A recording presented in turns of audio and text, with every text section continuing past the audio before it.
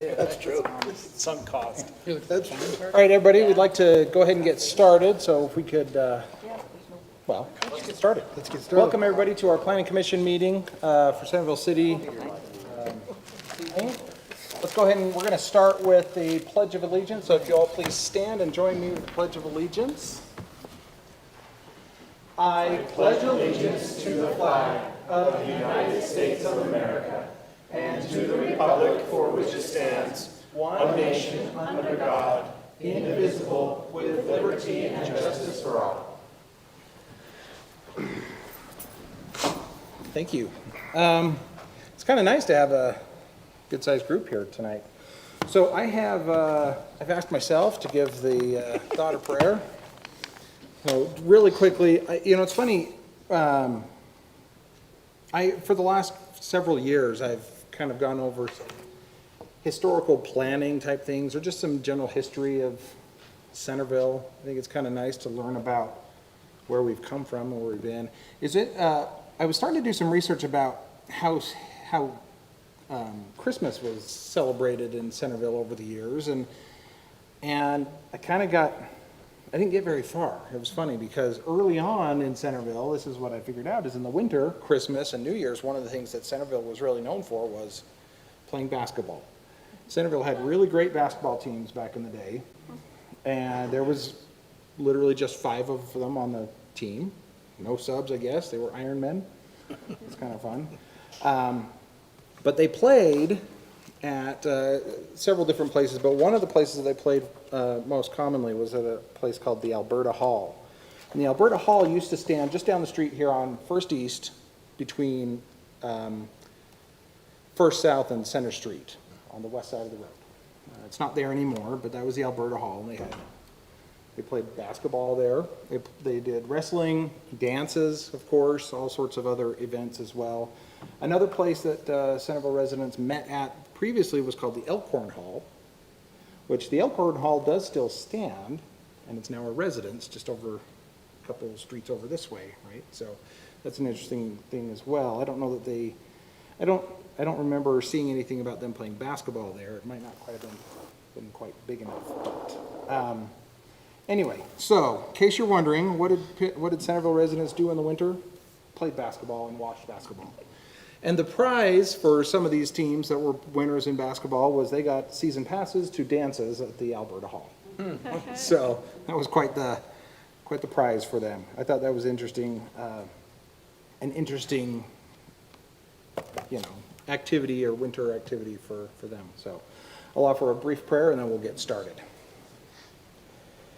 Our dear Heavenly Father, we thank Thee for this beautiful day. We thank Thee for the opportunity that we have to meet together to discuss the issues of our city. We thank Thee that we are able to do so freely and that we can discuss and that we can agree and disagree with civility, and that we can go and continue being friends and neighbors. We ask Thee to bless that we can keep the residents of the city in our minds, and that we can do the things that we feel are best for the community and for those who live here. And we say these things in the name of Jesus Christ. Amen. Amen.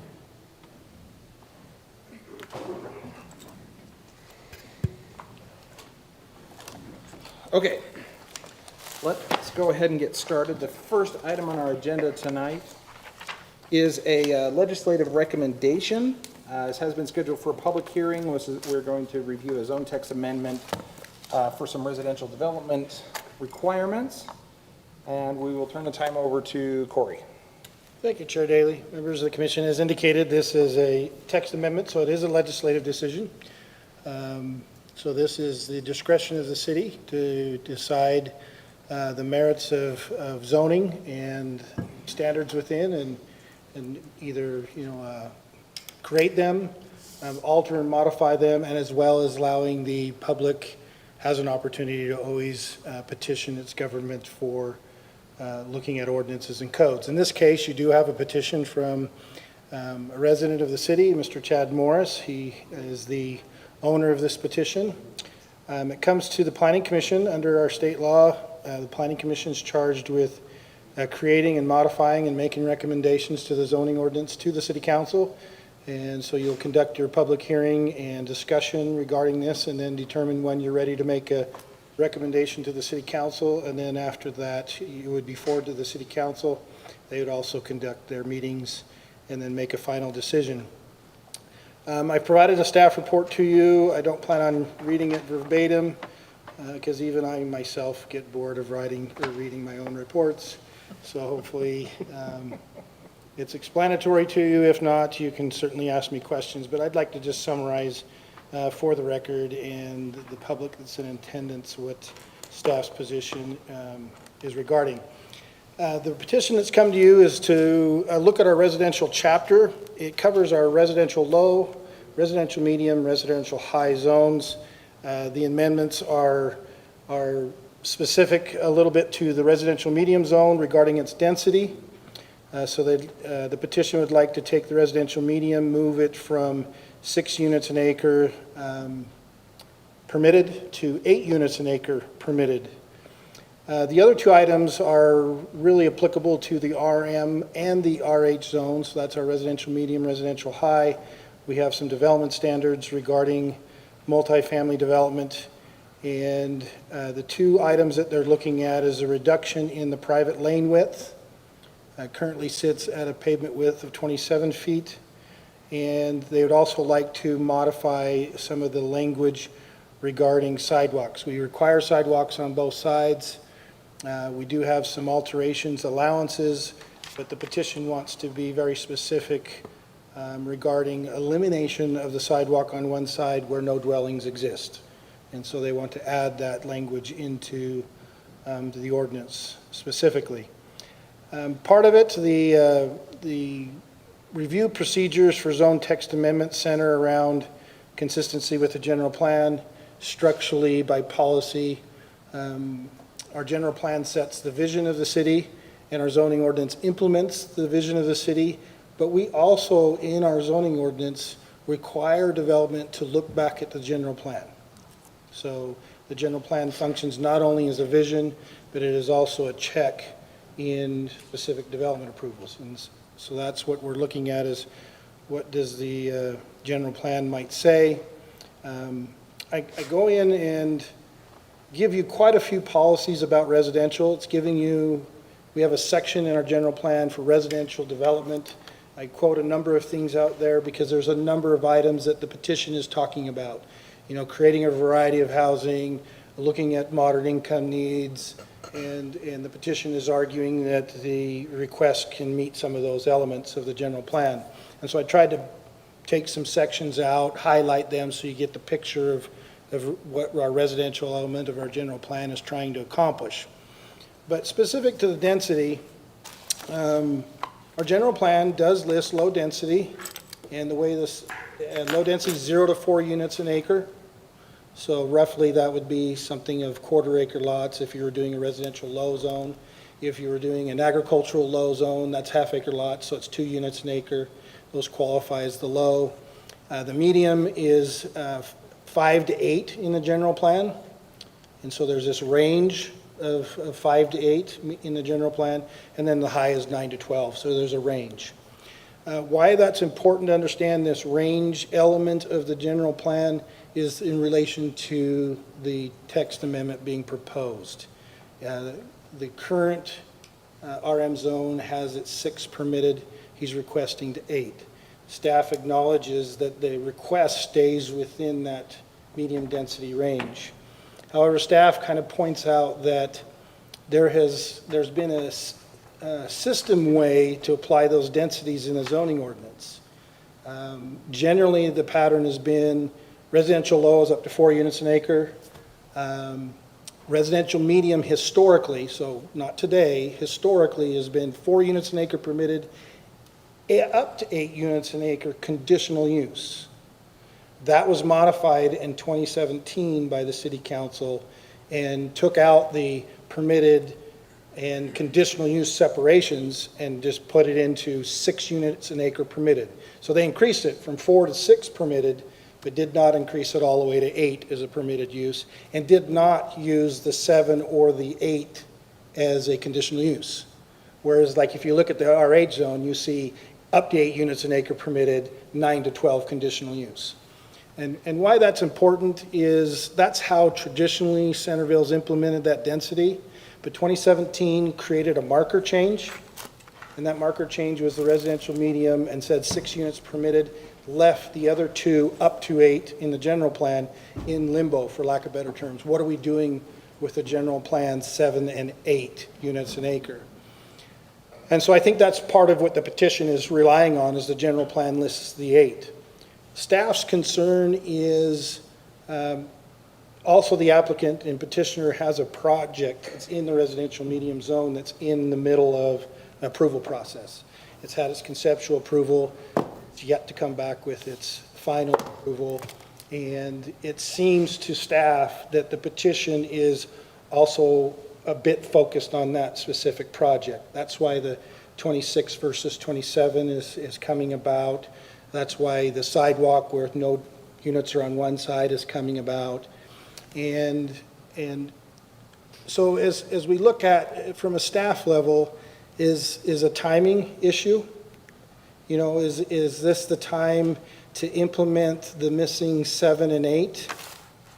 And should we be considering this? And the answer from staff is probably not at this time. We recognize that this general plan says 8, but staff generally by policy has a concern about how density is applied, even traditionally and historically in the zoning ordinance. And we bring this up. If you come in with an RM development, so we'll just pick that because that's what we're centered around, you have 4 units an acre guaranteed if you meet X, Y, and Z of the development standards. And we really can't say no. Then this conditional use density is 5 to 8. And we know through time, so this started at least this part of our ordinance started in 2003. And through time, the state legislature has been very concerned about how cities use this conditional use process. It's no longer a process, if we like what you're doing, we'll give it to you. It's you get something and we have to say how you're impacting it, and then we determine whether you mitigated the impact or whether you can't mitigate the impact. And I think that's where staff is struggling with still maintaining a density at conditional use levels. How do you decide when somebody can have 5, when somebody can have 6, when somebody can have 7? It starts getting really narrow to start discussing, does the impact of 7 versus 6 justify a denial? If somebody wanted 7 and we've got to justify, we only want to give you 6. And what are we doing to say your impact, and how do we regard the differentiation? And so staff is concerned about the petition going to 8 permitted as the request when we still have the taglines of conditional of the RH. And so I think from a timing standpoint, and knowing that we're coming down the road to re-look at our general plan the first of next year, we probably first need to go back and look at the densities. Are we comfortable with the 4, the 8, the 12 concepts? And do they need to be modified a little bit, more or less, on our future housing needs? Because we have limited space, and the moderate income housing needs, you know, should we be shifting it and adjusting those general plan densities to begin with, and then going back into the zoning ordinance and determine how we should be implementing that? And obviously I'm giving the advance thought of staff is it should be more through a permitted program rather than a conditional program. So we're taking issue that the densities might be called out at 8, but it may be a timing issue that this may not be the right time. So that's probably the longest version of staff's concern about the petition. The second part of the petition is really talking about let's see, what order did I put it in? The private road width. They'd like to reduce it to 26 feet in the petition. We have a 27 foot. How that's measured is 27 foot of width of pavement, and then you have 3 feet each side for the curb and gutter, the pan of the gutter and the curb. The history of that is there were a lot of complaints about the multifamily having private roads that were too narrow. Porter Walton on Porter Lane was really the icon, the billboard for that discussion. They had some narrow roads, concerns about fire access, concerns about on-street parking.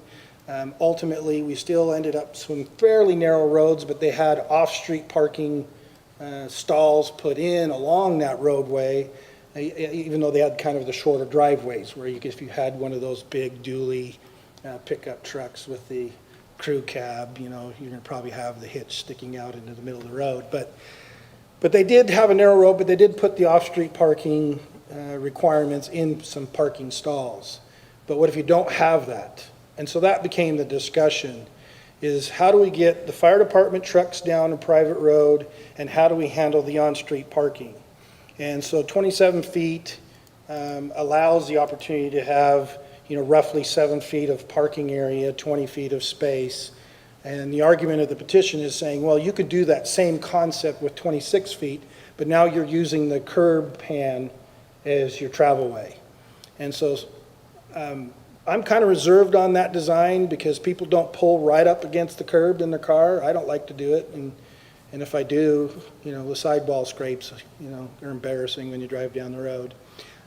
But you need that space for parking. And then I'm a little bit concerned that we're trusting that the curb and gutter construction go above the specs, and we start, looking at 17,000 pounds with an apparatus truck filled with water, trying to use the pan and the curb to get around a parked car, where 27 feet was the agreed upon design back when we came up with it.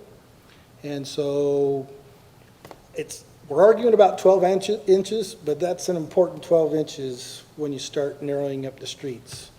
And also the concept, and the truth also be told, is there's always a concern about allowing a private street, particularly with development, back to the density issue, how many units are being built, can the HOA fees cover the long-term maintenance of the road?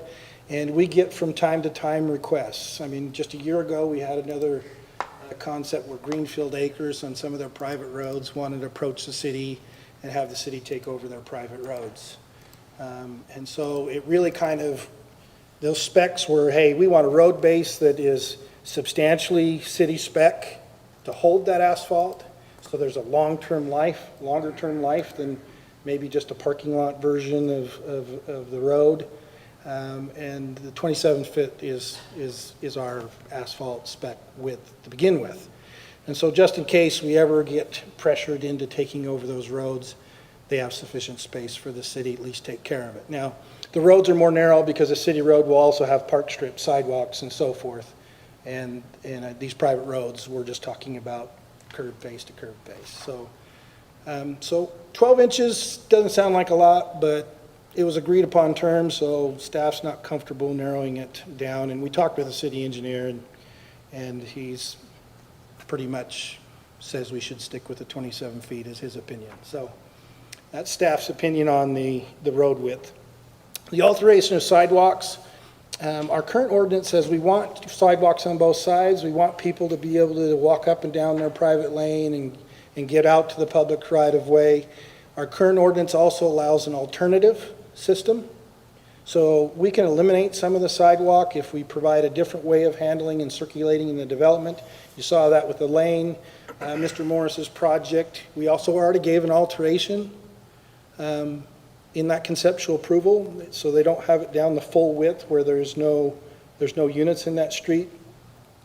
And so I'm not sure why the very specific only loaded on one side is in place, because now we're back to the same thing. How far does that go? When does it terminate? And we already have a design that's been granted in 2 other occasions when it looked feasible to do so. So we find it kind of not useful unless you want to be that specific, about it. So again, I think it just comes back to staff is is understanding the petition and the desires and recognizes some merits of the petition, but overall, we consider the timing, particularly on the density issue, we ought to have the broader discussion before we just holistically jump to 8 units an acre. So our recommendation is to consider recommending no or denial to the city council. That's rough to recommend a negative. Thank you, Corey. Question for you. So in this particular case, we're talking about let's talk about the road width. We're talking about a private lane. Yes. The current requirement is 27 feet for a private lane, private right-of-way. If we were to do this as a public right-of-way, what's the minimum width on that? 27 or 29, depending on the style of road. Okay. Yeah.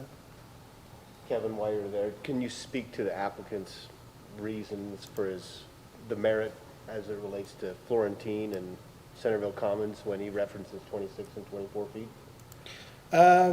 Just give us maybe a little history that maybe helps give us context to that. Let's get the names right.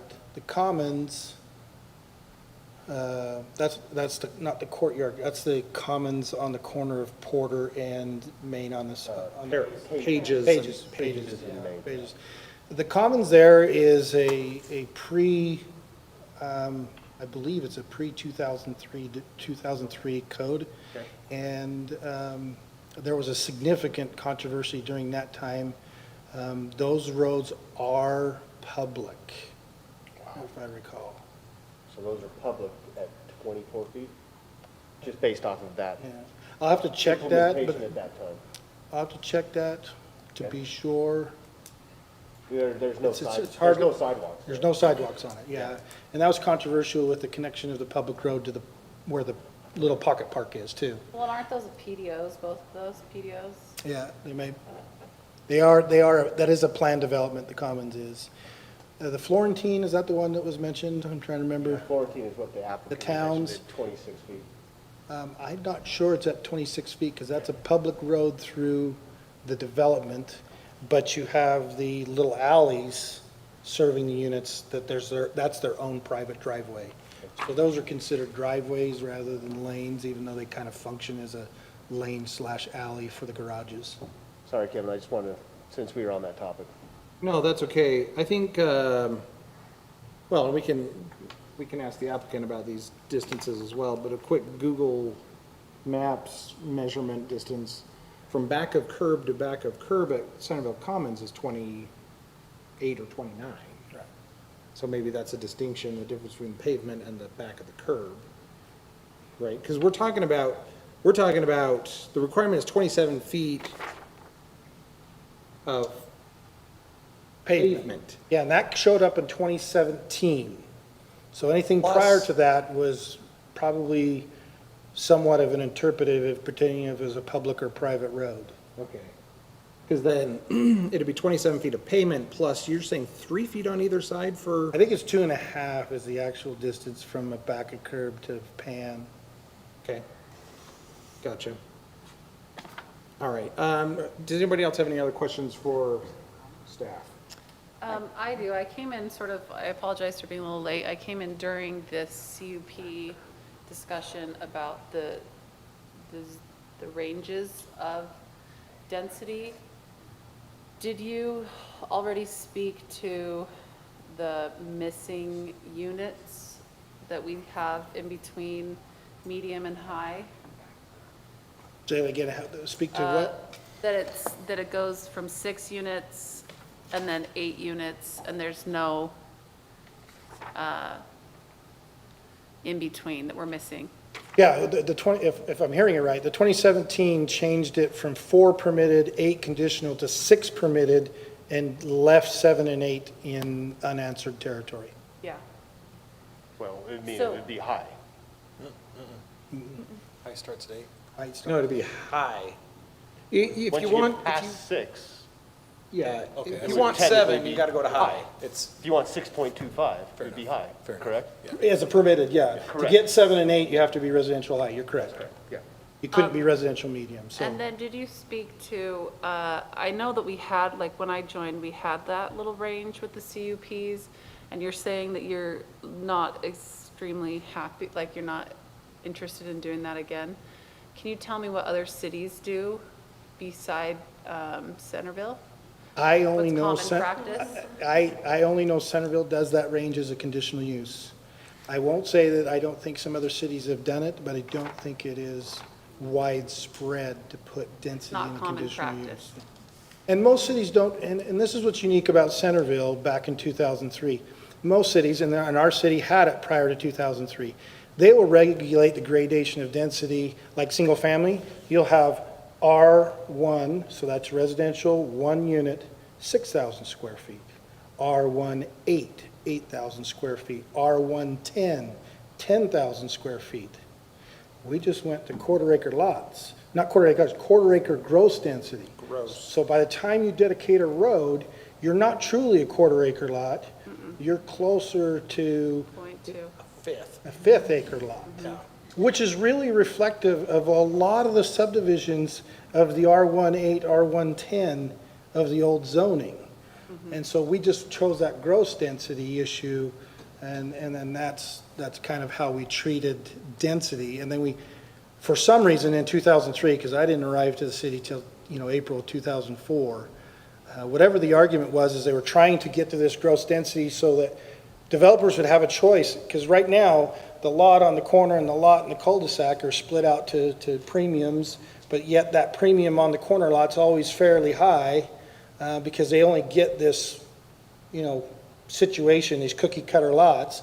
The gross density was trying to say, look, we'll flex.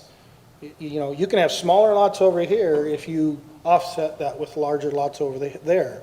And the idea is that the corner lot could be sold at a much lower price than that end protected lot at the end of the cul-de-sac that they can get so much premiums on. Does that theory work anymore? No, because I look at cookie cutter subdivisions, and if you're on a cul-de-sac lot, $20,000 more just to have a cul-de-sac lot, because everybody wants the protected street football program. So, Kevin? Yeah, go ahead. Two technical questions, maybe the first for Lisa. Since this is a legislative recommendation, and I'm a council member-elect, am I making a recommendation to myself as if this goes to the council and makes it past the January date? Would I have to recuse myself? I just want to make sure that we're above board there. Yeah, I think that's an interesting question. That's why I'm asking you. I mean, if you definitely want to reserve your right to vote at the city council, you could recuse yourself, but I'm just trying to think if it's technically a conflict, other than, as you stated it, recommending to yourself, but I think at that point, you're an elected official and can vote. Okay. But Okay. I haven't had that question before. Okay. Second question, thought of it. Corey, on the background, you noted 400 north and 400 west, where we're really talking 400 east. Did we notice this at the proper address? 400 West, for this one, should not have had a address to it, because there's no address. I may have mentioned that there's a development. This wouldn't have had a sign sticking out. Yeah, I just want to make sure if there was a noticing requirement. that- The notice is the newspaper and general notice. That we Perfect. No, Thank no you. address with text amendments. If there is, Yeah, because it would, affects the whole of the city. affects the whole city. Which is part of your argument that. Yeah, as I'm looking at the report, I was just inherently referencing to the applicant's development. Thank you. Christina, I think you had something. Yeah, you just answered that. This is probably a stupid question. This is for the whole city, not just for that residential area, and this will change the whole city ordinances. Wherever you have RM now, and wherever you would futurely place RM, this would apply unless altered again. Okay, then I have another probably stupid question. Who is Gary or Chad, and what gives them the authority to do this? Great question. The first one is the state assigns authority to the city for its zoning ordinances and general plans. Planning Commission, City Council are in charge of creating those. But also, any citizen can petition their government to change the ordinances of the city. And so this is a private petition sponsored from the public rather than proactive for us to implement our zoning. So anybody can I mean, if you lived in Nantucket, you know, you probably don't have standing. Yeah, but that's an important distinction. This is a request from a Centerville resident Yes. versus the city council directing the Correct. commission to review something. Correct. Okay, this is the public petitioning their government to be heard. Anybody else have any other questions for staff? Okay, so at this time, we'll take the opportunity to hear from the applicant. We'll invite the applicant to come forward and introduce himself. The little microphone on the podium isn't working, so you do need to kind of speak into the other microphone to the side. Go ahead and, introduce yourself and discuss any of the issues you'd like to address based on the staff report or whatever else. Thank you. And Christina, I am Chad. Okay, thanks. So, yeah. No, it's good to be in front of you again. I feel like I'm here often, so, right? It's a great part of being a citizen of a city, so. However, I guess I kind of wrote up a little bit, because I'm not a great public speaker, so I wrote up a couple paragraphs here that I'd like to probably just read in terms of dealing with affordability. And while Corey did point out that, yes, this does affect one of my properties that I'm working on. However, I'm a big proponent of affordable housing. I'm a real estate agent. I lived in Centerville most of my life, and so I truly feel that there is a lot of the housing that we have, especially in Centerville, is not affordable. And while I understand that affordable housing in Centerville is not going to happen, what I'm talking about is truly affordable housing. That's not possible. However, I strongly believe that more affordable housing, income housing, is possible. And you may have noticed that in Centerville, our housing prices, our land prices are pretty high. And that's not likely going to change too much because there's not a lot of land. And it doesn't take a mathematician to figure out that high housing and land prices combined with low density is going to cause the prices for new construction to increase. And when you combine that also with additional development standards, such as the ones that our city has implemented, more specifically since 2017, what you end up with is soaring housing costs. And so in order to see more affordable housing in Centerville, our city can do one of two things. One is reduce the cost of land, which I don't think is in your power. Or two, we can bend the development standards, even just a little bit. And I say bend, I mean we're working on minor adjustments. These are not major issues, but they're minor adjustments that make a big difference.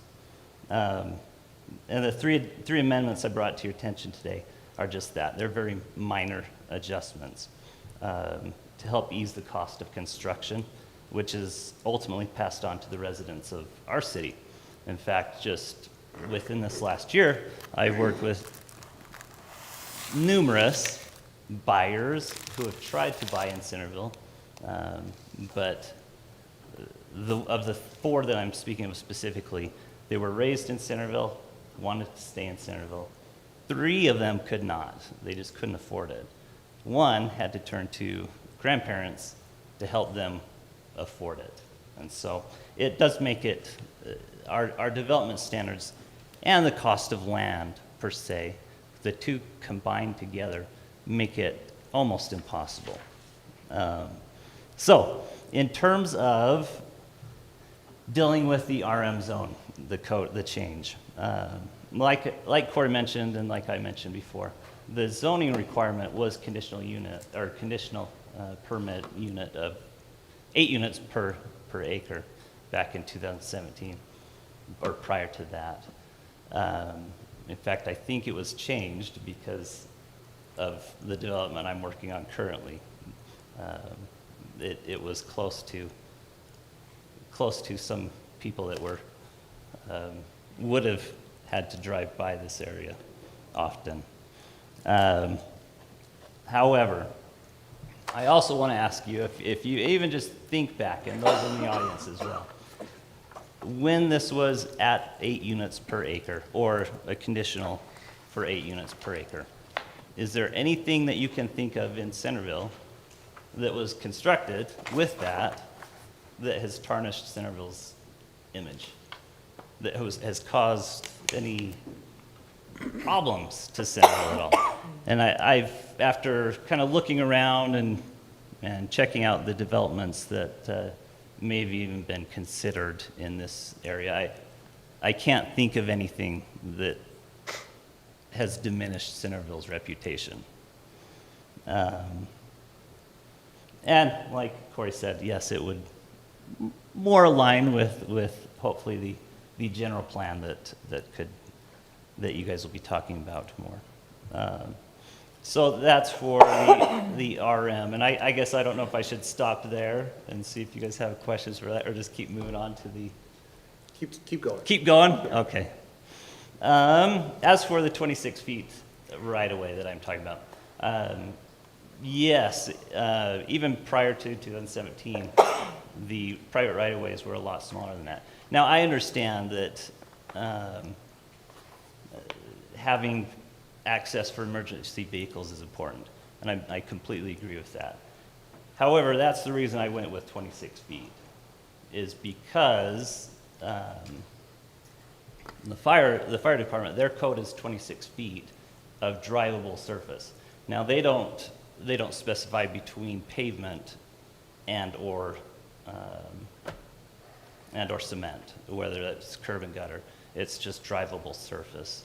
And so when I spoke to Casey at the fire department, he said, yeah, as long as we can drive on it, and that includes certain types of curb. Now, if it's a flat face curb, then it needs to be from curb face to curb face. If it's a rounded curb, then they're okay with that, as long as it's drivable. As soon as there's a little ledge, it's not drivable. And they don't, even if it's just a 1-inch face, that's where their drivable surface ends.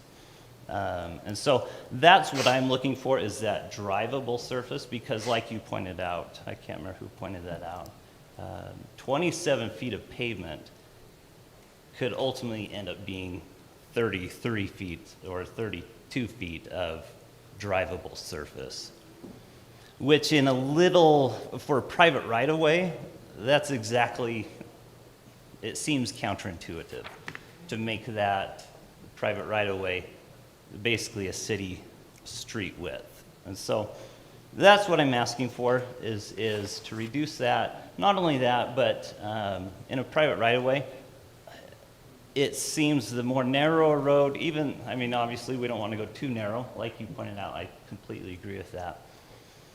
But the more narrow it is, the less likely you're going to have through traffic. Whereas specifically in the area that I'm working on, but in other areas too, if a road is wide, it's a city street, and that's what people see it as.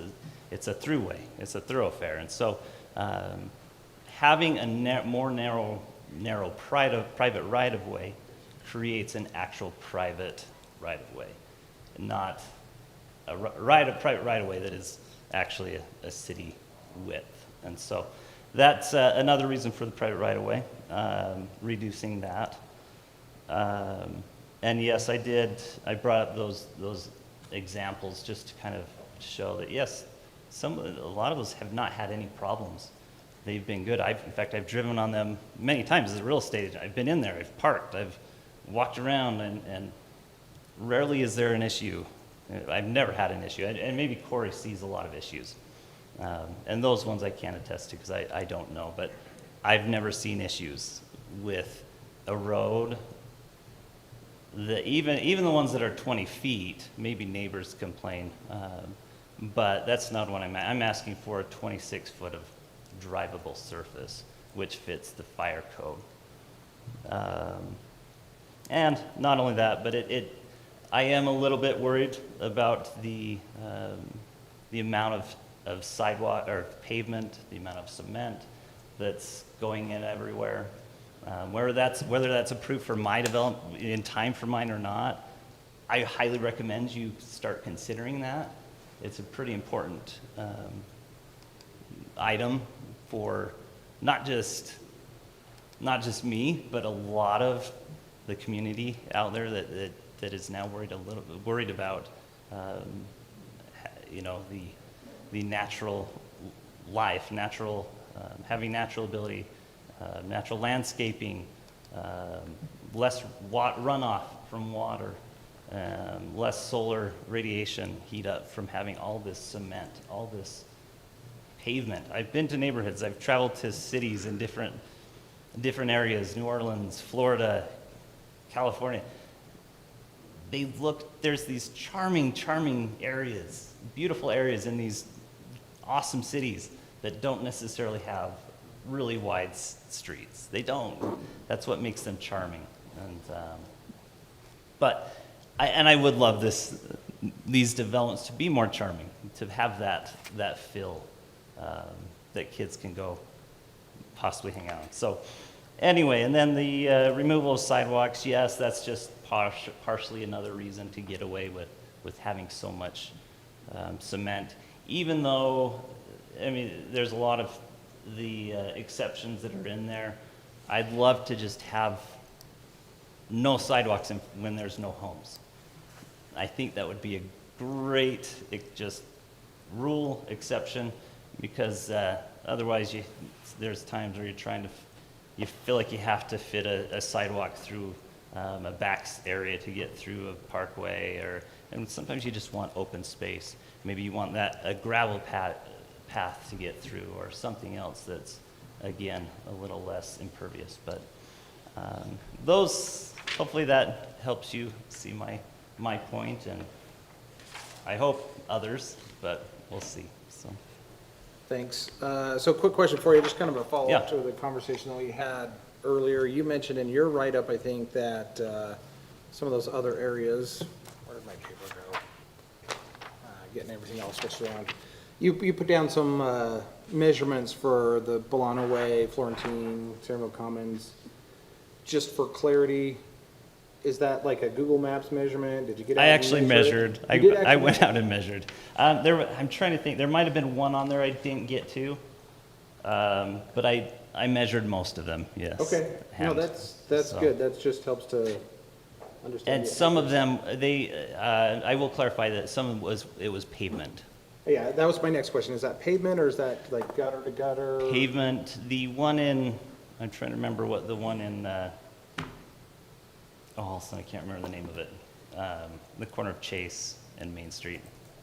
You're not talking about Pheasant Brook? Pheasant Brook. Yeah. That one I think was end to end, if I remember right. But most of them were pavement. Like the Centerville Commons was pavement. Yes, the what's the one down behind Home Depot was pavement. But even that was actually even a little smaller, if I remember right, because the drivable surface was not much more than the 20 feet, but it still worked for him. But I'm willing to give. However, I think there should be reduction, and I felt like 26 was a great of drivable surface was a great medium ground. Okay. Thanks. Yeah. Does anybody else have any other questions for the applicant?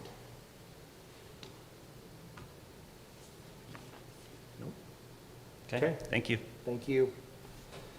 Okay, moving along, this matter has been scheduled for a public hearing. We will go ahead and open the public hearing at this time, and we're going to start with, there was left on my desk spot area, chair, a little paper that is from members of the public. I'll read this introduction paragraph. It says, in light of proposed changes to the Canyon Point development located at 400 East and 400 North, we, the undersigned, express our desire for the Centerville City Planning Commission members to deny Mr. Chad Morris's proposal to change the zoning from 6 units per acre to 8. Higher density than 6 is not compatible with the surrounding single-dwelling structures, especially since this development sits in the backyard of 2 city streets.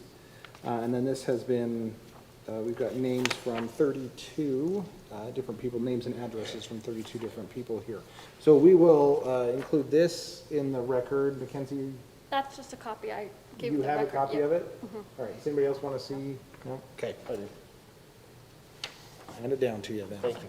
Okay, now, having said that, we will open this up for the rest of anybody who's here to come forward and speak to this. Go ahead and come forward to the microphone, kind of as we said before, lean over to this microphone to the side so that we can hear you. Please introduce yourself with your name and where you live, and tell us what you'd like to tell us. I'm short. I'm gonna lower this down. I'm Heather Strasser. I live in Centerville. Do you need my address? No, that's good. Okay, so you might recognize this phrase, developers come and go, but housing stays for generations. Some of you may remember back in 2015 when there was an empty field west of 400 West on Porter Lane in Centerville. It's now called Porter Walton Townhomes, and it's filled with beautiful townhomes that are packed into this less than 6-acre parcel. The permitted density at that time was 6 units per acre with a max of 8 units using the conditional use permit. The final density built is 8 units per acre over there. This development brought to light many issues, some of which have already been brought up tonight. Dozens and dozens of residents voiced concerns over higher density in Centerville, and many great changes were adopted into our city zoning ordinances. Capping the RM zone at 6 units per acre and eliminating the conditional use permit are at the top of the list of those changes. Please consider the lessons learned from this development. Please do not increase the current permitted density of 6 units per acre in the residential medium zone. Regarding the request to reduce the width of private lanes, this issue was also addressed back in 2015. City code requires a certain street width for several reasons, the most important of which to me is safety. Fire equipment can't access a structure if there's not enough room for their large vehicles. We've seen this at Porter Walton. I live just on the other side of Porter Lane from there. Who wants to frantically find the owner of a visitor's car to move it when their house is burning down? Please keep the current street width ordinance as it stands. Sidewalks. Sidewalks keep pedestrians safe. I walk my neighborhood every morning on a sidewalk. I rarely, if ever, see a car in my neighborhood as I walk. However, when I do, I'm glad that I have a sidewalk to keep the boundary clear.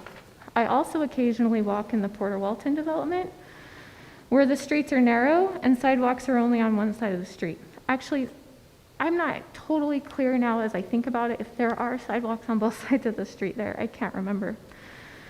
But I know there are at least on one side. There is a big difference in my approach to walking there, especially if my children are with me. Cars come around those corners. They come into that neighborhood, and you can't see. They can't see pedestrians, and if we're not on the far side of the road, the sidewalk, or on the lawn, there's not enough room for the car and for us. So please consider safety when you consider the request to eliminate sidewalks. Our current maximum density of 6 units per acre for the RM zone is appropriate. Adequate street width and sidewalks are important safety measures. Please consider these comments as you determine your vote on the proposed legislative action. Thanks for your service. It is indeed a blessing to live here in Centerville. Thank you.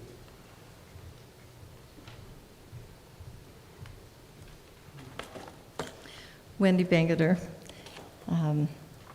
First, I'd like to express appreciation for the work that the city planners do to try to comply with the state mandate to have affordable housing in our community, and how they work to designate the proper and compatible areas to put that more affordable housing, which usually ends up being a little bit higher density. I live in Granite Square area, which is just west of this proposed development. and the previously approved, twice approved, plan that seems to be fairly compatible, and we were pleased with that development. As we appreciate the fact that rising costs in development and building make it more difficult, but I don't know that that is a reason for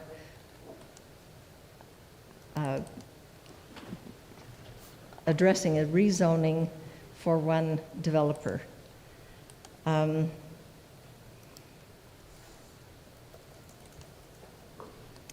There's also the issue of the value adjusting to single-family homes when a higher density goes in close. And I understand that the 8 is not necessarily it's at the higher end of the medium density, the way it's designated now. But it still ends up being a little bit higher density and sets a precedent for future development in that area of mostly all single-family dwellings. We have a lot of friends that live in the country cottages, and I don't think charming is a word that they would use about their own residential areas. They have a hard time backing out without hitting other cars of their own driveways.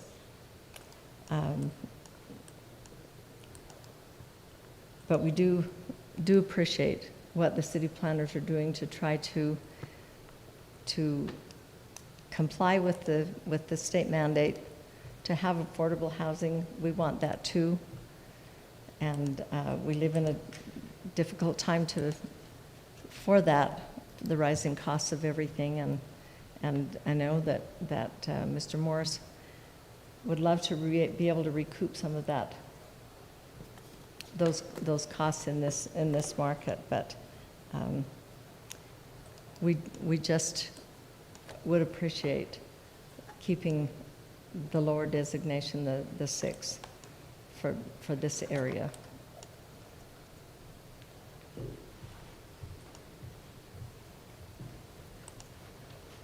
Hello, my name is Marty Money, and I live in Centerville at north of Parish Lane, but I used to live in Shayla Park, which is across from those Port of Walton townhomes. So, like Heather, who spoke 2 people ago, I've been through some impactful experiences with the city. As a citizen advocating for our neighborhoods, these experiences have led me to conclude that medium density at 6 units per acre, and these experiences that have been covered, and no conditional use permits is very appropriate for Centerville, and this includes infill projects. And I strongly encourage you to ensure that that remains. Why? The last time I came to commission meetings was in 2015 and 2016. At that time, some of you got involved and began public service due to proposals on the O'Brien Glass property and the Hafoka property, now Port of Walton Townhomes. And during that process, I knew something was off when previous members of this commission openly mused in a meeting like this one that there could be, and very well should be, a 24-unit per acre tower at Pages Lane and Main Street, similar to what we see at the adjacent block across the border in Bountiful where JCPenney once stood. Fortunately, that didn't happen, and I'm talking about the Dick's Market property previously. In fact, I remember Chair Daly giving a strong retort to such an idea, and bravo to him at the time. So, fortunately, our city council chose not to change the entire character of a neighborhood or dramatically impact the quality of life of the students and teachers of Taylor Elementary just across the street. This is possible through the medium zoning that makes developers take a harder look at the bottom line, while we as residents take a harder look at the quality of life issues and the aspects of each project. So what stands at that property now? Sheffield Downs is a 33 unit, 6 unit per acre development. That's why I'm giving public comment today, because a single proposed project, in this case Canyon Point, cannot be allowed to determine the zoning for our entire city. The effects will trickle over to other projects that have potential for much greater negative impacts. Ordinance decisions must happen in a broader, more publicly involved setting as part of a general plan, master planning process. So please do not approve or recommend this legislative item to the City Council. Medium density at 6 units per acre is enough in Centerville. And thank you all for your service.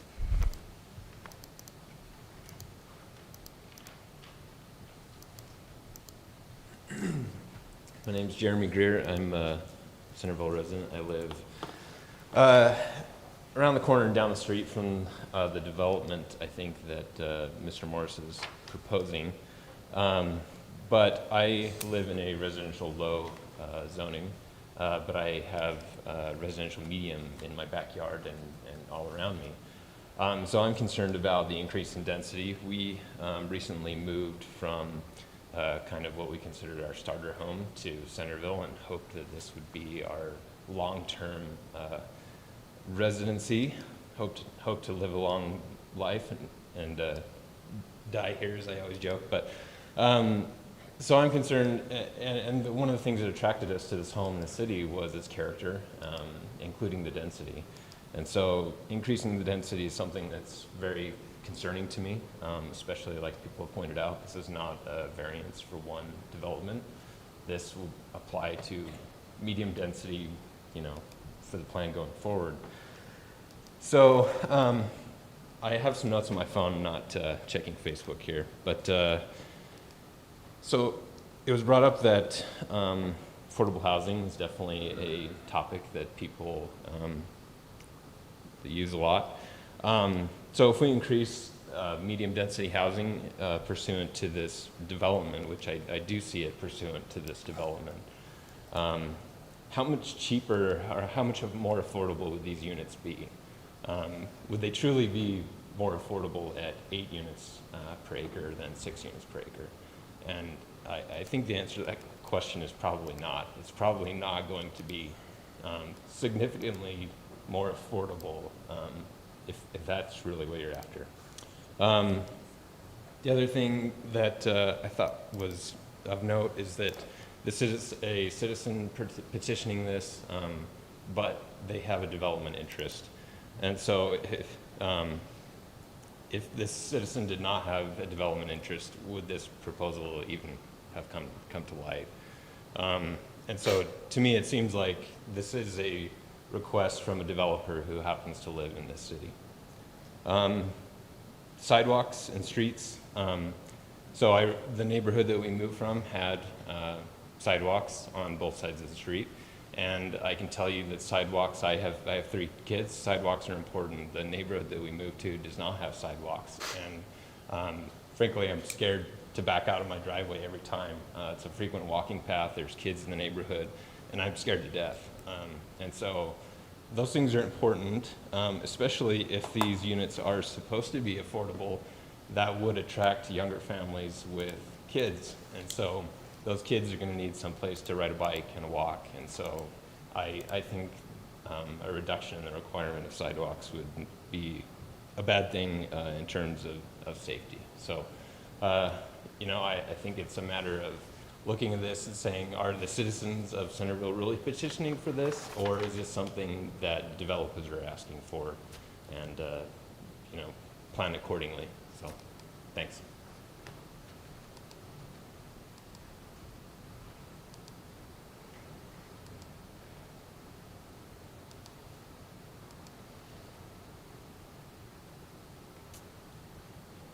Okay.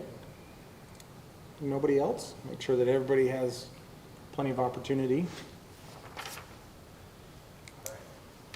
Seeing nobody else coming forward to speak on this matter, we'll go ahead and close the public hearing. Thank you all for your comments. I really do appreciate the courage that it takes to come forward and step up to the microphone in a meeting like this. It's a wonderful, wonderful part of our system. So at this point, let's go back to the applicant, give him an opportunity to respond to any questions or concerns or any other comments you would like to make in response or in light of the public comments.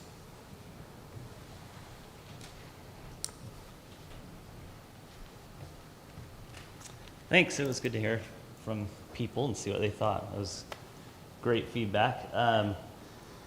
Yes, in terms of the sidewalks, I think it was a misunderstanding. I'm not saying no sidewalks. I'm saying sidewalks in front of homes is what that statement said. So there would still be sidewalks. I am a proponent of sidewalks in general, just where they're needed. And also, in addition to that response, if there were smaller roads, there would be a lot slower traffic, less traffic. And so, just like the gentleman mentioned, there would be a possibility of being on the road, like neighborhood kids playing on the road, playing football on the road, playing basketball. There's that opportunity. However, like I was mentioning, with the 27-foot pavement, it's a typical road, it's a typical throughway. People will often will use that road to bypass stop signs, traffic, whatnot. So that's another reasoning for, again, reducing the road sides, at least, and I'm talking again in private right-of-ways. I'm not saying street roads in general, I'm talking about private right-of-ways, which are, again, should be private, it seems. Now, I also kind of heard comments about affordability, that actually would not be affordable with, and a couple different things with that. In general, the more units you have on a property, kind of a little bit smaller they're going to be. And so there's kind of an economic demand, it says if a house is X size or this big, then it's going to take, it's going to cost this much. Right now, I kind of, there's two different pathways here. If we can get smaller roads and get more density, we can actually make affordable housing, because we're going to be able to put, again, this is not a huge difference, and I'm talking about just my development, but any development, it's not a huge difference. We're talking about going from 12 units to 16 units per acre. So it's not like we're building high rises here, and the city also mandates how many stories you can put, so you wouldn't have to worry about that. And I think sometimes residents kind of think, okay, high density or higher density or whatever, this automatically means I'm going to have towers in my backyard. I'm going to have high rises or whatever it be. That's not the case. The city still mandates how high a building can be, even down to a townhouse. You can only have a 2-story townhouse, if I'm correct, right? On that one, you can't be 3 stories or over 36. 35. 35 feet. So I think that covers a few of their concerns in that sense. And again, like I say, it's in terms of, I would love to have you move forward with at least the residential medium zoning change, so that you can push forward the residential high, which I feel also needs to be changed to allow for, that's where you're going to get the more and more affordable homes. So, but any questions for me that were brought up? Does anybody have any questions? I have a question. Yeah. In your role as a realtor, what have you noticed in other cities driving affordable housing? Driving affordable housing? Like, where have you seen affordable housing, and what does that look like? Oh, yeah, and again, there's kind of like we have, there's the different levels. There's the medium, high, and again, I don't know how every city does it. I'm not terribly familiar with them, but I am seeing, like in Bountiful Center, or in North Salt Lake, you're seeing a lot more affordable housing to where they're increasing the height. They're packing in density and by doing so, they're increasing the height. Like they're getting the 3-story townhouses. You'll see those all over in North Salt Lake. You're starting to see them more in Bountiful. And so that's where you're seeing a lot of the density. They're putting it into a smaller, a skinnier, higher. Whereas again, Centerville, you can't do that. There's still limits on what you can do. I would love to see that in high density, the residential high, to have the opportunity, even in residential medium. And I don't know, maybe there are things you do to curtail certain areas, but we definitely need more affordable housing. Centerville pricing, it's, you can still, the starting price, like a home for a starter home for a buyer is now like $400, $450. Even the townhomes down there, they're right close to $400 now. And so, but again, like I say, Centerville's not, because of land values, it's going to be hard to get the truly affordable home that's in the 250 to 350, 300 range. Are you seeing homes in the 200, 300 range anywhere? Here, you can see townhomes, condos, you see more in Layton, Syracuse, out there, Clinton. The further north you get, the more affordable you see. So, yeah, Thank you. you're welcome. Thanks. Anybody else have any questions for the applicant? Chair Daly, I just have one correction of myself. I looked up Centerville Commons, October 2001, 29-foot right-of-way, private road. So obviously the curb and gutter would narrow up the pavement width. So those are private. Wait, so that includes the curb and gutter? It- yeah, it show- curb to face of curb? Yeah, it just shows a full 29 feet, Top back so curb? I'm assuming it's going to be curbs included in that. Top back. Yeah, and that's our 24 feet is the pavement. Yeah, And there are no sidewalks in Centerville Commons. that's correct. It doesn't look like there's sidewalk. Yeah, quick glance at that, there's no sidewalks there. So we're literally, in that case, we're talking back of gutter, back of curb to back of Yeah, curb. most likely. Yeah. Okay. Okay. Is that it? Yep, thank you. Thank you. Perfect. Okay. Does anybody have any other questions for staff before we get into our own commission discussion? I have a question. Yes. So, I tried to look this up. I didn't have much success, but it could be I'm just not using the right terms. Do we have, as a city, in our code, a distinction between private lanes and private roads? We don't have a specification to distinction between those. When you go to our definition of street in the zoning code, it'll tell you, street means this, or I think it's a public, whatever the definition, I think it's under Public streets. right-of-way. And it lists alleys and things like that. So there's no specific distinction. The 27 feet just comes from the city specifications for roadways from the engineer. So you have a flag lot, it's somehow able to be subdivided, but only accessible off of one right-of-way, and they want to have a road there, and they call it a private road. Our current standard would require 27. Our current standard, it would be a flag lot, because we don't allow flag lots, but Right. if we did, I'm just imagining. yeah, if we did, the 27 is only tied to the RM and the RH. So if you were in a single-family zone, and let's just say we brought back flag lots, we'd be back to the fire department, 20 feet of width. And then that would be the address, that would be their driveway. And so the single-family, the old flag lot ordinance just relied on the fire department specification. The 2017 code for RM and RH is where we call 27 feet for private lanes. It's the only location. Okay. Corey, how often has the city been socially pressured to bring a private road into public roadway? It happens. I would not socially say that it's predominant. Has it happened in Centerville?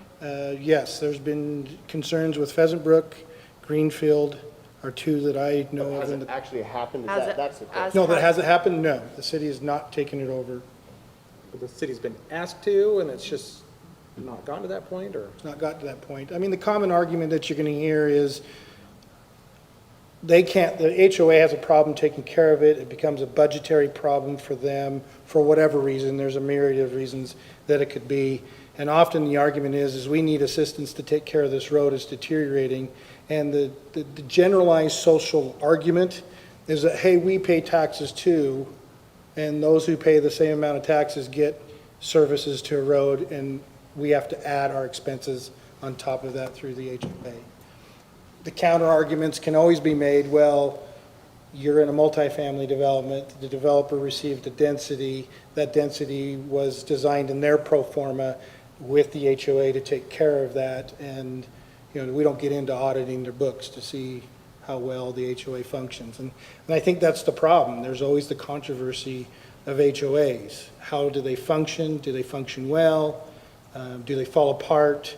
And then you have the old adage that somebody in HOA puts a flag up on exterior of the HOA-controlled building, and now we have the controversy of what rights do I have to display my flag. So HOAs are always controversial, and so from time to time, as they start to fail, that's the position. But no, I can't think of, Lisa, in your time serving here, I haven't seen that we've actually taken it over. But we feel it from time to time. Do you know the width of Greenfields by chance? I don't. I'd have to just do a Google. Okay. Or look it up on their plat. Yes, Spencer. While we're measuring, I think for the benefit of the commission and the public, just a brief exercise might be handy. So if I go on the Davis County's property search website, Corey, and I click on the duplex on the corner of 400 East and Parish Lane, that acreage comes up to be 0.283 acres. Yeah, I think. So I have 2 units on 0.283 acres. If I do my math correctly, that's 7.07 units per acre.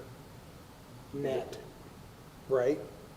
That's a question. Well, Depends. when it developed, When it, Yeah. I don't know. It was- But as it stands it now. was a law. So that's a good question, Kevin.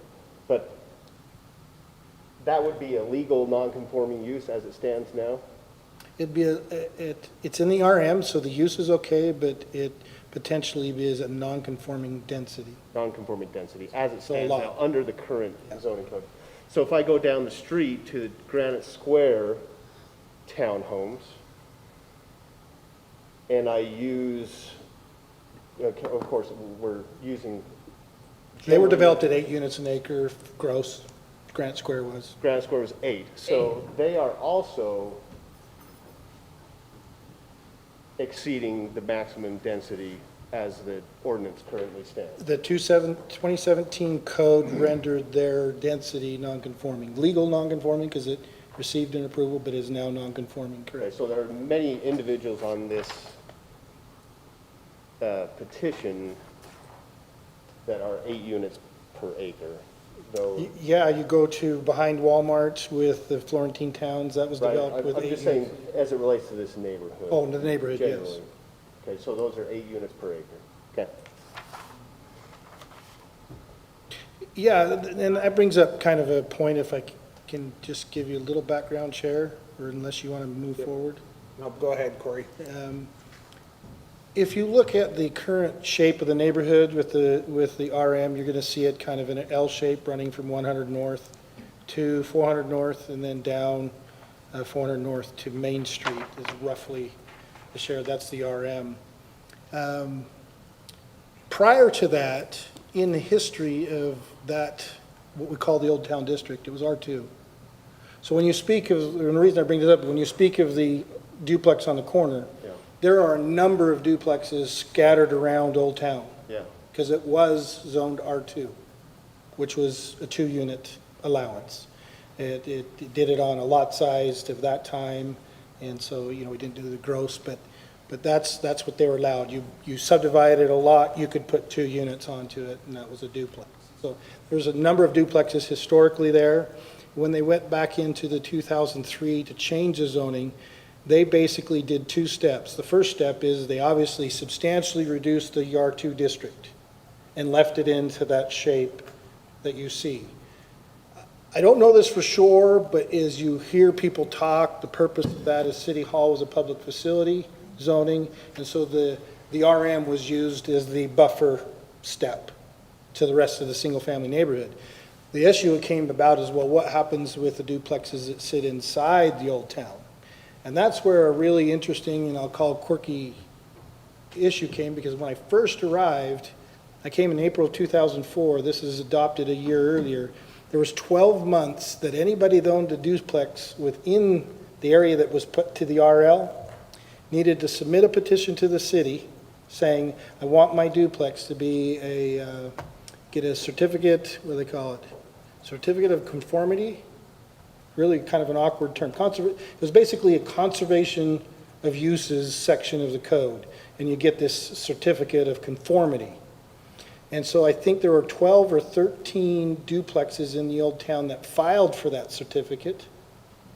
And so the area is rezoned RL in their geographic area, but their certificate conserves the legal conformity of that duplex, which was a really kind of quirky way of handling duplexes outside of the L-shaped RM area. So that was kicks and giggles, sorry. Technical question about the roadway widths. The code for the fire access has been explained as that's drivable surface. So that 26 feet would be from face of curb to face of curb, including the gutter pan and so on. Right now, if I understand right, our document says 20, correct me if I'm wrong, 26 feet pavement to pavement. By the time you add the gutter pans, 30 inches on each side, that's 33 feet. So we're well above and beyond the code access for fire. Yes. And you might say unnecessarily beyond that. Because that fire access allows for access with a parked vehicle on one side of the road. So I do consider the idea that maybe when you consider the gutter pan width, maybe we're going a little too far on that. And excessive pavement and less landscaping is not necessarily a good thing. I can't cite them off the top of my head right now, but I'm aware of many studies where if the street is wider, people do drive faster on average and typically. You almost encourage motorists to speed by making the road wider.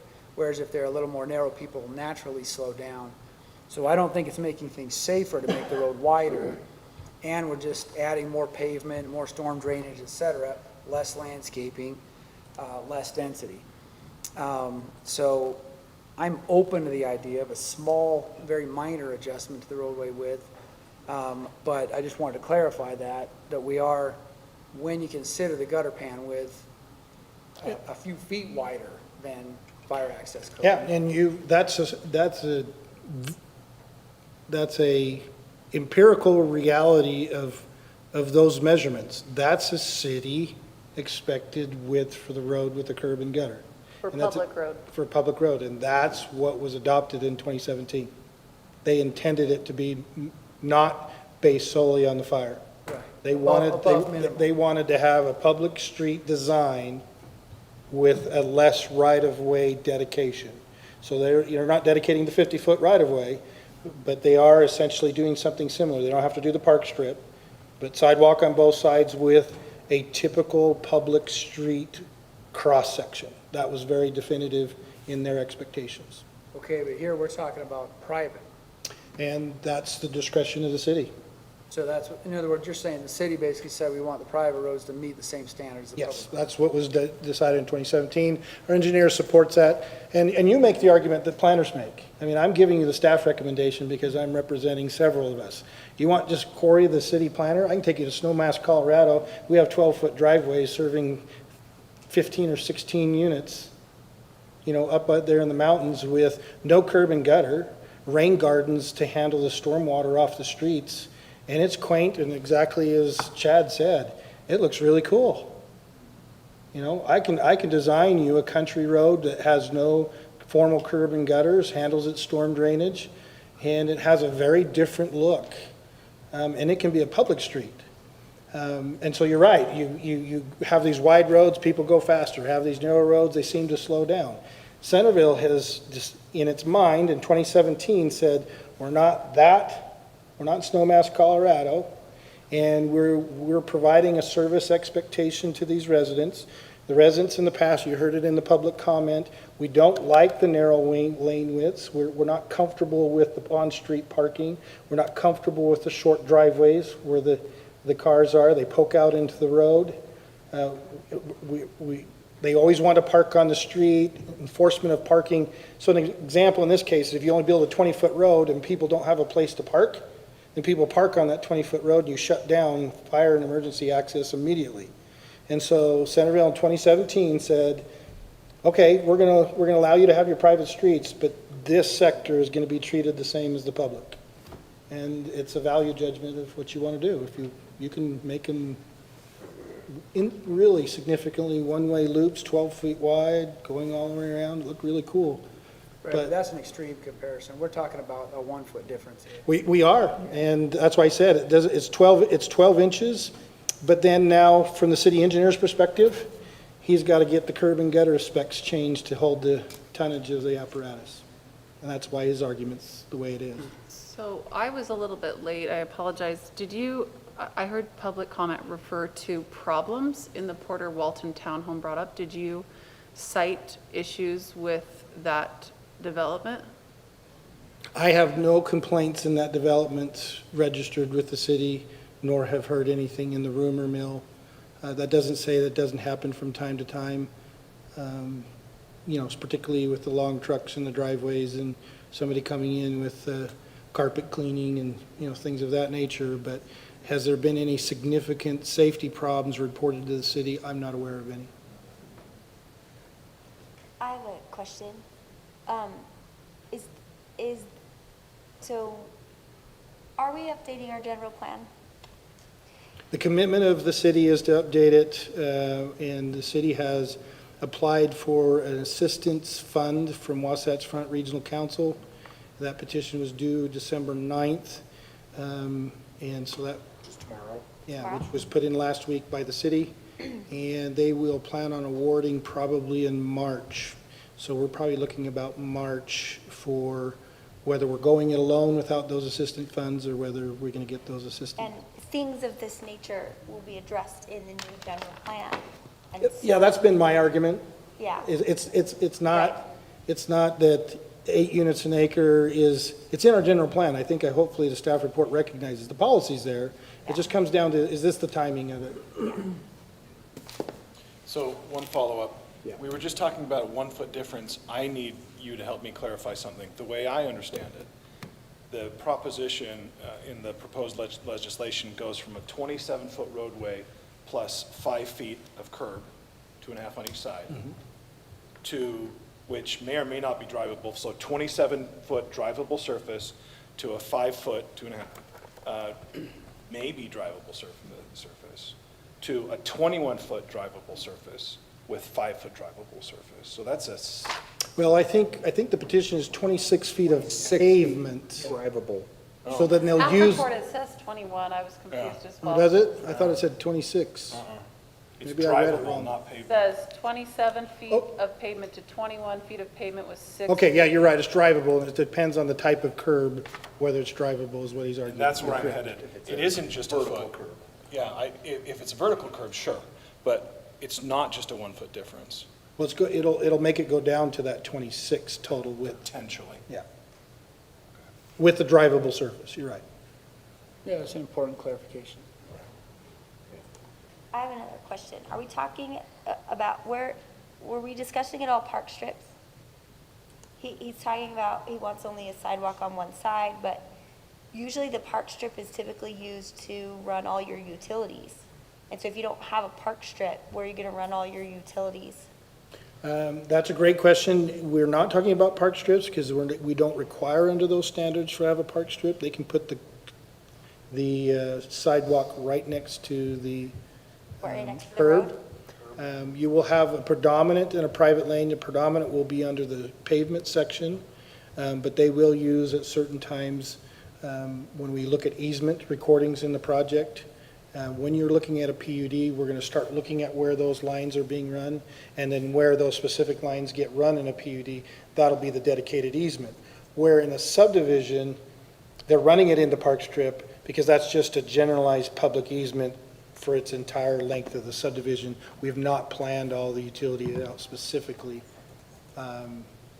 We've planned them out in a subdivision, but not like a PUD. Because a PUD, we're going to run the water lines probably differently, the irrigation lines differently, because you're dealing with common area. And depending on how we're linking that, we'll have specific easements for it. But, so we're not technically using the Park Strip concept in a PUD. Okay, anybody else have any further questions for Corey? Corey's getting worked over tonight.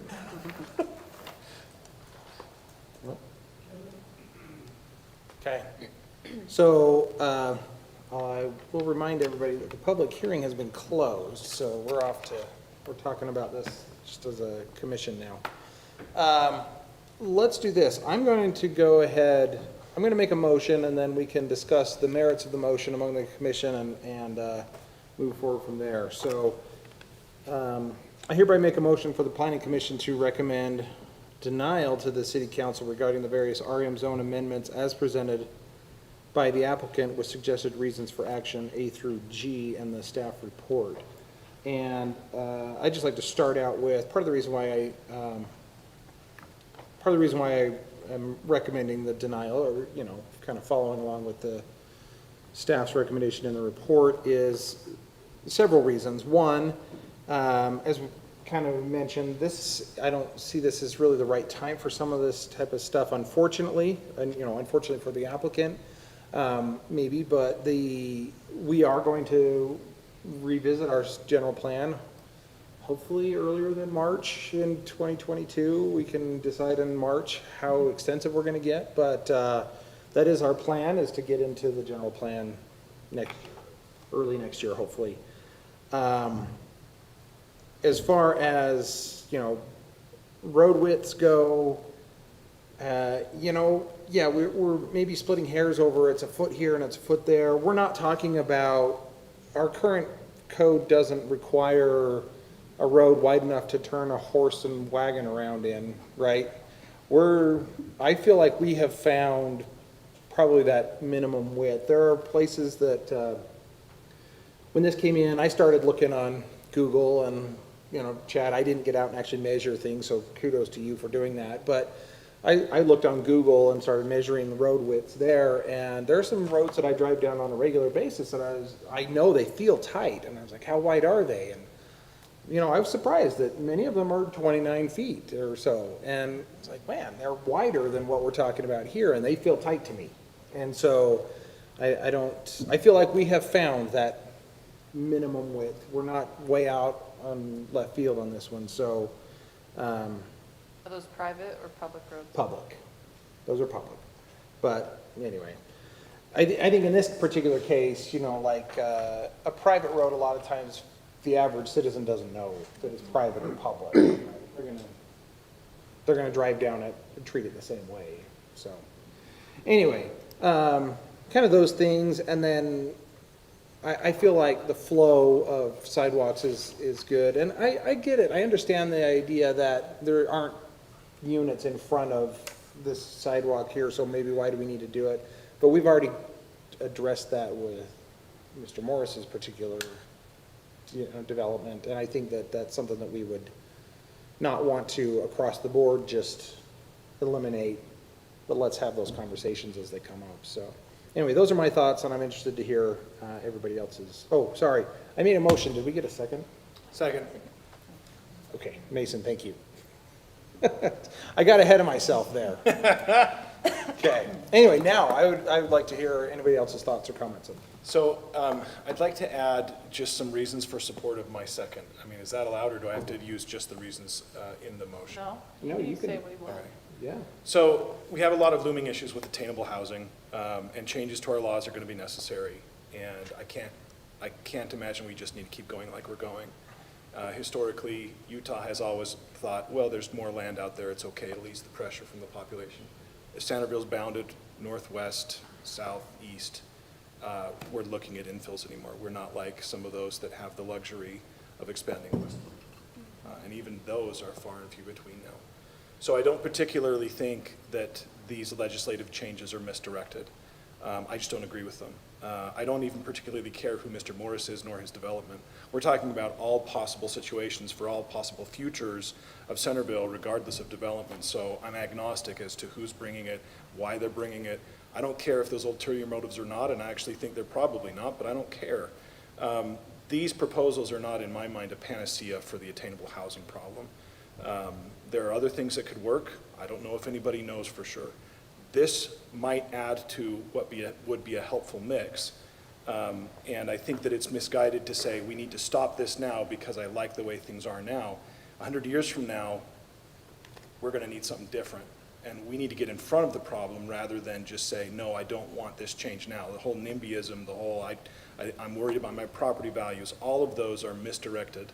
And we need to stay educated as planning commissioners and get ahead of that. But again, I'm not ready for what is being proposed here, and here's why. The first one is the one I was closest on.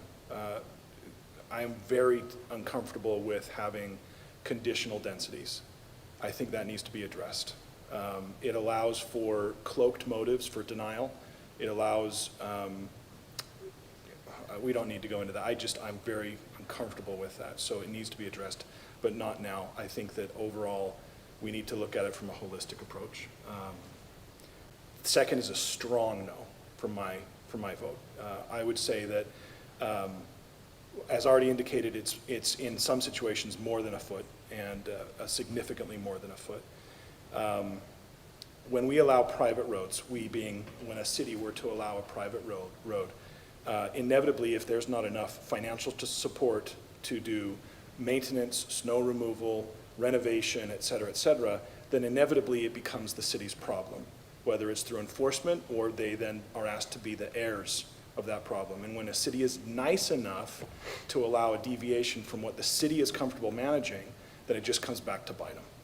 And so I think I agree with the whole 27 being, this is what we want, and if you want something different, then you better show why. So like in a PRUD, I could see why perhaps there's enough support if there's, a significant HOA, not a 4-person HOA or 5-person HOA, but something significant that has its own vested interests in maintaining a private lane and never coming back to the city and asking it to take it over. So this reduction, 1 inch or 1 foot, is not acceptable in my mind. And then third, I find it unnecessary, as indicated in the staff report. There are other mechanisms for that kind of change.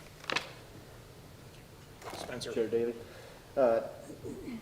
I agree wholeheartedly with yourself, Commissioner Kerr, and staff as it relates to viewing text amendments or our zoning code as part of the greater whole. I think we miss or we create potential unintended consequences when we just make a wholesale change or we haven't been able to look at it from a general plan perspective. So I appreciate staff's position on that. And again, I don't disagree with the density, and part of the exercise I did earlier was to point out the fact that some of our great residents here tonight live in what is technically high density based off of the current zoning code, and those are beautiful homes that they live in, and so that's again part of the discussion that we're having moving forward, as what does density look like in our city, and because I think people are actually more comfortable than they think they are, depending on how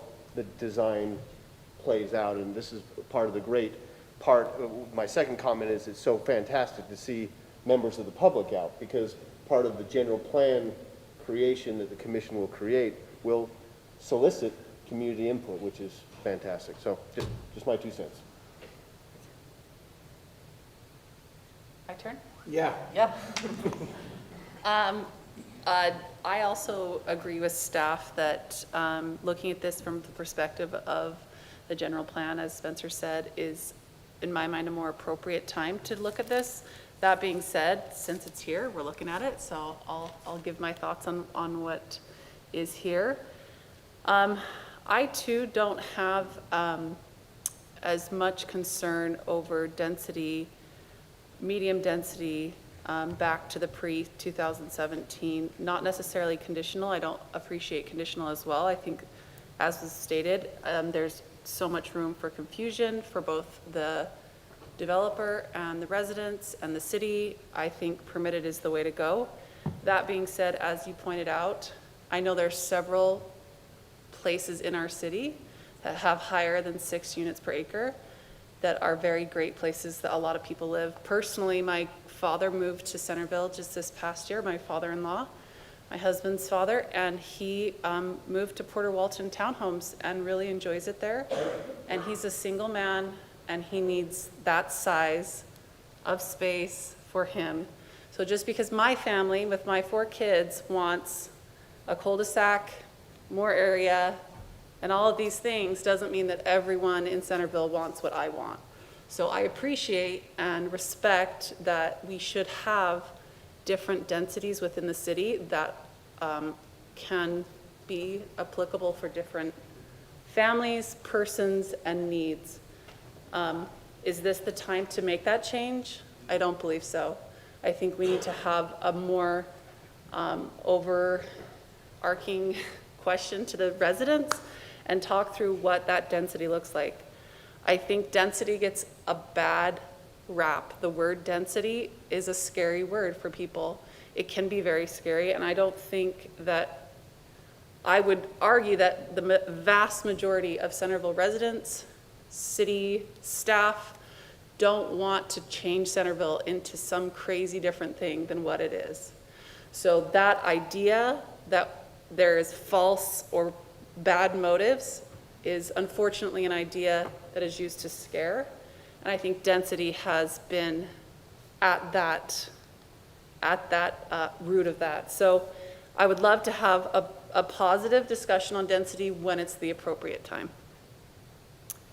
The private road width, I also have read those studies about slowing traffic with less width. I actually feel that private roads don't need to look like public roads. And I also feel like us making a vast, huge hypothetical that possibly, maybe, potentially, this could happen, that the city has to take over this road when it has not ever, in fact, happened, is a very poor way to make a judgment. So I choose not to make a decision based in fear. So in the private road width, I'm not very comfortable moving from 27 to 21, as Mason pointed out. I do think we can have a discussion there, and that discussion could be very beneficial, because I too believe that runoff and just paving everything is not healthy in a lot of different ways. And then the last amendment 3, I'm strongly not in support of. Anytime people want to take away sidewalks. I know that there are lots of places in our city that don't have sidewalks, and those are historical areas where they weren't required at the time. And I just think there are so many people who, whether it's wheelchairs, children, just regular people, I just think sidewalks, I will always advocate for sidewalks. So that is my 2 cents on everything. Thanks. Anybody else? You don't have to. No, I'm ready to vote. I just knew that Becky had some. All right. So let's go ahead and we'll vote. And just as a reminder on this one, so the motion is to recommend denial. So an I vote is a recommend to denial. Just so that there's no confusion from anybody on how this is going to go. And why don't we start down at that end with Commissioner Care? Aye. Aye. Aye. Aye. Aye. Aye. Aye. So the motion passes. So, thank you.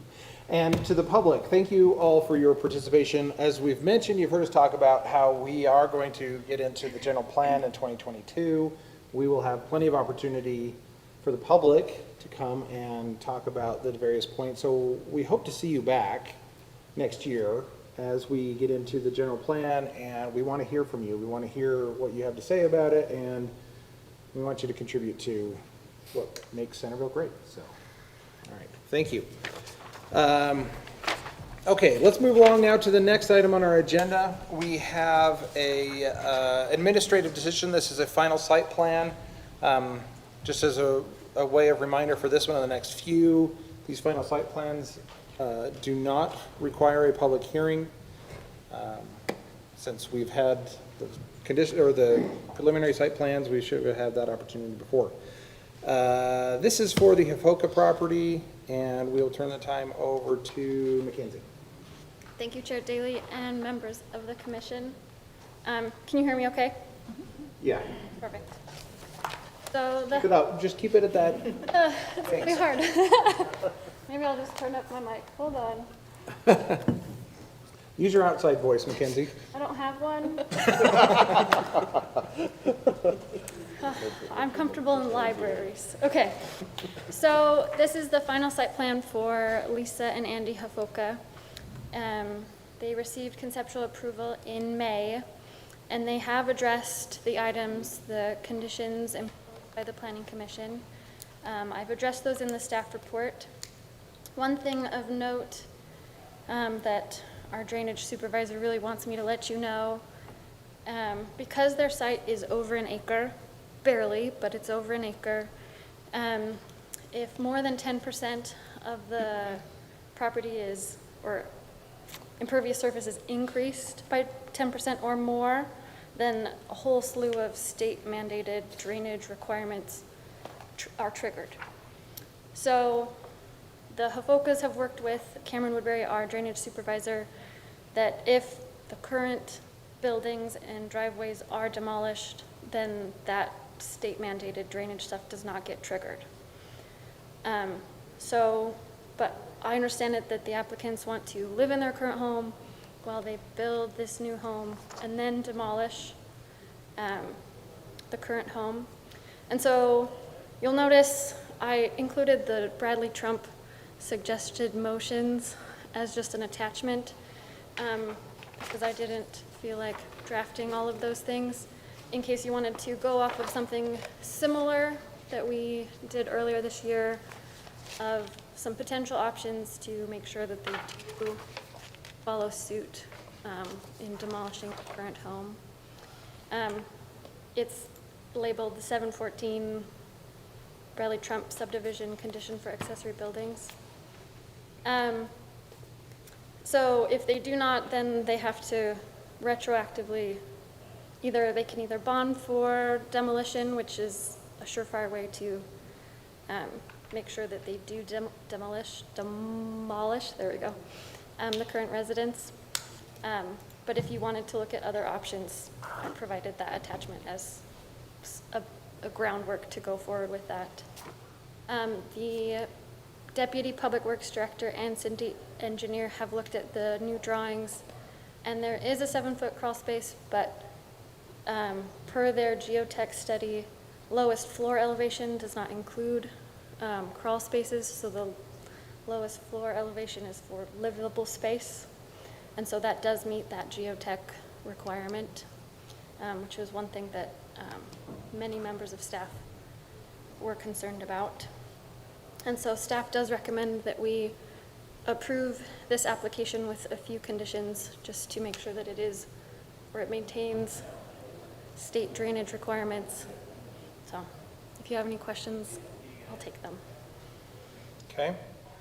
So Mackenzie, just help me understand, are you saying, and I'm sure you're not saying this, but are you saying that your conditions that you've proposed here in the staff report may not be sufficient, and that's why you've... I'm recommending that they're sufficient, but you always surprise me.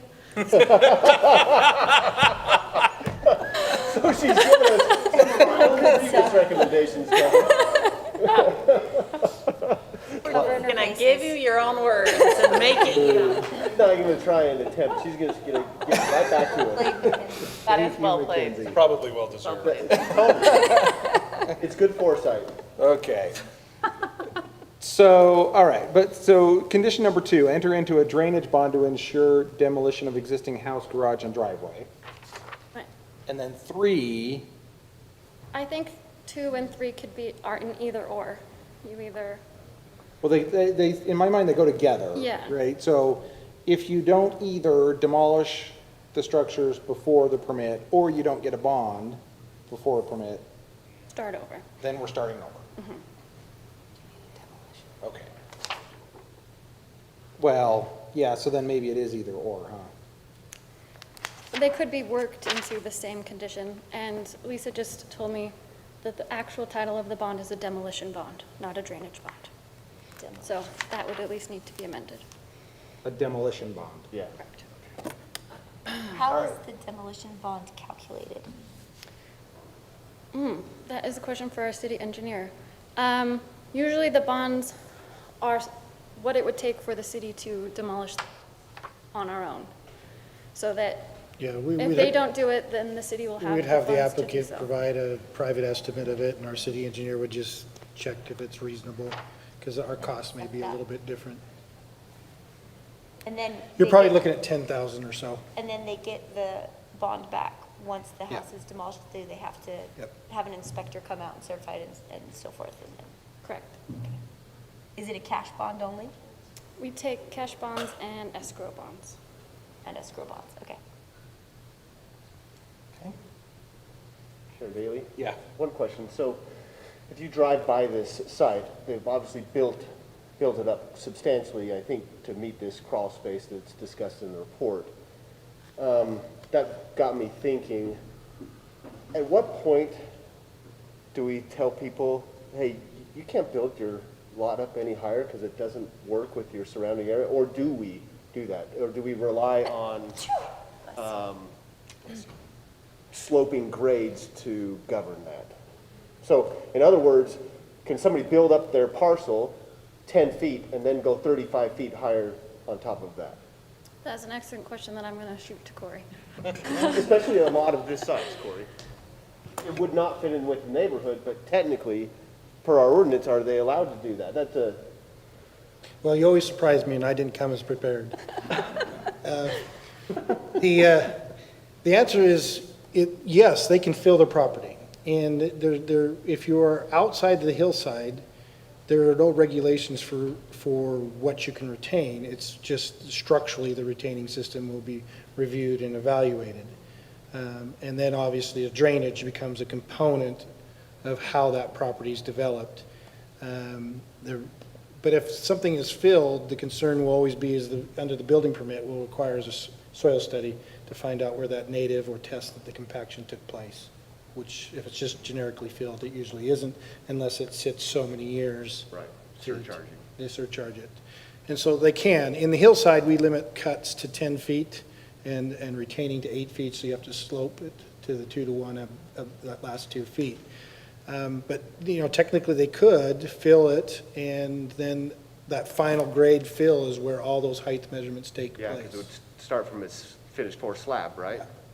So that height would be where that final grade sits, 6 feet out from the structure, and then the heights are all measured from that point. So just from a commission standpoint, when we think about heights, that's an important clarification, because we're not talking about the height from the top back of the curb, where we think on a practical level, we think, oh, something's going to be this high. We're not thinking something's Correct. going to be filled and then it's going to go even higher Correct. than that.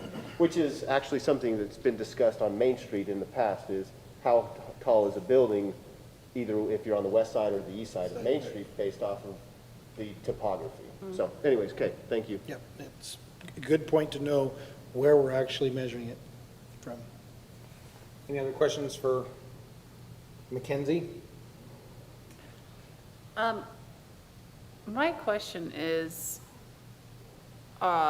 staff really very, super concerned that they're not gonna demolish? No. No. I mean, I guess I'm just thinking, if I'm building a house on my lot, and to ask someone to demolish it just so that it will, not, it just seems a little bit excessive, Well, it does on the surface, if you think about it in a fresh look to it. Here's the background discussions. One is the issue of the state regulations. So that's one driving factor.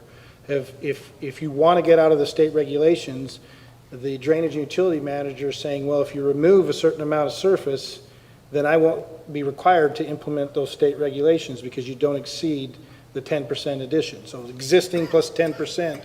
So if they decide to keep the house, it changes the expectation of what they have to do. And those LID standards are significantly different.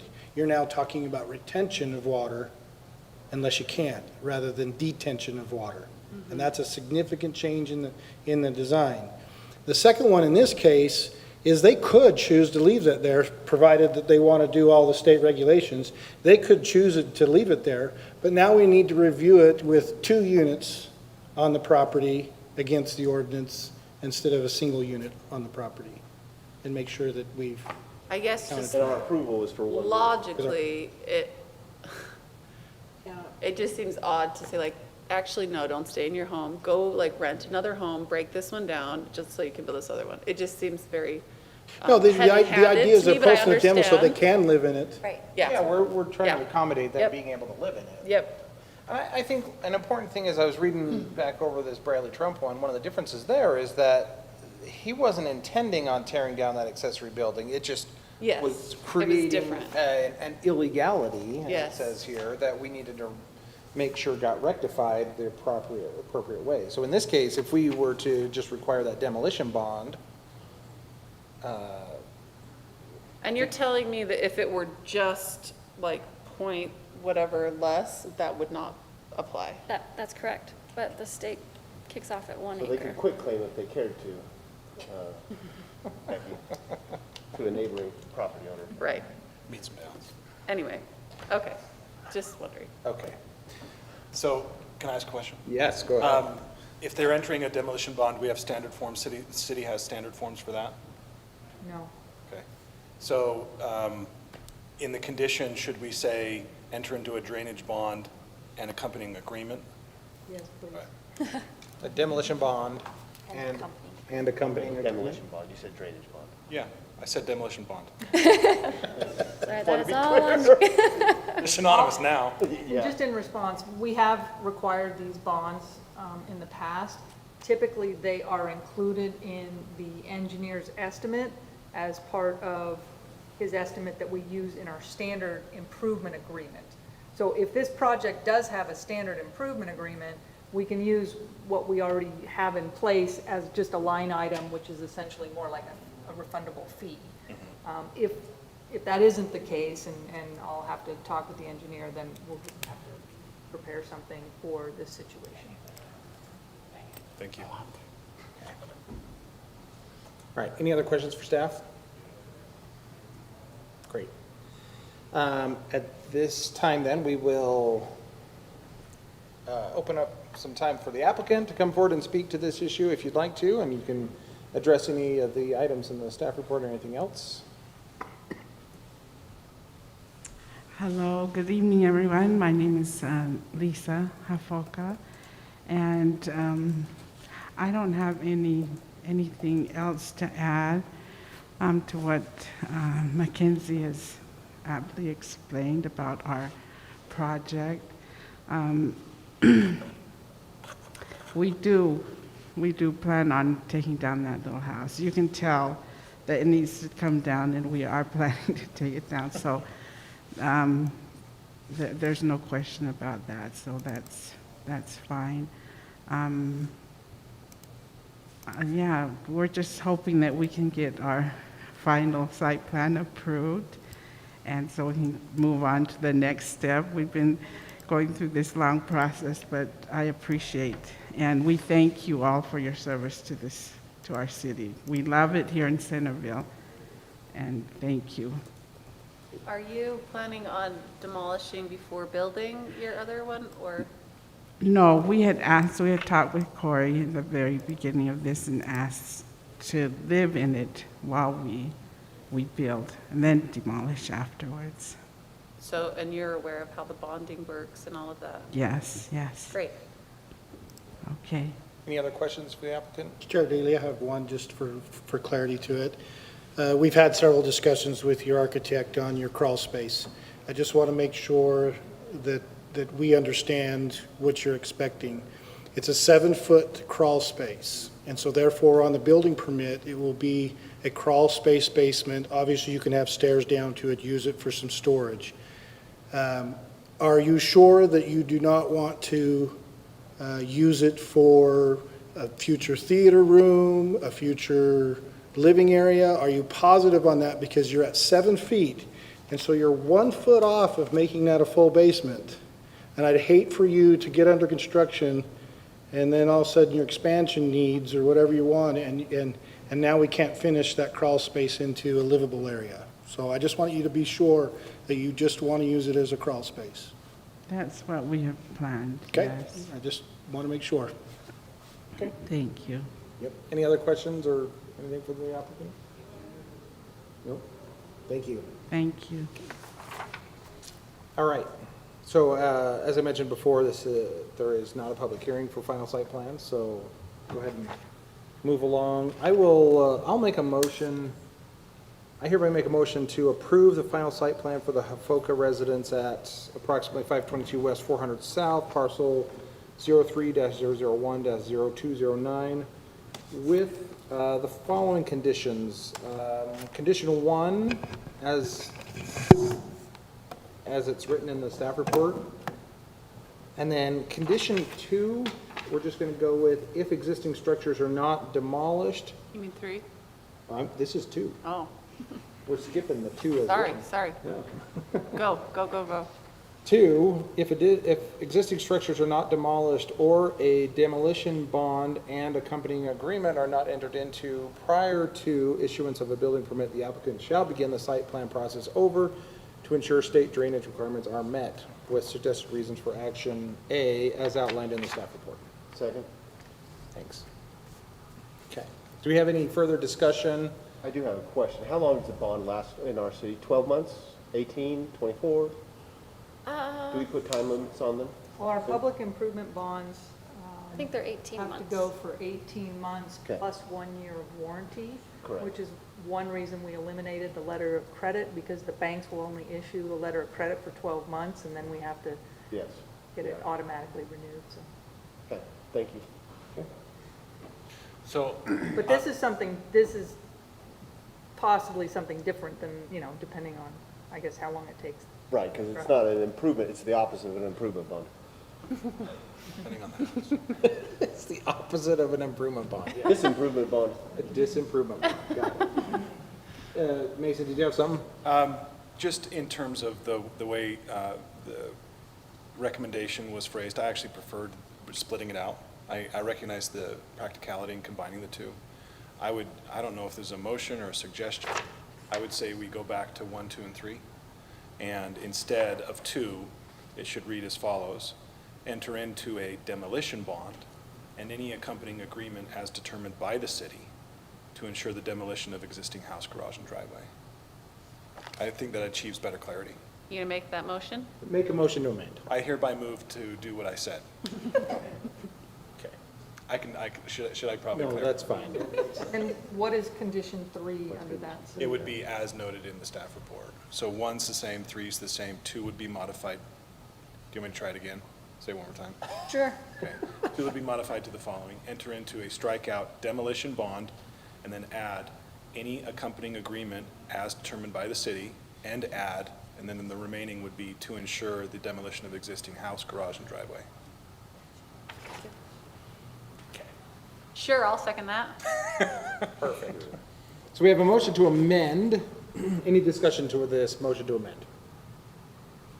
We're going to do this really cleanly, Lisa, just for you. No question about it. Okay, then on the motion to amend. Sure, aye. Aye. Aye. Aye. Aye. Aye.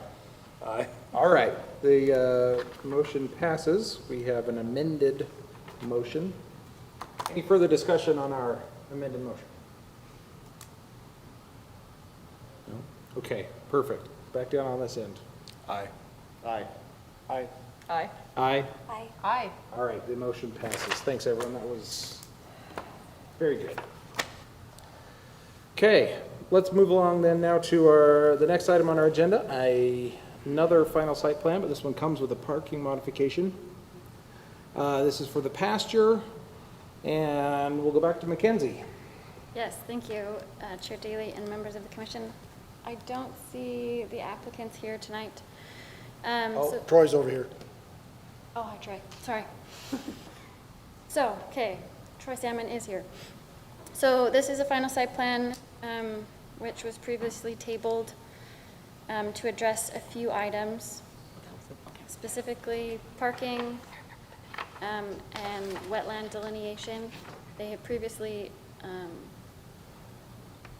worked on their landscaping and irrigation plans. And so the staff report, let's see. I left in the previous table from the staff report and created a new parking modification table, which should be on your screens. The table and the parking modification request submitted by the applicants, upon review, I just noticed a few errors. And so I modified those errors. They weren't significant, but they're in bluish green, so that you can see where and why I changed their numbers.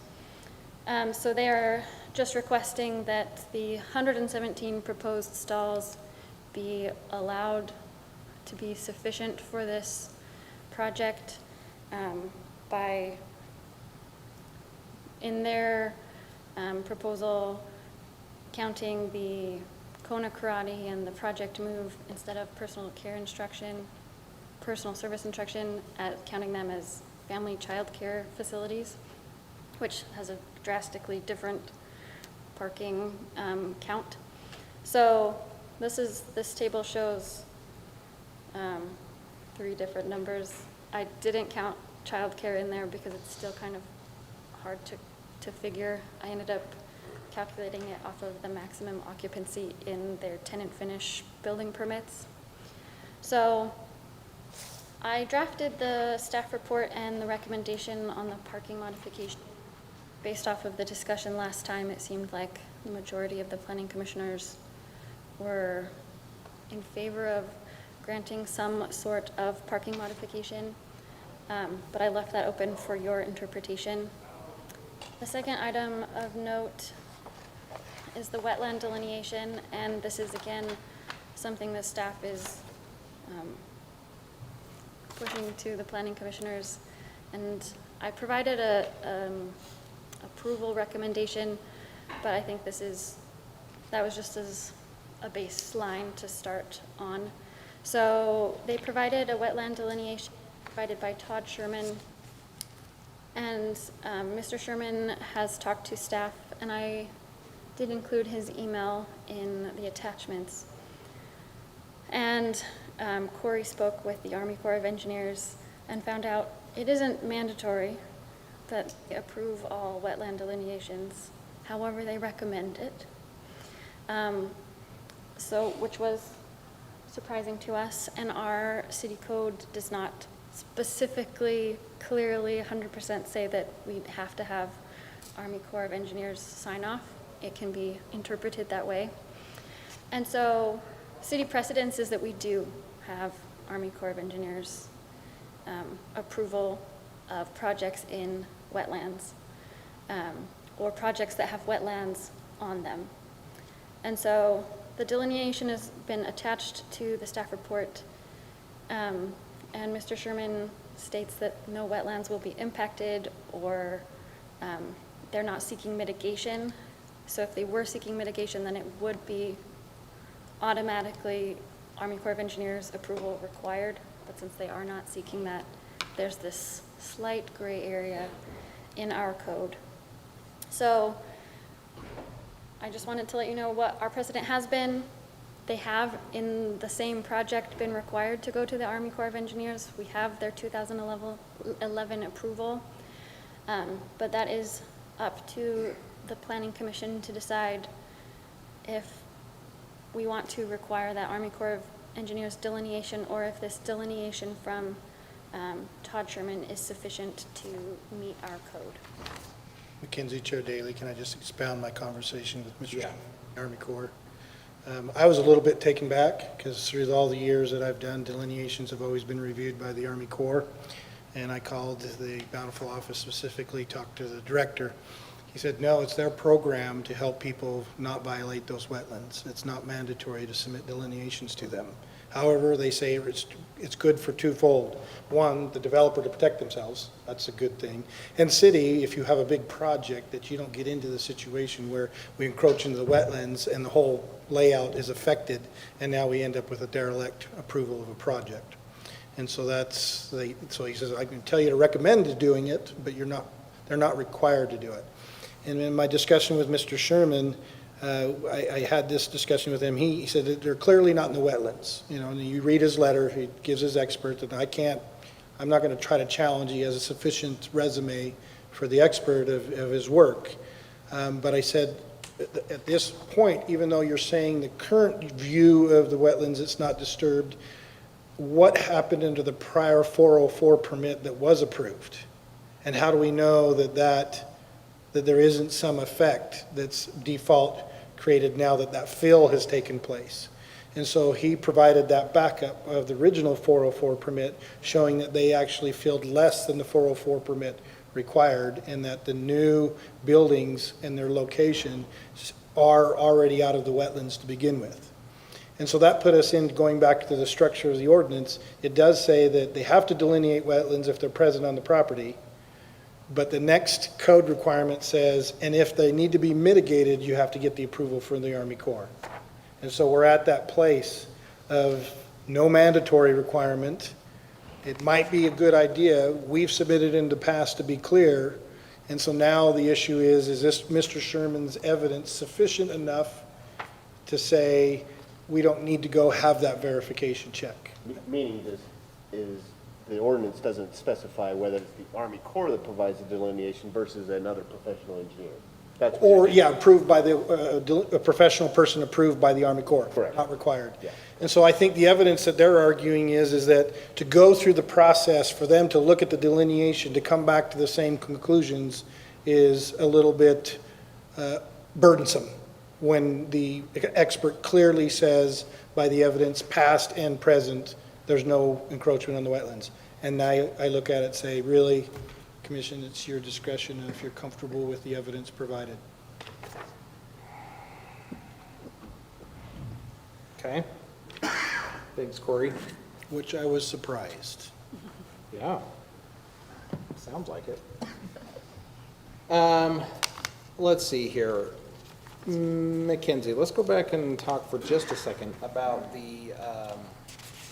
about parking. Okay. So just to clarify, the difference between personal instruction and childcare is what? So personal instruction is half a stall per person at maximum occupancy. So for example, Kona Karate's maximum occupancy is 106. So they would require 53 stalls just for Kona Karate. Plus one per employee. Plus one per employee on the highest shift. And then for the family childcare facility, it's 1 per 5 children, plus 1 per employee on the highest shift. So instead of half a stall per person, it's a fifth of a stall per person. So that's how we're going to define it. So in this case, it says authorized children, but we're not authorizing it as a child care facility. So we're just going to say a fifth of the maximum. That is what the Salmons are proposing, yes. And so that if that's what we approve, then that is what we are considering those. Okay. Okay. Can you explain to us again whether the parking modification lives with the use or the land? It can do either or both. So I drafted it as running with the land because there are so many uses on this parcel, these parcels. But it can be attached to specific uses instead.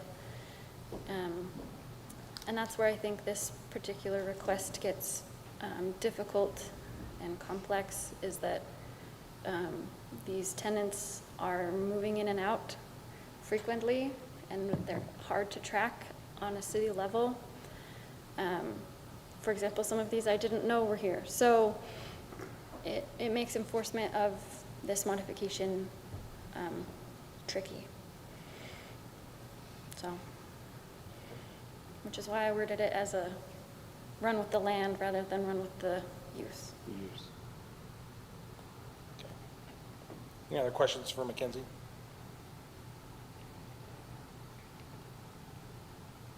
Thanks, Mackenzie. Okay. All right, let's go ahead and invite the applicant to come forward and speak to this and address the staff report. Go ahead and introduce yourself, please. Troy Salmon. Okay, so just a couple things on the parking. The classifications are an estimate, right? Like when the staff looks at the use of these tenants, they look at the business licenses and how they're classified. And then those have estimated parking with those. And so our proposal for the modification was to try and get that more in line with reality rather than a classification estimate. And so we proposed the childcare because that was the closest use to that tenant.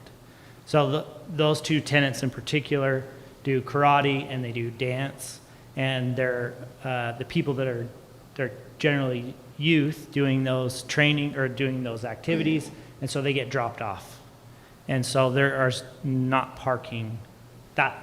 near that amount of parking required because their parents drop them off. And so that was the closest thing we could find in the classifications to match the use of these tenants. And then just from a practical standpoint, we submitted, with our letter, we submitted this. We have on average parking currently, like actual parking is 40 vehicles on average. At the most, like our peak was 60, and that's current. And so requirement of 117 we feel like is extreme, like it's not extreme, but it's sufficient. And so that's part of our modification with parking. On the wetlands, I think it's just important to recognize that if we were to go and get a stamp of approval from the Army Corps, what they ask of us is to go get an expert like Todd Sherman.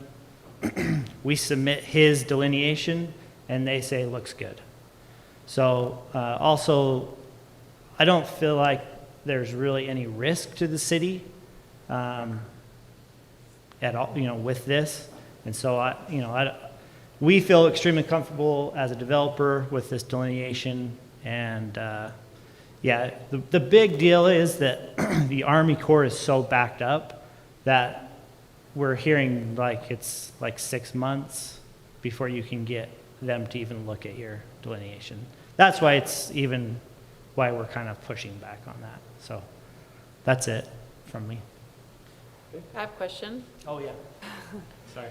So your parking modification tabulation, that, like you said, currently you're getting like the highest, I think in the staff report, it's at 71 or something. 70, okay, yeah. And that's not including the proposed new building? Correct.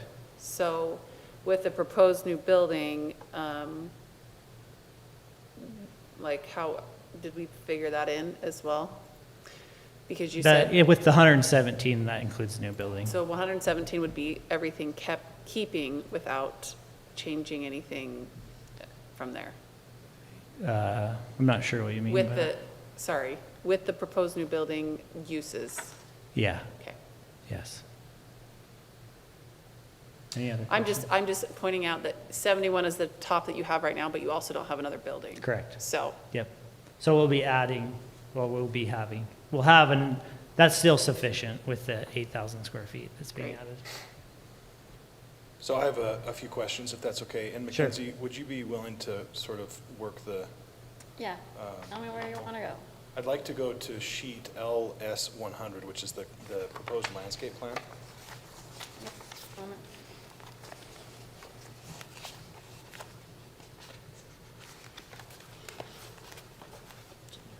Perfect. So so sir, the blackish area kind of jiggity-jaggedy as she zooms in on the southern, right as it interfaces with the wetlands. Yeah. What is that going to be? It's already existing. It's kind of like a rock retaining wall. And by rock retaining wall, it's, the difference in height is what exactly? I think it's about 2 feet, Okay. 2 to 3 feet. And so it's just going to follow, so if I'm understanding correctly, there was the fill as authorized in the previous Yeah. permitting process, and then there was the rock wall that was put in place.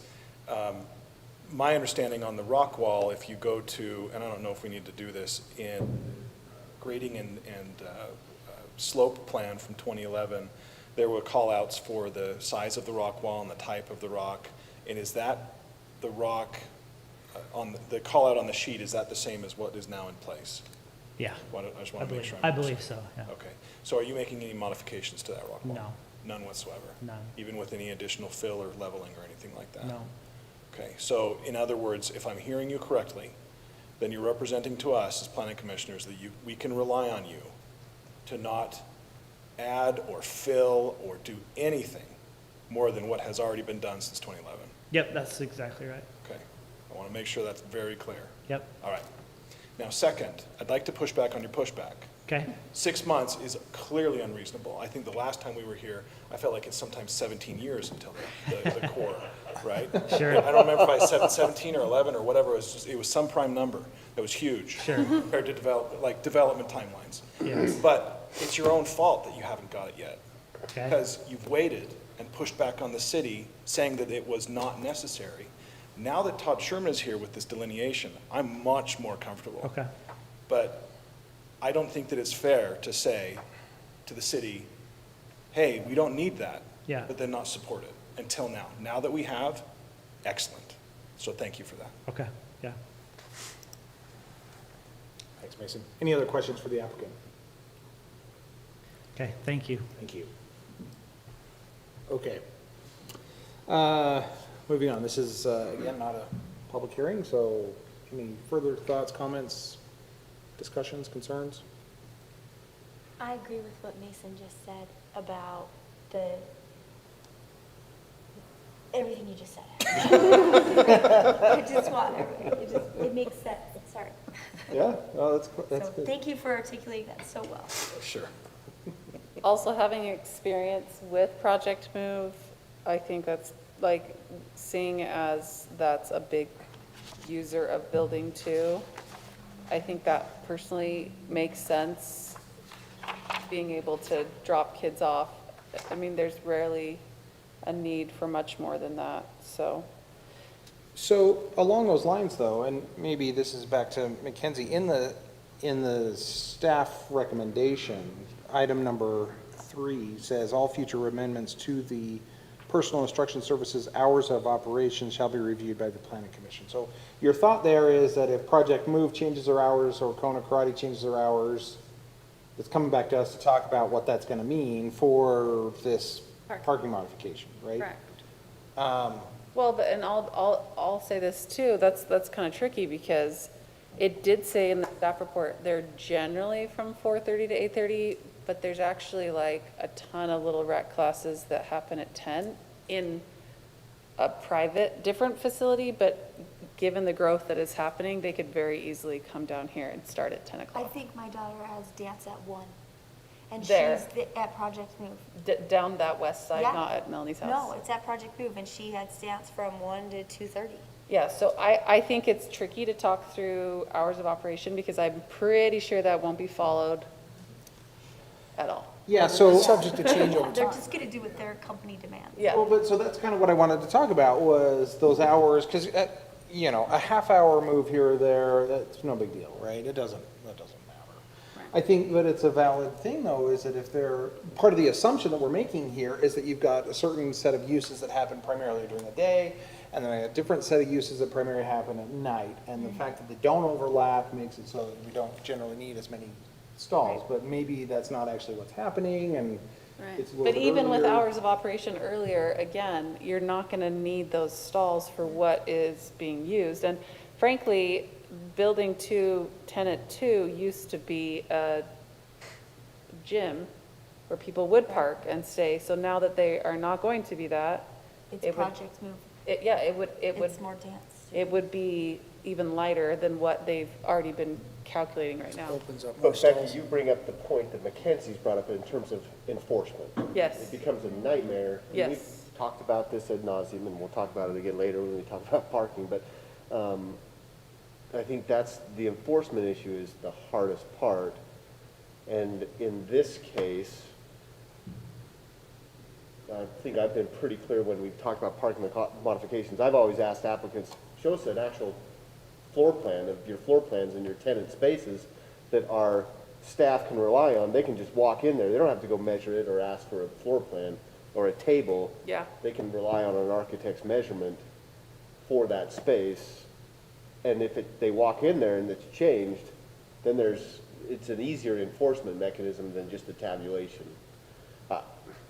Right, but- Enforcement is tough. But part of where I was going with this is part of the reason why I was bringing up number 3, is that I think that number 3 needs some work, like needs some massaging, right, or something. So we either need to address the hours or the uses, because if you change those uses, maybe, what if we stick a church in there?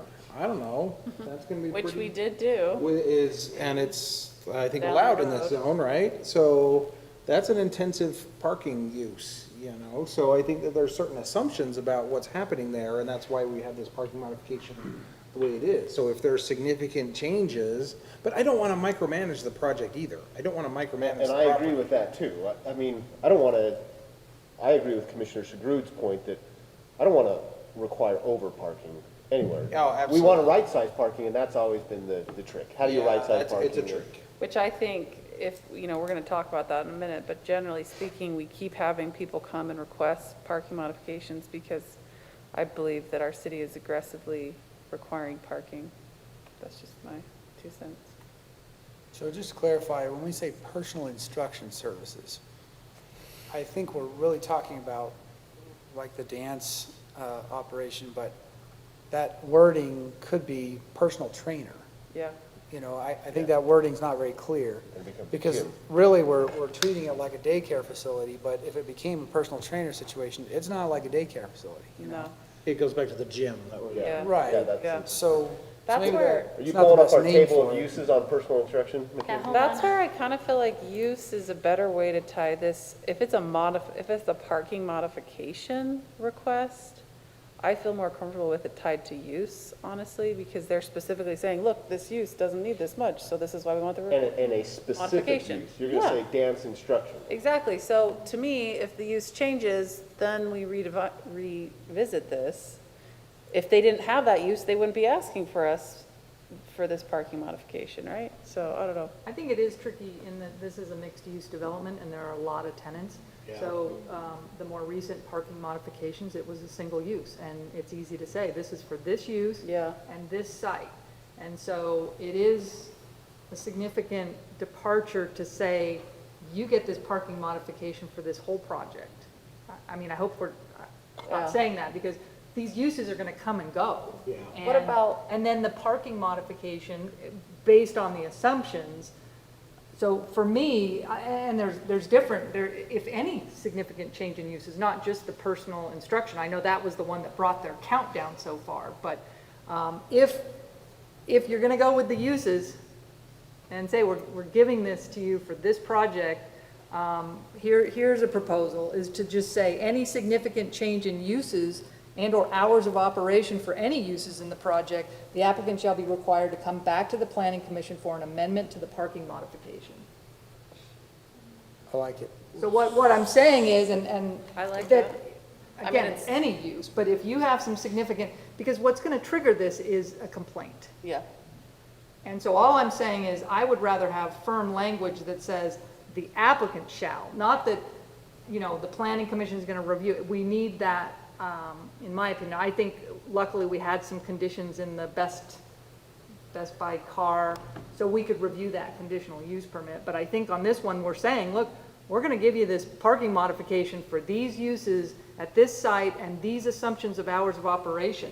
And you can kind of let those go, meaning it runs with the land, so you can have a different tenant, similar use. But once those get really out of whack, you need to come back and So- reanalyze this. Lisa, to push back on you a little bit, what's a significant change in uses? Well, We're going, So- if personal instruction service to. and that's gonna be the planning commission's discretion. Yeah, you're talking You know, about percentage. because what you could say square is, footage. any change in use has to Just come let it back. go until something bad happens. And that's Then we typically, get to actually, which is actually, that's. Yeah, that's well, what a that parking modification. that happens all the Parking time. modification is for the specific use, use. And so if you exactly. change that use, Exactly. we haven't analyzed the, you know, Anything and we else. know. And I that like these are what you're gonna saying, change. Lisa, because if you say that, if you're trying to say if it significantly changes, to Kevin's point, well, what is significant? Is that 5%, 10%? We couldn't even agree on our ADU percentages. So the delineation of saying if it changes, period, then you got to But come. they'd be coming in next Use week. changes. Yes. If the- Yeah, and that's the thing, I don't want the applicant to have to come back I know. every month when they have a new tenant. New But, tenant. so back to your point, you were mentioning percentages, and I was thinking that, what if we were to say something like, if the use changes and causes a change in parking requirements by 50%, they gotta come back, I don't know. Can we tie it to a building and suite? Almost gets worse. That's getting so in the weeds. The wrong Because- way. May My I make a comment? comment. Because I think there's also the potential that Building 3 becomes another project move. And that would then change what is, because it is currently proposed as office and warehouse, which is what every other tenant has been proposed as. So there's a lot of things that could change. And as I previously noted, this particular project's really hard to keep track of. Who's in it, and their uses, and whether they've even done tenant improvement, building permits or not. So, Just a Yeah, clarification, a comment was made that what's going to trigger this is a complaint. And that's one thing that would trigger it. I remember asking before, though, the other thing that triggers it is if there is a change of use, there's a remodel, they have to apply for a permit, that triggers it also. And so that would notify the city that there is a change of use, and we'd have a chance to reevaluate. Now, your point is, we don't necessarily want to be doing that forever, every time they change over, but in a mixed-use development, I don't know how you get away from that. Well, but that's why I was saying, maybe we put some kind of threshold in there, that if if you come in with a permit or a change of use, and it's 50% bigger than the previous one, now we gotta talk about it, or whatever. That percentage is up in the air. Having the person that'll probably end up in trouble Yeah. with this, Corey, you gotta or what's work going to be done. Because whether I miscue the tenant finish, whether a complaint arises, and trying to interpret what significant is, I agree. I kind of like to Chair Daley's, concept. They may trade out some uses. One might move over to another suite and might expand into a suite for all I know. I think the dance studio had already done that. And I've never done this and seen this, but I like the threshold mark. As I see the changes and sign off the business license, anything, we know what these uses are, and we know we categorize those. They're not gonna be perfectly to the table. But if they change out a use that I have to go to the table, or increases a like use that's increasing it above 20%, that would trigger a re-review, because I'm willing to accept on our part that our parking table, it's gonna be a flow. They're gonna sometimes be parked hard, and then they're gonna come back a little bit and not, need it, because, not everything's Christmas Day shopping at the dance studio, I think, so. But there's this concept that there'll be a little bit of ebb and flow, but if we exceed a certain of that ebb and flow, it's gonna cause a problem. Corey, you saying 20% per tenant? No, for the demand of the site. Or for the entire Site. project, correct? Yes. And that way I can be flexible inside of what's going on. Yeah. Look at what you've approved, look at the uses coming in, what's the trade-off, and it's easy to calculate a 20% increase in demand. Boom, back to the commission. Yeah, see, that's what I was thinking, is that allows the movement, that allows changes without the applicant having to come back in to talk to us all the time. But if the church goes in, that's gonna be a big change, we gotta talk about it. 20% of what, though? Square 20% footage? Yeah, that's what I was saying. It'll be the demand according to either Or the the calculations parking here or the table that comes in, whichever applies. Parking? The parking modification table, I'll look at, and then if it's a use not inside of that, and it doesn't, you know, if it's a use outside of that and increases the demand for parking, But whose parking tabulation, tabulation are you gonna rely on? Both. Owners or? the approved parking modification and the used So in this case, tabulation. it'd be 20% of 117. That's how I understand that. Okay. That way it could flow inside there, but there's gonna be a certain threshold that you're gonna go over the top, and now we need to re-review. Yeah. And remind me how we got to the 117? That is Parking what- modification table. That's what Yeah, they right. have. What is it? That's what they currently propose, the number of stalls. That's how we got to that number. So, let's see. It's that table she just had up. No, but I'm trying to. So, for information's sake, 20% of 117 is 23 stalls. So, Mackenzie, where is that, but I don't think we got the 117 tabulation in our packet. So there isn't a 117 tabulation. That is just how many stalls they want to stripe. And that's where I'm, And what's our calculation then? So This per the 126. modification request and the uses they would like, have 126 stalls. this is the city's tabulation then? Yes, The one you that, have up on the screen? okay.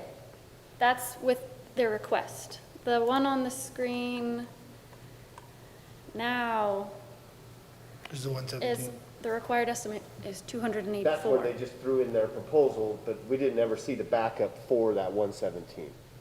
Right. They just said 117. How many No, that's spots what they are currently? Sorry, yeah, that's what they provided. There are currently 117 parking stalls on the project. They will be moving the southern stalls, but replacing them. And so the 117 was probably based off of the original building permit? No, it's based off of what they have there right now. Based off of the original approval of Phase 1 or Phase 2. Correct. Original site plan approval. Yes, site plan approval, not, so we're adding They phase have 3. 117 striped right now. Yeah, so we're adding Correct, phase that's what I'm 3, saying. but not adding any new stalls. So their modification is saying we don't even require the 117. And per city code, they fall very short of what is required, which is why they're requesting. Yeah, so if you modify it to the 117 instead of the 126, then I'm looking at the 20% increased capacity of the 117. correct. Okay. Okay, that becomes the new standard, basically. We accepted it. We accept that you'll ebb and flow within 20%. But how? And we're not How can Then who- that who happen if they provides don't that have 100, tabulation? if they only have 117 stalls, how's that gonna work? Well, there's Because some you'll have wetlands one there use that go could away and a new use come in. So we just say, no, you can't have that. No, it's accepting that they'll be a little bit underparked in that 20%, depending on what the use comes in. Yeah. That's what it's saying, is we understand that we're willing to accept a 20% underparked amount, but we're not willing to accept more. But you're saying that really the trigger then is either via building permit or a complaint? Okay. Well, what it means also, and the owner needs to understand this, I think they do, but it also means that if they want to change a use in the future, they may be trapped. Because if they want to change their use that exceeds that 20%, we're going to say no. Yeah, their deposits, their bank their Yeah, that deposits used up. limit the tenants they can have and uses they can have in And there. we've had this discussion. And we've had that discussion in the past, As too. long as that's perfectly clear, to We're everybody. reiterating what we've Yeah. stated on Right. other projects. I think rather than what was proposed, that actually this parking modification expires or is no longer valid if they exceed the 20%, because these assumptions are for the 117. Yeah. And Okay, yeah, you can so expire it. I think you just say it expires, and Yeah. you have to come back in for a new Yeah. parking modification with supporting data.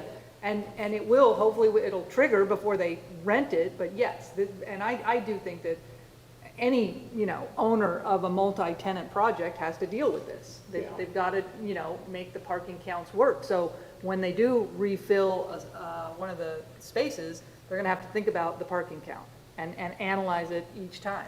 Yeah. And not exceed that 20%. So that's where I'm a little confused. So I'd looked this up, my laptop died. According to city ordinance, the parking demand is what?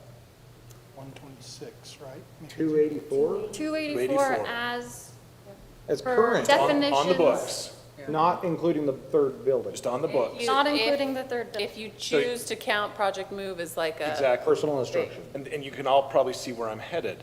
If uses change, we would be giving clemency for the 117, But when Corey's running a calculation on changed uses, how does he determine how much clemency to grant them and move off of the ordinance and then calculate the 20%? Because if we're looking at the 280 whatever, 117 is way outside of 20% of the calculated amounts. But if Well, he's but calculating- I'm assuming the calculated amounts is that they match the uses in some fashion on the 117. That's correct. Yeah, but And what then it if an doesn't- unlabeled use in there comes into play, then I'll use the table, and that could put them, What that could easily put them over. Easily. Was it general office that was used to establish the 117 originally on the site plan? It's office warehouse was originally. Sorry, excuse me. So it's office warehouse that established the 117 based off of the square footage, however. Yeah, it would be a section of office and the rest warehouse, and that's how they got to 117. And then we come in with, and this is the whole problem with flex space and why we did the parking Yes, study. exactly. And I That get the what. flex space doesn't end up being used, it ends up being used as a dance studio. Basically, just trying to get to a benchmark. Yes, I would like to Sorry, find some. I had to have fun. Some starting point, Yeah, right? some exercisable mathematical benchmark that Correct. we use 5, 10, 15 years from now, when the tables have changed, the rules have changed, the uses have changed, and none of us are here anymore.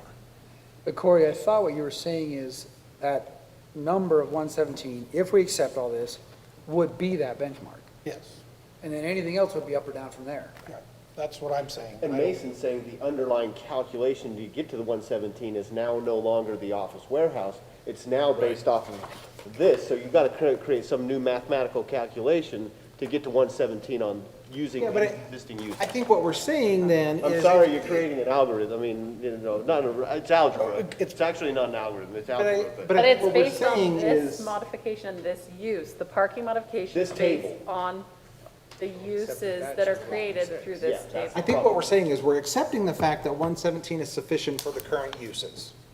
Correct. And we're gonna give some buffer for changes in uses, even though technically, for example, Salmon HVAC would require 57.8 stalls, but they don't have 57 people parked there at one time, so they're not using it, right? But we're gonna allow for some fluctuation that even though the book says it's gotta be this, they're probably not gonna use that exactly. Right, I'm just saying, to Matt's point, if you're using 117 as your benchmark, 117 should be the number here on this tabulation. Yes. If he's using it as a go-forward equation algebraically to calculate parking uses. Yes. Right, but I think that's where this table comes in, right, which is the applicant's table, which Mackenzie modified a little bit. And that's how you get to that one, which is the 120, whatever, 6? 126, yeah. Right, but it's the 280 we need to be concerned about. We're not going to have an applicant coming in with a tabulation when we're looking on enforcement. We're going to have Corey looking at our ordinance, determine whether uses meet a certain level of demand. What if it just exceeds 20% of the parking modification assumptions? That's what I was thinking. That's where I was headed. Yeah. Yes. That's what I thought we were talking about from the But beginning. I think. That's what I thought. Really- That's what I was like, I think we all. Because you're right, we have to use something. We have to use And something. we're So- using these assumptions, and so if they change, but it's gonna be a really hard calculation, because now Corey has to analyze. Well, he'll just use One, his but- board and crystal ball. and it'll be fine. It's just But a it can be simple done. Excel spreadsheet. It can be done. There's judgment calls to be made. And I'll treat it as the applicant, you need to prove to me It's you math. made the We're table. making- I'm saying it's math, there's no judgment. Once it's in the formula, once the spreadsheet's created, Mason, the formula's easy. we're making a judgment right now. True. So I think to say like, oh, this can be like no judgment, totally objective is never gonna happen. Right. Ever. But I think we Also can not help. what I'm proposing. What I'm proposing is that it leaves enough gray area for a rogue or bad actor to come in and accuse the city of doing bad things 15 years from now. And I do not want that to happen. Sure, understandable.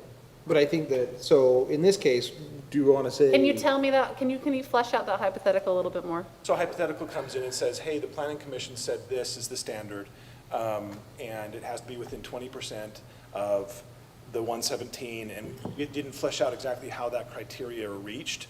And Corey, when you're looking at the table, and you're coming up with a demand of 350, that is never what the Planning Commission intended. The intent of the Planning Commission was for you to use all of the assumptions that we're proposing that you use, and by failing to do so, you have disallowed us from our, right to pursue the. And I would argue, like, yes, there is this, again, and I don't mean to like discount this hypothetical, but I really caution against using a very obscure possible hypothetical as the basis of our decision-making. Because there are always going to be some things, and if we base all of our decisions on that, I just think it's so, I've seen our city do that. I've seen our city council do that in some instances, and I unfortunately think that it's not very wise. So I do want to keep those in mind, those hypotheticals in mind, and I think if we can put things in place that would prevent the majority of these bad actors from happening, then I think I would feel comfortable with the very obscure hypothetical happening, because I don't feel like it's potentially going to happen. Sorry, go ahead. I don't think it's remote, and I don't think it's obscure. So this table that's up right now, that adds up to 126 something.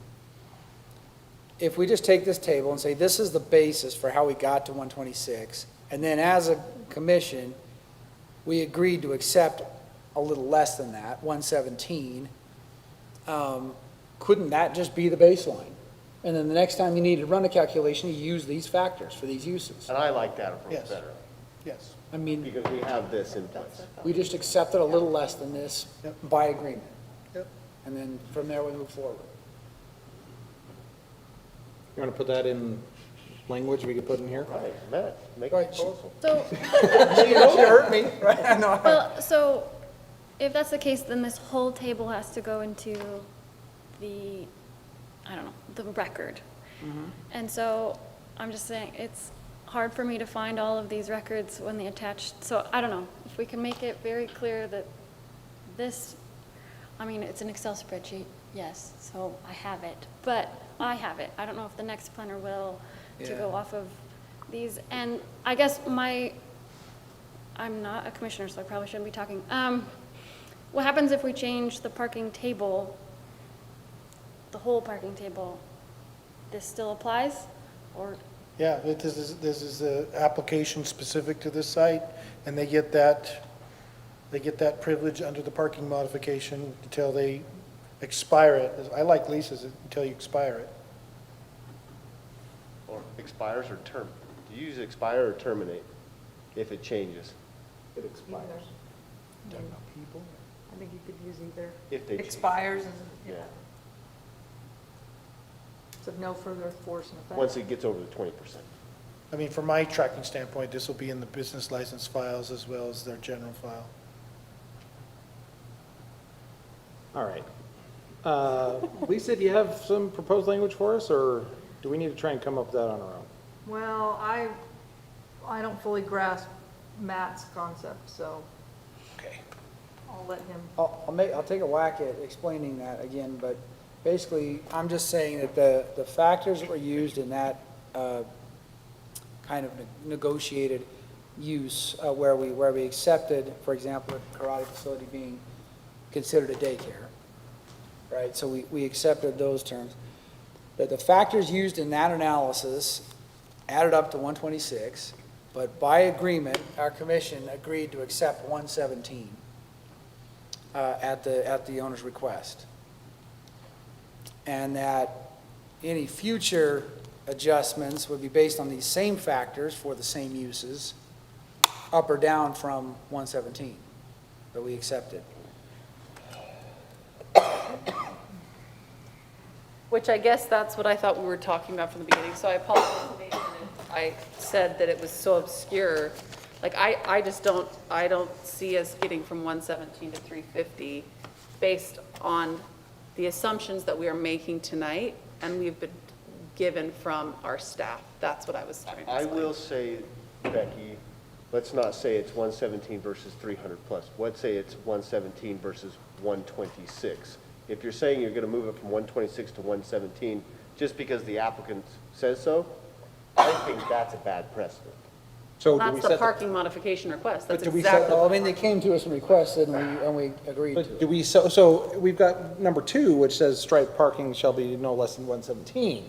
But do we set the baseline at 126 for purposes of That's what I'm getting at. changes? Okay. That's what I'm getting at. I'm rather reluctant to make decisions on future hypotheticals. I agree that when we start making decisions based on hypotheticals we can come up with right now, it can drive bad decision-making.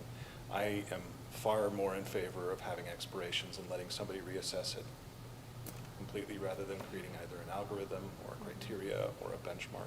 We just say, once something is triggered, and what that is, I'm still having a hard time defining. I was gonna say, what's the trigger? Upon a triggering event, if we can come up with a triggering event, that there be a full reevaluation.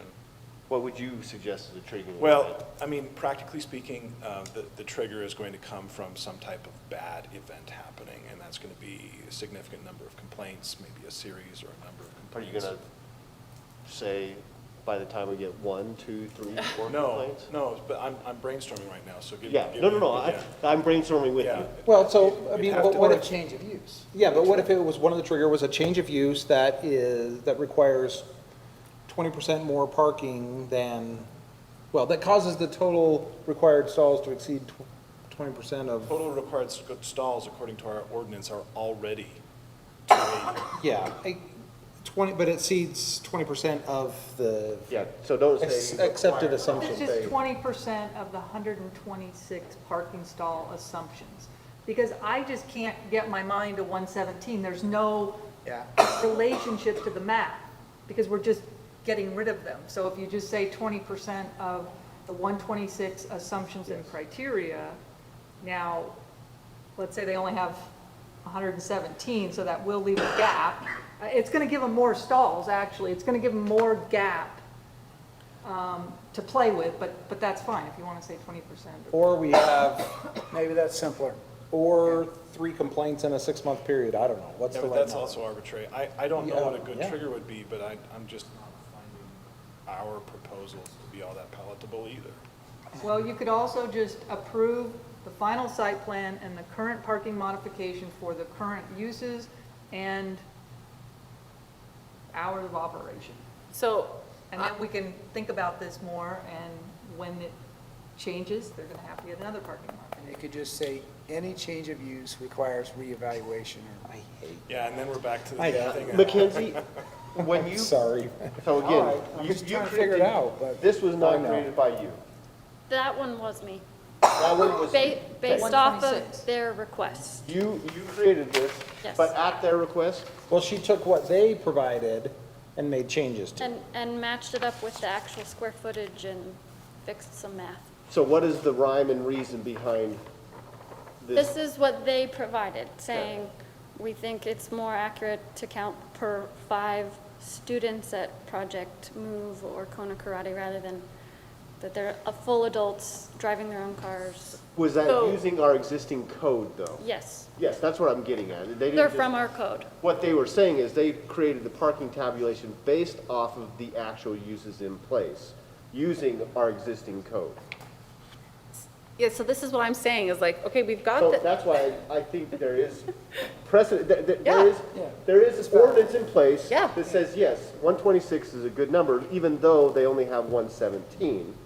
We can rely on this table because it's in our ordinance, Well- based off of the uses. So based on that, the only changes you made then were the personal instruction ones to go from half per maximum to 5. 1 whatever. per 5, yeah. 1 per 5. So then maybe we just limit it to any changes to the personal instruction, the current personal instruction stuff is the trigger. that's what I suggested, but in case. Like an okay, hour ago? Yeah, anyway, Yeah. I just want to say something really quickly.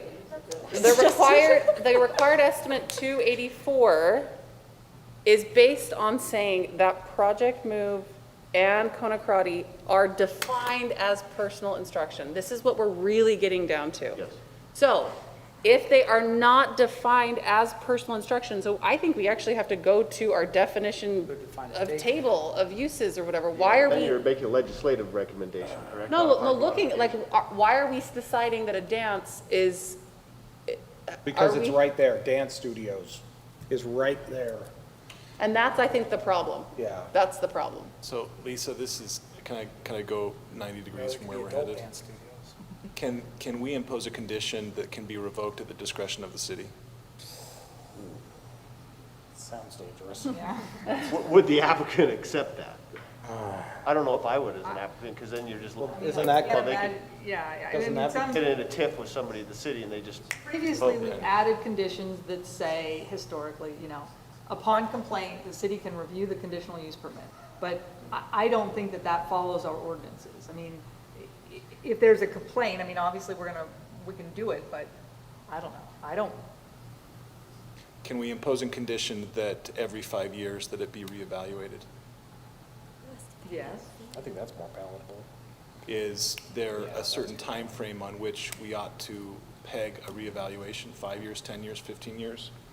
I mean, my concern with that, though, is that it's arbitrary. Yeah. So the tenants are already going to be in there. And so now we analyze it, and we're like, oh, yeah, you're way over. Yeah, you're you way messed under. up 3 years ago, but, yeah. And then how do we address that if they're way under? Lisa, do we get ourselves in trouble by redefining a dance studio to family childcare when it specifically says it in our ordinance that a dance studio is personal instruction? Well, that's what they're, I think that you probably. Because are we moving away from parking modification if we're trying to redefine a use? Yeah, I think you probably have that discretion under the terms of the ordinance for a parking modification. But I do agree with you that I want that it's- flexibility. it's excessive Okay. jump to get there, but that's up to the planning commission. And then one last question, is it possible to put just a 5-year rolling expiration? So it's not arbitrary at that point anymore? Again, what are they supposed to do in 5 years when they don't meet it? Are They they? can't, they're going to have to stay. Well, and I guess they have to monitor it anyway, so Yeah. I guess you could do that. Again, I kind of want to go back to why we have parking modification requests. And what is the reason? Do we all understand? Based on uses, right? So yes, this is messy because there's lots of uses, but we agree with or grant a parking modification based on a use for a specific site. So with looking at the uses that they've provided, Project Move and Kona Karate, those uses are vastly different than what is in our zoning code. definitions. So we can't necessarily change that easily, right? We've decided that's like out of the ballpark of what we can do. So then how can we tie this parking modification to the use in a way that makes the most sense? And if we can't find a place that can make sense, then we can't do it. But if we can, then let's look at that and not grant it based on some time frame or whatever. Let's grant it based on the use, which could be a 20% based on, change of total use, whatever that thing is, whatever we feel comfortable with, but we do need to recognize that it's based on use. Want to make a motion, Becky? I liked Lisa's from a long time ago, and I'm trying to remember exactly how that was. 20% of the 20% of the 126 assumptions and criteria. But, Yes. I mean, Is that an not ideal. I know that it's not based on the required estimate of the exact thing in the code, but I believe that it more closely fits, I think that's a problem, and I think it more closely fits actual. And by example, and Corey can say whether this is, he can take this direction, but my assumption is you've got this table of 126. That's objective. We have Yep. this table. We understand, you're going to have to recall the assumptions that were made, but then you take those assumptions and you add 20%. And at any point, if their parking demand exceeds that, and again, they're getting an extra 9 stalls to play with, Yes. but if it exceeds that number, then they have a problem, and this expires. And so they need to keep track of those numbers, otherwise this expires. Yeah.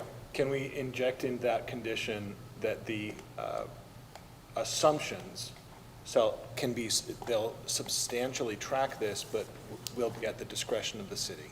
In other words, I want to be able to have something that will protect the city from claims that the city had been misusing its assumptions? As times change, people You change. mean the assumption of the 20% over 126? Or Yeah, the the assumptions that 126. led to the 126. Yeah. Well, if you know, the city doesn't have broad discretion, we still have to say that, you know, Right. with the city's reasonable discretion. I mean, Yeah, that's what I'm aiming for. Lisa, if we're at 117, but the tabulation says 126, is there, should we say, maybe not Lisa, fellow commissioners, should we be saying it's 10%, not 20%?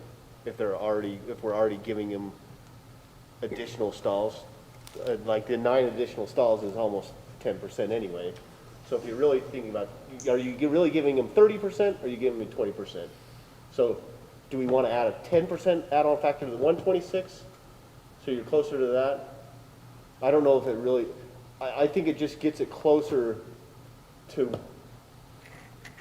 it tightens it up, and if they feel like they are only using 71 stalls anyway, from the applicant standpoint, they should be fine with it. Yeah, they're adding a new building. Just not to throw a whole wrench in the thing, but if they max out at 71, we're adding a new building, and we're assuming that that new building is only going to take up 40 stalls to get to Which- 117.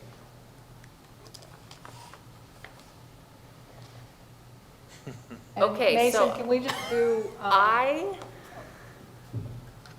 ahead.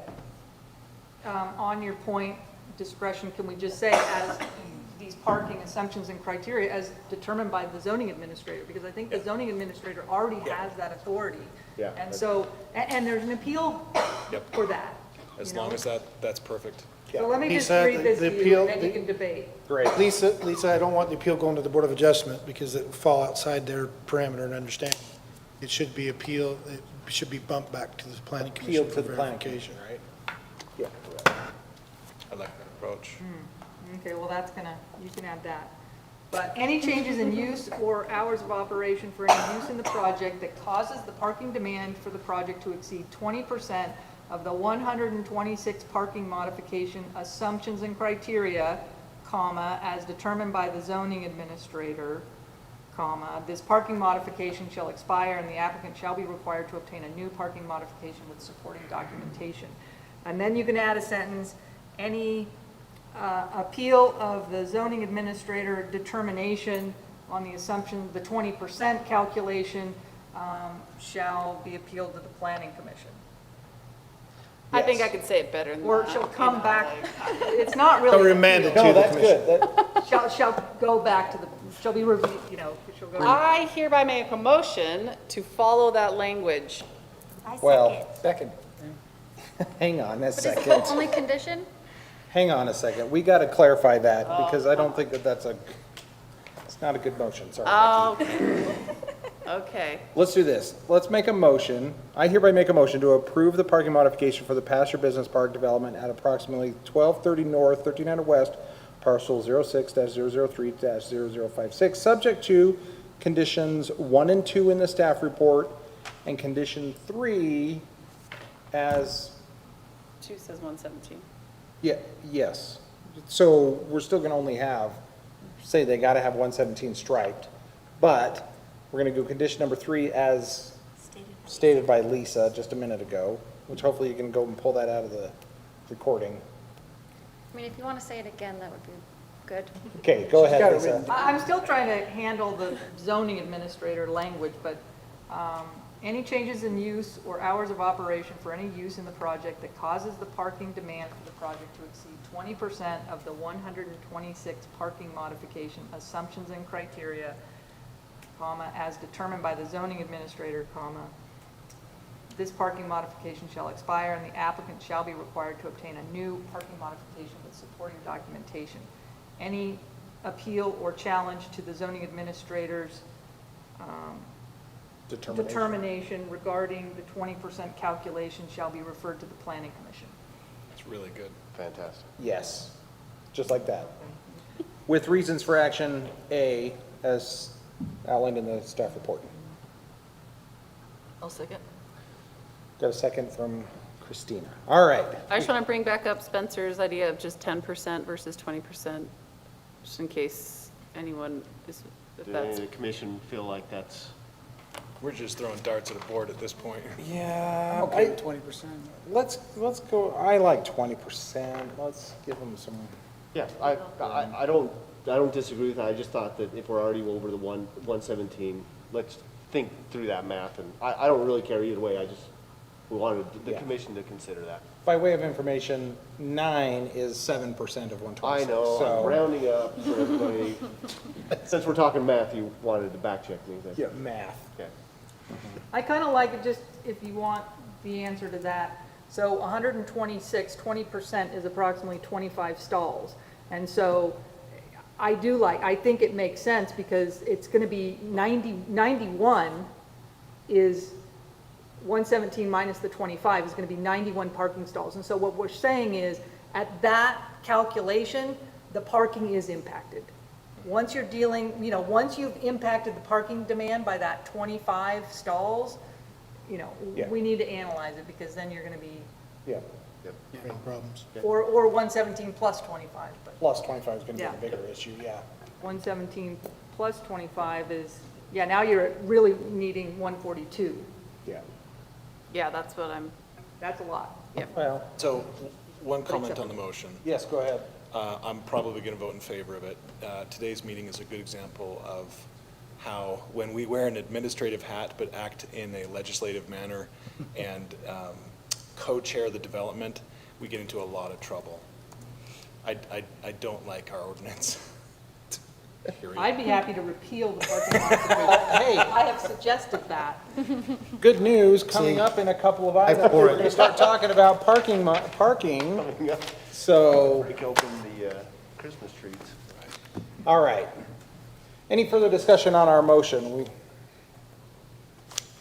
No? Okay, let's start, where are we starting? Down on this end. Becky? Aye. Aye. Aye? Aye. Aye. Aye. Aye. Great, thank you. So the parking modification motion passes.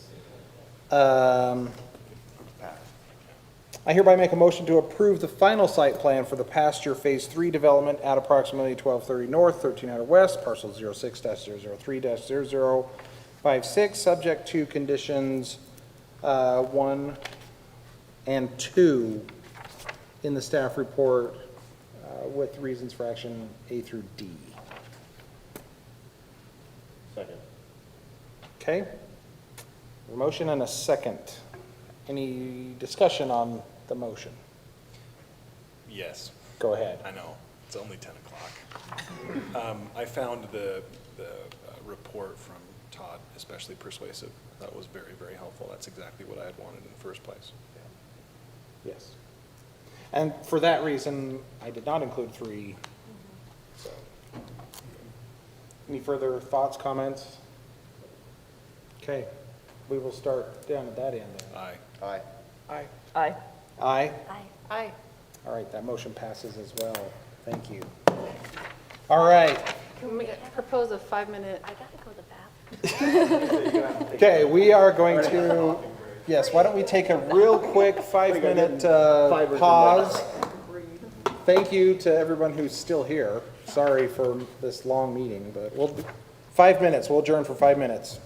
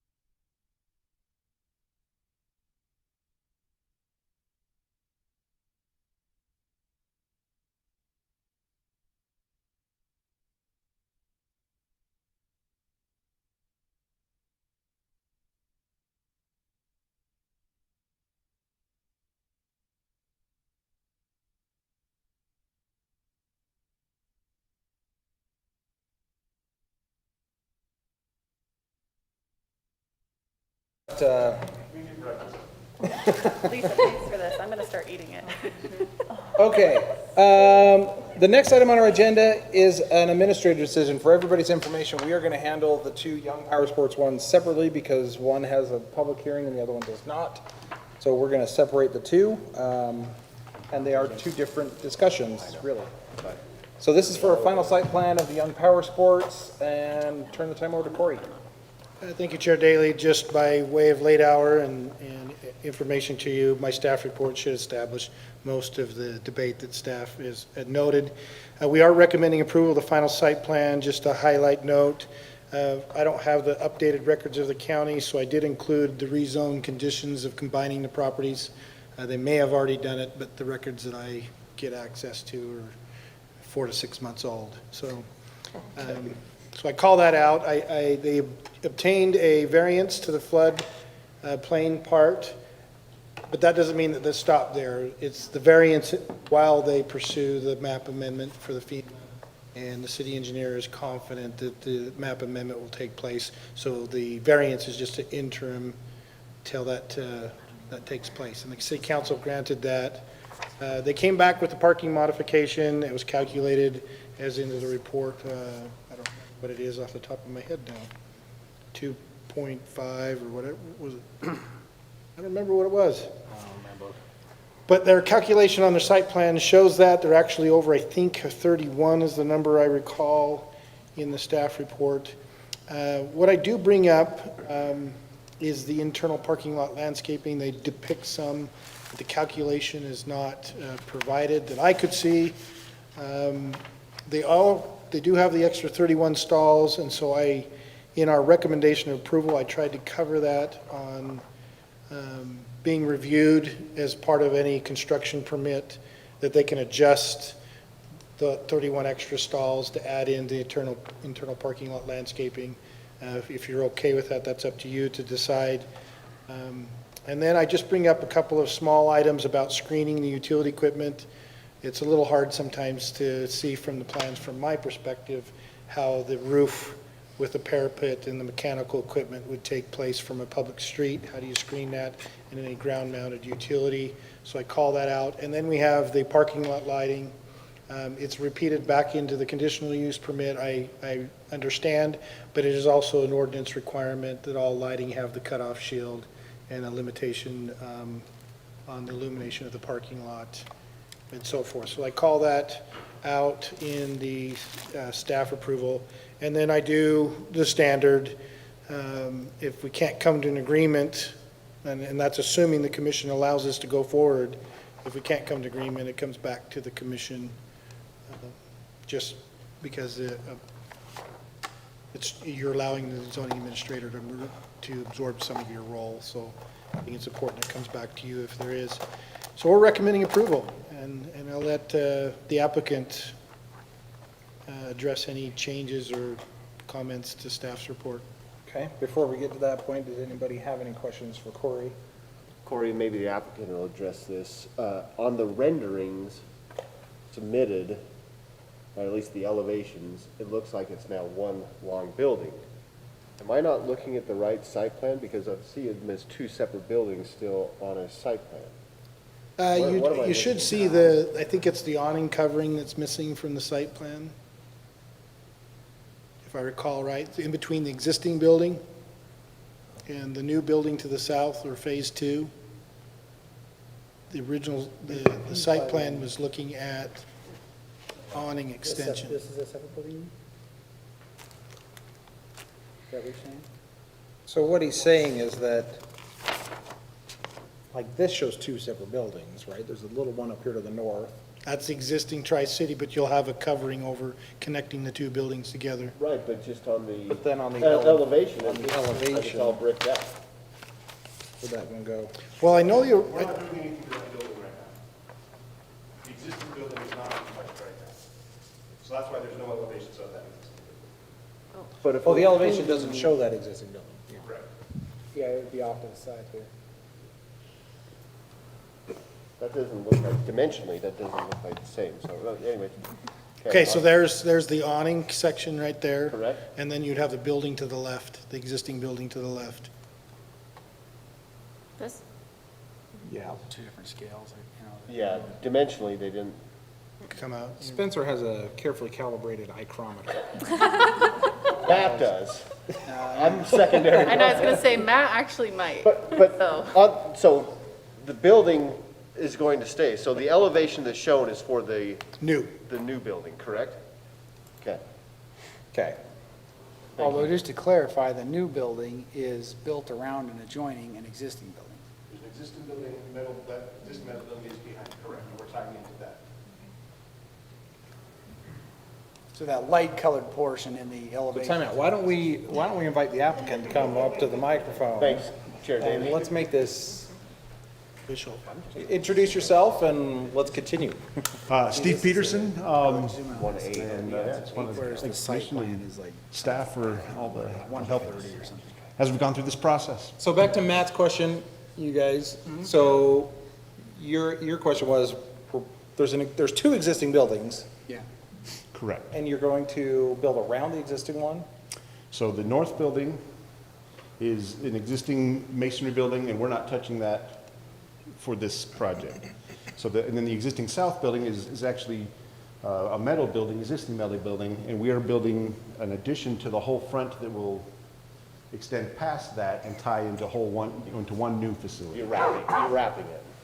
Well, we're essentially, yeah. If you go to the demolition plan or the existing site plan, it shows the existing building only. Is that on this one? What sheet is that? Keep going. That, right there. Yep, there you go. Correct. See, that shaded area is the existing long linear building that they're building up to and around. That is correct. Yeah. I'm Ron Hale, Centerpoint Construction, representing the Youngs. C103. Yeah, so we're keeping the mainframe of the pre-engineered steel building and replacing everything else. So new roofs, new HVAC equipment, new mezzanine inside, new concrete, but we are keeping the mainframe steel. Any other questions for the applicant? So I don't- why do you have to join the parcels? Well, it's two factors. One is there's three properties, I believe. Two of them are commercial very high, and then the steel building that they're keeping the mainframe to, it was commercial high. And the rezone petition, instead of splitting the property into two different zones, they rezone, the use is conditional in both zones, just for clarity, but by zoning ordinance, we don't want to apply two different sets of criteria zoning. So the rezone was conditioned upon assembling the properties into one big project. And so has that been done yet with the county to combine the parcels? So we got the rezone, I think, was approved. We're waiting for that to get recorded, and then we're going to record the combining of the parcels, correct? Yes. Okay. How soon will that be accomplished? Within the next, We're ready to do that now. right. Just waiting for the rezone to be, Finalized. yeah. So waiting for who, Lisa? Just kidding. I mean, it's been approved, so we're waiting. As soon as we get confirmation that it's been recorded, then we will submit it for the combining of the parcels. Okay. Sorry, it's 10:15 at night. You know. I know, well, I'm wondering where it is, so I will check on that. All right. Any other questions? Becky, did you have a question? I was just gonna say, I appreciate, I don't know anything about construction, but I appreciate when people use existing structures without, that can utilize existing things that make it nice and not have to use a lot of extra stuff, so. Well, one of the things, I guess better talking to this. The Youngs are very excited to take the look of the existing buildings and utilize that. One of the reasons why you'll see, it was noted today about the screening of the HVAC and the ductwork on the building. That was actually planned to participate in the existing industrial look of that building with new storefronts. It's not going to be typical ductwork, though. It's going to be aluminum clad. It'll be very clean and very nice. But that's actually the look that we're looking for too, Corey. So we can talk about how the screening piece comes into play. But that just reutilizing that existing structure has saved the Youngs close to $5 million. So It's been really good, and we really appreciate your willingness to help us maneuver around using existing buildings, so.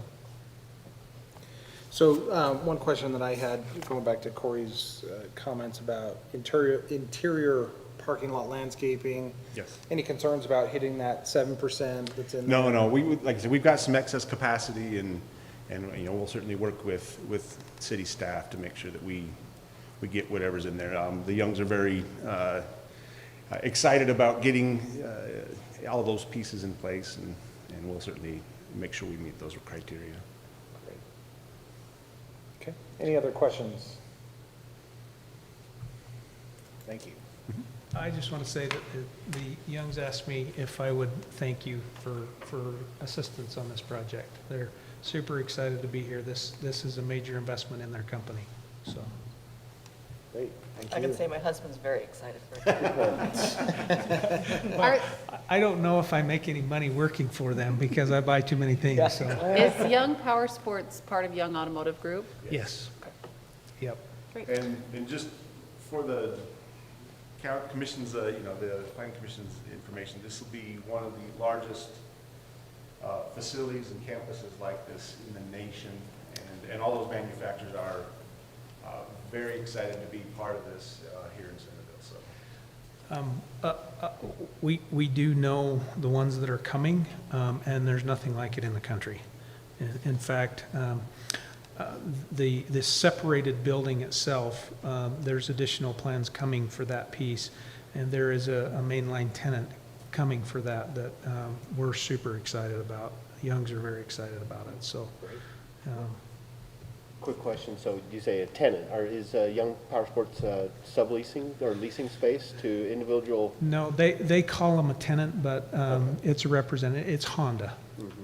They're making a new Honda facility on that corner that is the largest in the western United States, so.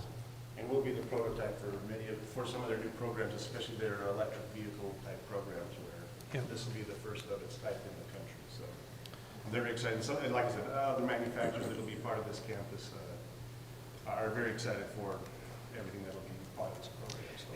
It really is, from the power sports industry, there's nothing like it. And it's turning the eyes of the manufacturers.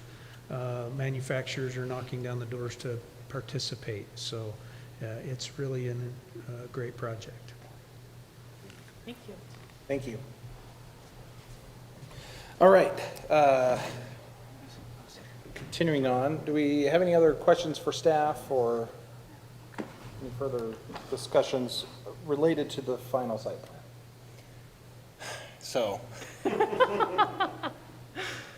Mason. I know, at some point I'm just gonna need to shut up. I continue to be a little bullheaded about what a final site plan is and whether or not we attach conditions to it. We've seen lots in the time I've been here. It always proceeds with a fair degree of discomfort when there's a lot of conditions, and there are a lot of conditions on this one, some really significant conditions. I'm concerned, and so I just would ask staff to help me understand why my bullheadedness is unreasonable. Well, I don't think you're being unreasonable from the role of your commission hat. You're trying to exercise your position to make sure it's in compliance with city ordinances. You're appointed in that role to make it. You know, it comes down to how you approach a project. For staff in the particular thing of Centerville, you have your protocols, your commission bylaws, and, you know, the established pattern is a 3-week review for an application. Now, in that 3-week review, staff has a choice. You're right, we can say bump this off, bump this off, bump this off, and bump this off until it's perfected. That becomes extremely difficult because you have planners that want to exercise that to its nth degree. And I work for Summit County, and that's what they do. It's 2 years before you get on an agenda. That's obviously ridiculously long. 21 days, we could argue, is obviously ridiculously short. And so you'd make that assumption. when you start adding in, you have to notice, you have to put the logistics together. There is an extreme amount of logistics to put together as a meeting. And if we're trying to hit those timeframes in a customer service, because I know I work for communities, and, you have communities like Summit County that they want it perfected, and to their opinion, too. You have communities that want community directors to be business friendly. And I've played the role over the last 17 and a half years of being accused of not being business friendly, because I'm probably a more stickler to the details.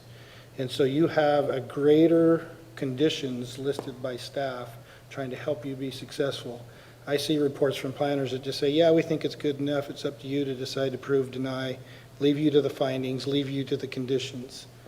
And so they appear to me lengthy, but they're also just expansive to make sure everybody has clarity. And the second is time is money for developers, and we continue to get pushed by the state to not hold people up. If you're aware of the legislation, if they want applications, there's proposals that they're approved in 45 days.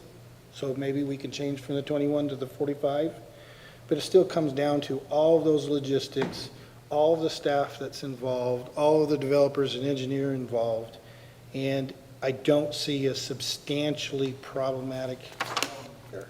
If I identified one that I think is problematic, you're going to see us probably lean towards that tabling. But they're on the process outside the city with the RDA, putting that project together. The RDA has an interest in getting this done. They want to see it done.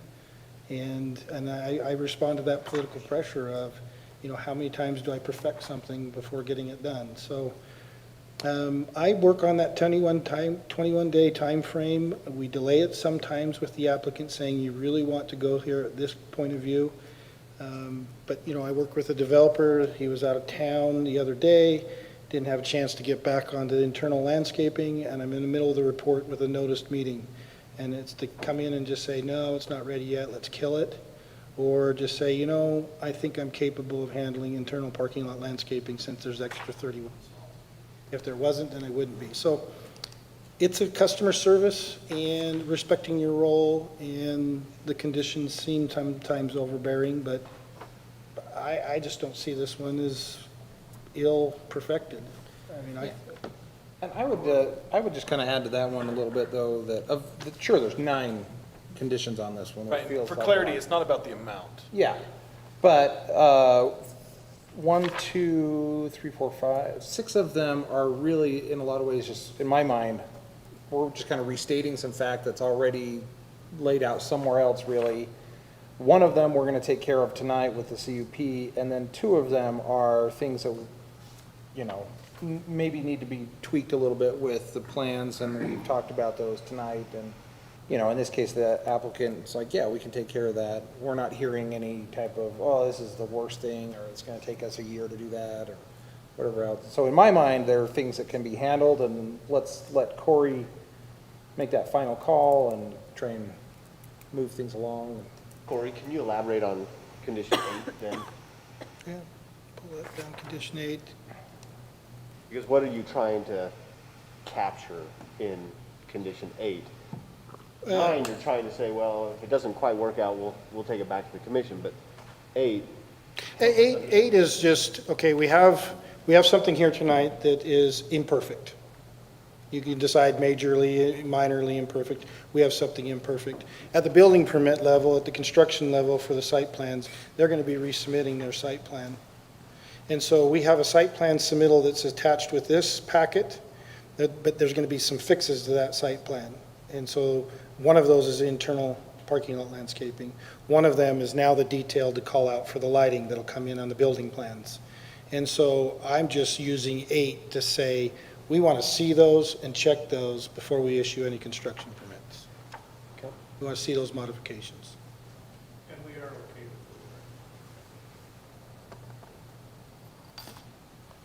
Okay. Any other discussion?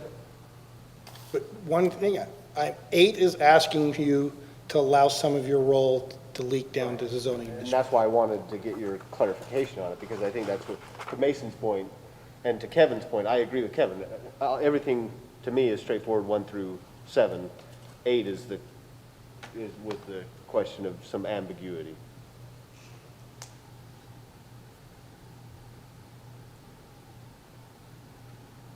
Okay, any other thoughts, comments, concerns?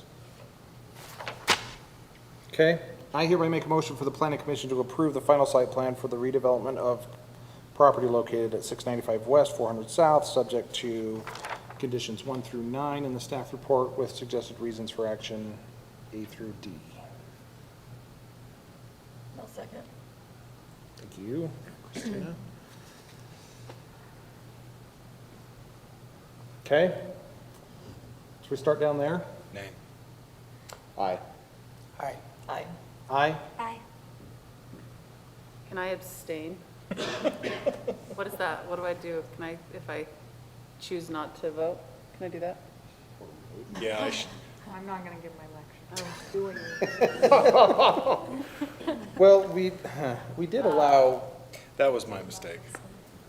we did allow. Just to give you my piece, Cindy, is as a commissioner, unless you have a recusal kind of, where you need to recuse yourself, you've participated in the process, and it shouldn't be whether you are swayed by others or not, you should just make your vote. If you're against it, vote against it. Because abstaining to me is sending the signal that you don't really want to vote yes. So then you might as well vote no. Can I talk to Lisa for a second? Can I ask a question for you about recusal?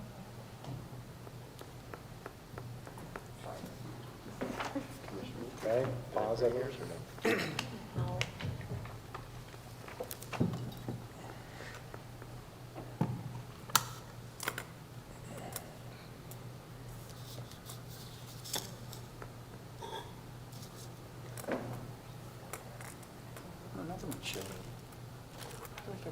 That's Heidi's. Oh, you're welcome. He was just saying, when did that show up? Magic. Twinkle, twinkle, little magic. Looking at it, I don't know. Yeah. It's okay. Look at the pots that I see. I choose to abstain, thank you. Okay, sounds good, thank you. The motion passes. And, yeah, Mackenzie, we should make sure we record that as 5 in favor, 1 against, and 1 abstention. Okay, let's move on now to the discussion about the conditional use permit for the same project. Back to Corey. Yeah, scroll to that. This was a little tougher to get to you, because now we're stepping into the realm of, we've got a final site plan. We've looked at everything that's situated with the ordinance from the administrative standpoint, but now we have this place where we're saying, is there any potential impacts, and can we mitigate them? Why do we do that? Because the use itself is listed as a conditional use approval from the city. So I relied a little bit on the location, geographic location, and you should see some repetitive language that we did with the ACC Truck World or the former Land Rover site. We're located within that neighborhood. We have Shayla Park to the east of there. We have the lane development that's across the street, along with that small residential home, the white home that's located there. Porter Walton, again. And so we're on the south end of the lane, even though you might argue that the street creates a further distance than the adjacent property line.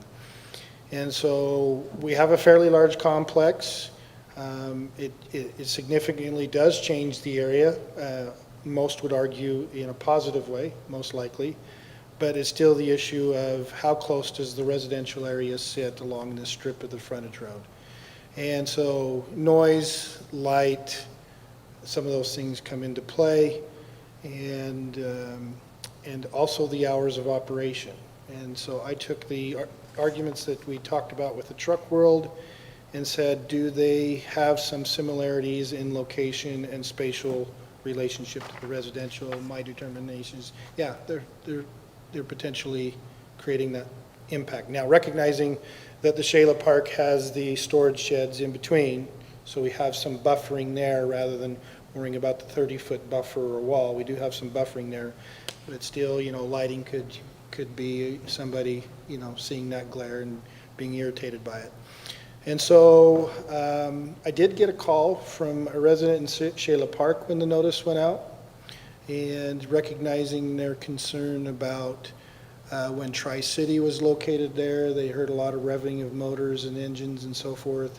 I did have a discussion with that residence about our noise ordinance, and our noise ordinance would control anything that's happening at 3 a.m. in the morning above and beyond the zoning approval.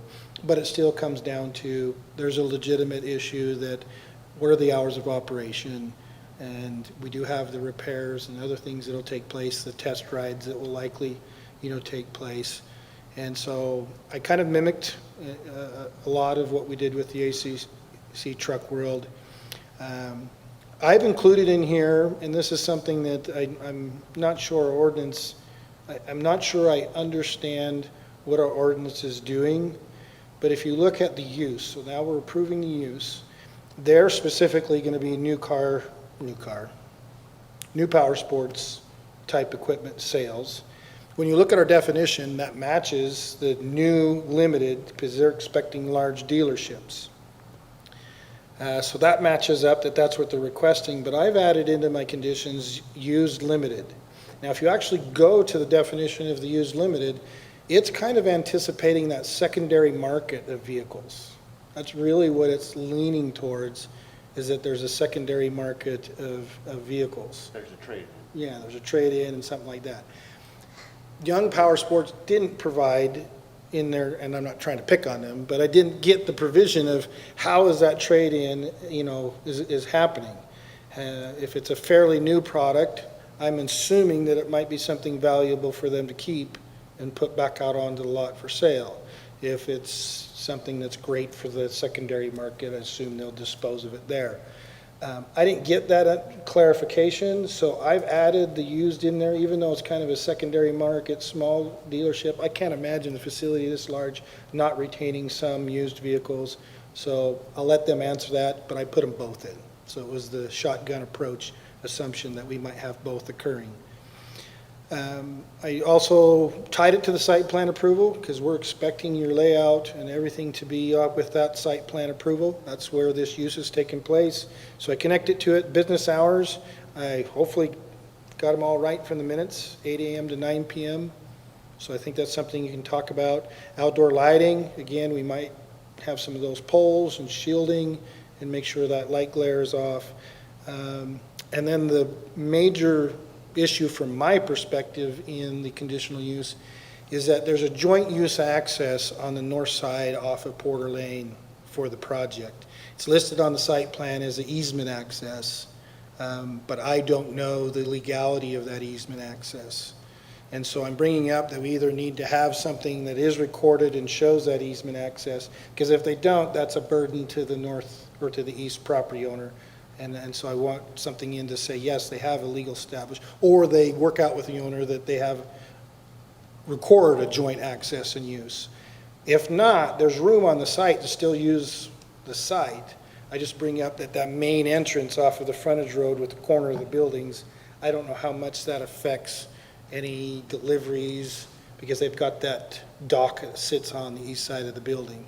And so I just bring that up. Hopefully that's a legal access that they could have recorded or is recorded to use that. And then future amendments, it's just really calling out the zoning code. There's a process for making amendments, and that our expectation is that when you change. And there is a potential, some minor adjustments with a potential different user for the existing building, probably in the same general footprint, but it may change that. So they just need to follow through that process. Are they required to have access off of Porter Lane? Could their deliveries come out and around? There's room on site, for the most part, from what I can tell, to just use that main access off the frontage road, but the site plan's also listing the use of Porter Lane. So maybe they can clarify where they're at with that. So I recommend approval with those 6 conditions. Okay. Maybe Commissioner Carroll will be a little easy on me while I put down 6. But you can challenge me anyway. It's the 7 that just gets me. That's your threshold. Okay, there you go. Any other questions for Corey? Corey, because I'm looking at our last approval, there is no access shown on their site plan from Porter Lane. So why would we need to establish a legal access? There should be on their plan. I read it, I thought. I'm missing that one. Well, that's, Porter Lane's this side. Oh, But there's still not an access shown. that's north. That's Porter. Oh, well, here's the frontage road. Correct. I thought Porter. No, Porter's down here. 400 south. Yeah, see where the edge of the parking lot is on, what sheet's on the screen? Use that sheet on the screen. B104? Yeah, and so look up the edge of the parking lot, just to the east north. that parking lot. That's Okay. off-site on the storage shed drive. There's no recorded cross-access easement. I don't know if there is. I don't know if Can there be. is. So should that be a condition of site plan as well? I covered it under the conditional use, so that's why I didn't put it there. All right. Any other Good questions? Good question for the applicant when they get. Yeah, that's a good question for the applicant. So any other questions for Corey first? All right, let's invite the applicants back up again, gentlemen, and address that and anything else Corey's talked about. Well, first, the access on Porter Lane. The answer is yes. We are going to utilize that, and yes, we have talked to all of the owners, and yes, we have an agreement in place that is not officially signed yet, but you'll notice the improvements are going all the way over. We're improving all that roadway. We're also taking care of the storm drainage off of their property and allowing that into this property as part of that agreement. There is no issues that I'm aware of at this point, and we're going through that process to make sure that there is an access easement associated there already, but we're going to finalize, it's an old one, and so we're going to upgrade and improve that. We also have improvements to the water line associated through there as well. So So on this site plan, the grade area, will that follow a meets and bounds, a legal description for the new cross-access easement agreement? It goes beyond the property lines. That goes into the property of the storage units. That's correct, that's what I'm saying. So will that Yes. cross-access agreement have a legal description that matches what you're showing as the grade pavement area on this We're depiction? actually exceeding what the agreement would actually be, just to perform improvements to that road. anywhere that we make improvements and we agree on will be recorded, yes, and be part of that. And walk us through why you just want this there for, is it required for life safety or for the site plan, or was it just for convenience for the? It's not required actually from us at all. We're trying to be good neighbors with the tenants. We've also got old utilities from a city standpoint that need to be upgraded, and we've looked at that, and it doesn't make any sense to do all this work and not improve that piece. So we're trying to be good neighbors, as well as that roadway right there is not what we necessarily want it to look like. And So would you, as an applicant, be willing, I don't know that I'm gonna suggest this, but would you be willing to have signage posted there where it says no deliveries? In other words, are you gonna be bringing semi-trucks with? we've got the loading dock that we will be using, but recognize there's already traffic going through there. I understand that, I just, On Porter, though? on Porter, that's what I'm saying, I don't know that there's a lot of truck vehicle delivery on Porter as opposed to the frontage road. There's a fair amount, because they utilize that road to go down farther to the construction company. and- There's quite a bit of traffic, construction traffic through there now. But if we make the improvements for the roadway and asphalt everything, we would make the assumption that that would be able to be accessed, yes. I don't know. What I'm talking about the Porter Lane traffic. Yeah, but what they're saying is that that traffic comes in off of Porter Lane, goes down through the storage sheds and all the way down in south of Correct. Yeah, Shayla that's, Park. into that's a business access that we don't own. This. No, I'm not, I don't know what I'm you're talking saying. about the access off of Porter Lane Right, itself. that's how you get there.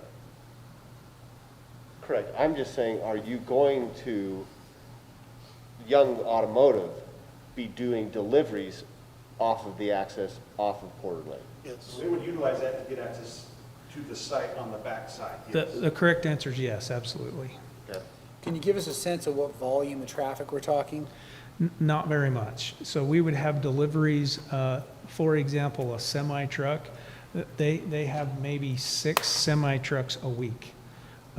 Most of their parts come in smaller trucks, but the larger semis will hold the UTVs, the snowmobiles. They will come typically at the same time when the orders come. I mean, right now, who the heck knows? But it's not a huge volume. It's not like a Walmart. So you're not maybe getting. once a day, something like that? Yeah, It's 6 trucks a week. it isn't. In fact, we've placed loading docks there for them, and we've even debated whether we take those out or not because of the truck traffic. It just isn't that much. So, I mean, I can get you a count if that's what you're looking for, but. Just an idea. Yeah. We've just restricted deliveries in the past. This would obviously be on-site. I just didn't know how often people would be coming and going through that There's access. not going to be a continuous trucks coming through there every day. all day. I mean, yeah, based off your inventory. Yeah, we didn't, I guess, if, thinking about it, we didn't plan that access as truck delivery. We planned that access because we have people pulling through from the frontage road underneath the canopy and making the turn out, and we anticipate that would have just regular traffic with trucks and snowmobile trailers. As an easy exit, Yes. more than anything. Yeah, but we didn't put that in there to utilize semi-truck traffic, no. We felt strongly that we needed to help improve that whole corridor because that's part of the way the Youngs do it. I was gonna say, I think to be clear, the restriction on delivery traffic has been on the street. On street, yes. Yeah. And I'm not, I just want to make sure that we're all aware of that. Right. We did, you'll notice that we tried to tuck the truck traffic around the back so it's not accessible, it's not on the roadways. And, you know, we're doing our best to keep that out of the public's view and away. So that was one of the reasons why we put it back there. And just to answer kind of what Corey was talking about, do you guys anticipate a lot of used vehicle? Yes, that's a large part of their business. Okay. So people will trade in just like used vehicles, especially right now. Holy cow, you can't find anything more or less a used one. So right now that is a piece of their business. I can't speak intelligently to how much of that. Most of this facility was designed for new, but the whole mezzanine above is for vehicle storage. And so a large part of what they currently do is that. But if you'd like, I could get the exact information for you. No, I think A lot of that, that storage will be in that second level in that existing building, so it's not going to be a nuisance yard that's full of vehicles. It will be yeah. all contained inside and secure outside. Everything, the reason we're keeping that pre-engineered metal piece is because all of the units will go in there. That's why that's so large. They actually get, the manufacturers give them incentives for keeping vehicles inside out of the weather. no, I think we don't need any specifics on the volume. It was just a matter of whether it was significant. And, you know, I didn't have a problem with adding used in the CUP anyway. It was just good to know, you know, that it makes sense, so. Switching gears to hours of operation and lighting, that's not an issue at all. So, in fact, those hours, they don't extend their hours that late. So they start later in the morning and they end sooner. They may have a special on a Saturday that goes late, but when I talked to them about those hours, they said, we've never done that before, we don't plan to. So the hours of operation that's currently listed is fine. Okay. They would agree to anything associated with that. Okay. It's good to know. Okay, any other questions for the applicant? Thank you. Thanks. All right, this matter has been scheduled for a public hearing, so we will take the time now to open up the public hearing and invite anybody who wants to come and speak to this to go do so now.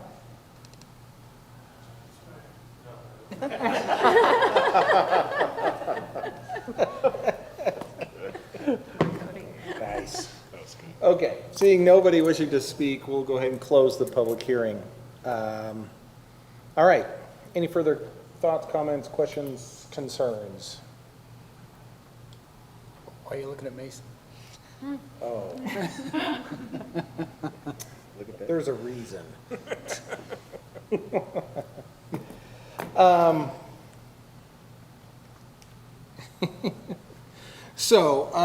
Before anybody makes a motion, I did want to just say, I appreciate the comment about hours of operation.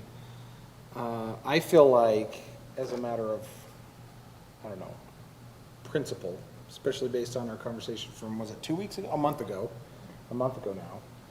now. I don't see this as being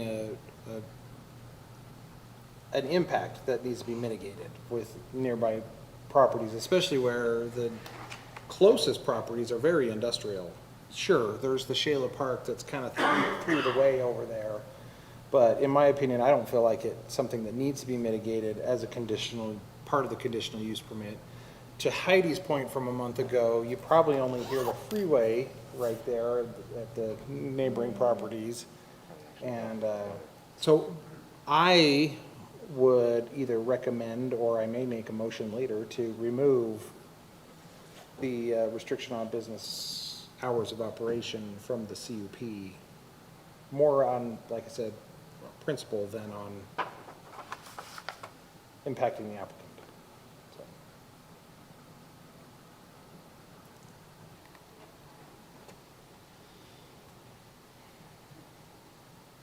Great. Well, so it says 8 to 9 PM. What I heard is they wouldn't go that late normally. Not likely. Under their current operation, they have no desire to do that, nor does it make sense for them. Okay. And I'll use my same argument that I use with Truck World, is that and Mason was great about mentoring me on CUP and mitigating any adverse conditions. Careful who you follow. Yeah, that's right, bullheaded. But I think it is a added buffer of protection for nearby residents that the applicant is acceptable to, so agreeable to. So I'm in favor of leaving it in there because both parties, at least from the applicant's standpoint, and us looking out for both city residents as well, kind of is a good happy medium. So to that point, we're talking about 1 hour in the evening and 2 hours in the morning. Primarily 1 hour in the evening, because I don't see a whole lot of stuff going on at 6 o'clock in the morning. But because our existing noise ordinances kick in at 10 PM and run till 6 AM, right? So that's what so we're mitigating 3 hours of the day for what? And again, this is on principle more than on impact to the applicant, but we're mitigating 3 hours of the day. Yes, you're right. And so I don't feel like that's necessary. So. Do you think it's worthy to distinguish this from the prior discussion we had in that these are power sports, which are generally louder? Yes. Yeah, that is a fair comment. That is a fair. I mean, I don't think it's a part of this discussion, and it won't be.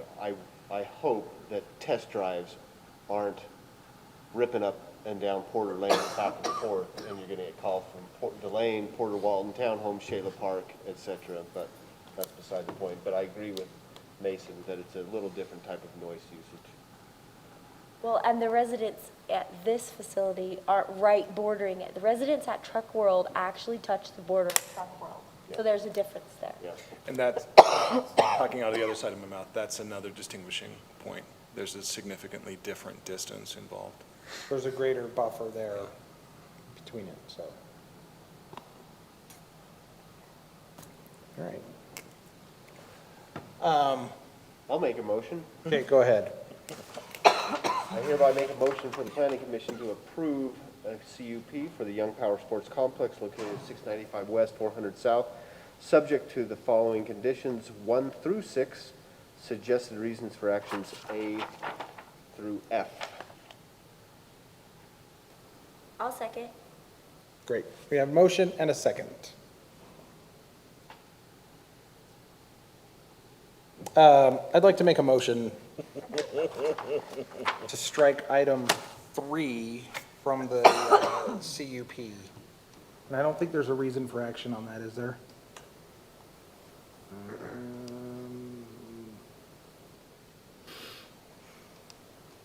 It's a yes and a no. There's some broad-based findings there. Yeah, they're kind of blended in with other things, right? Is it C? Well, we should probably leave that because that covers more than whatever. Leave it. Leave it. Okay, so I would make a motion to strike 3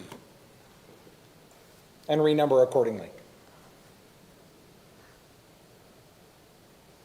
I'll second. Okay, thank you. We have a motion and a second. I think we've already pretty well discussed the merits of this one. Does anybody else have anything else to say about this motion, the motion to amend? Okay. I still like, this is that extra, to be cognizant of neighbors. If I lived in Shayla, I'd still, I would appreciate a commission that took just that little extra step. Okay, sounds good. Let's start down on this end. I'm going to abstain. Okay. Oh, okay. Did we never vote on mine?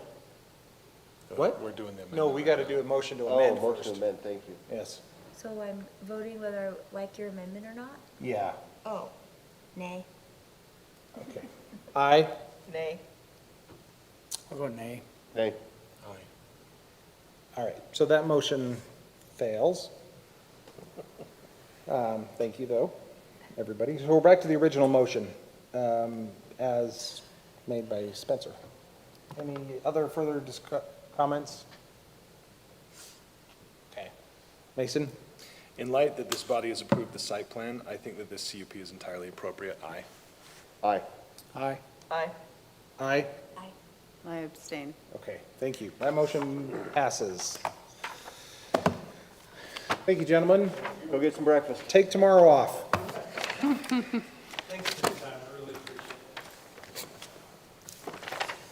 All right, let's move along then.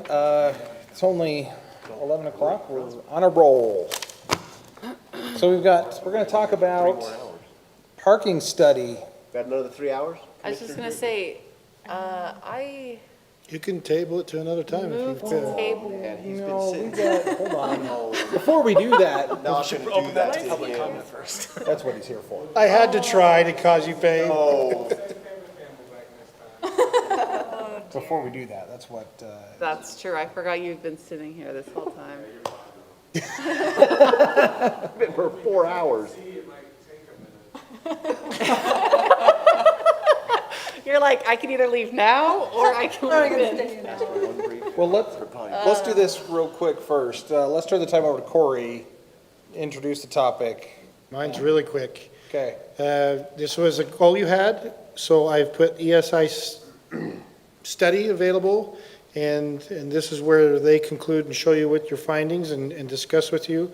I also put the previous memo that summarizes all of the uses that the commission had talked about, because we did add some uses into the part of the study at a staff level. So just take it from there, let ESI show you their findings, and there's no decision tonight, just Okay, that's true. understanding what the Okay. study says. So I think at this point, we'd like to hear what you have to tell us about We're how gonna you have to did this, schedule what a you whole did. entire meeting with one agenda item.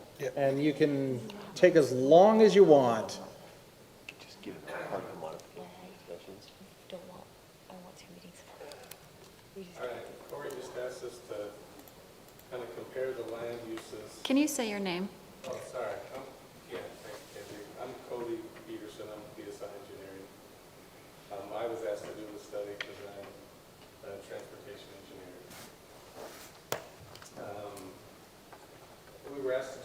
the different land uses that may or may not have kind of a national comparable parking number that's associated with them.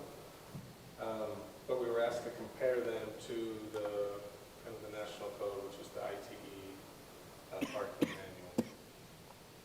So we took those land uses, we compared them to the rates in that manual, and put that first table together that kind of shows the comparison.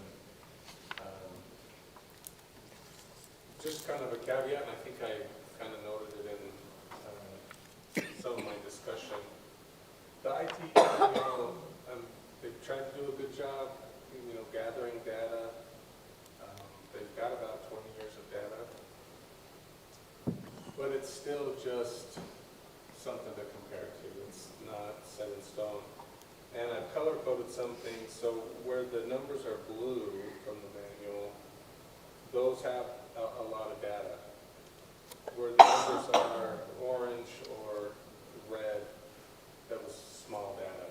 And so some of those you're kind of cautioned against, because it may only be one data point, so it may not even relate.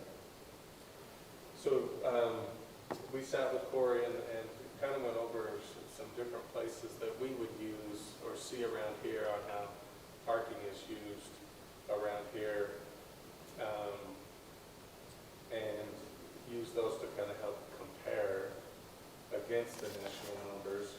And also, just for fun, I threw in Bountiful and Farmington's code, some of which they have, but it's not as extensive as Centerville. Centerville's has a lot.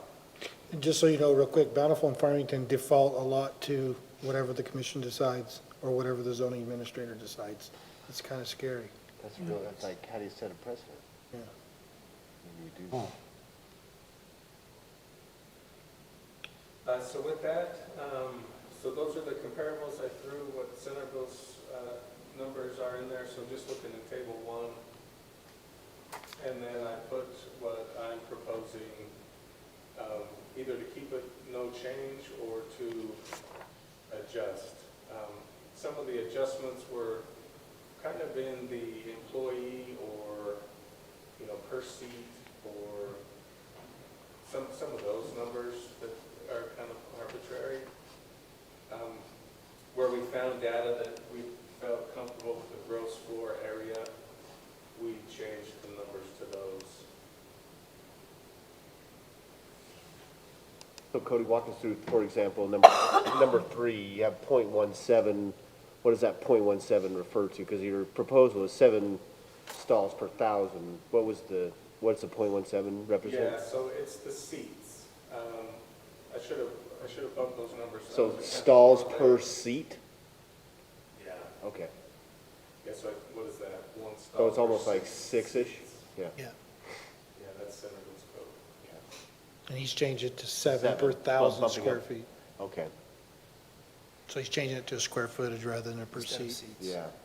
Does that one specifically increase or decrease the, So generally speaking? generally speaking, for maybe the LDS churches, I got in the appendix, I put all the data that I gathered. Oh, yeah, So there it you is. can kind of see that.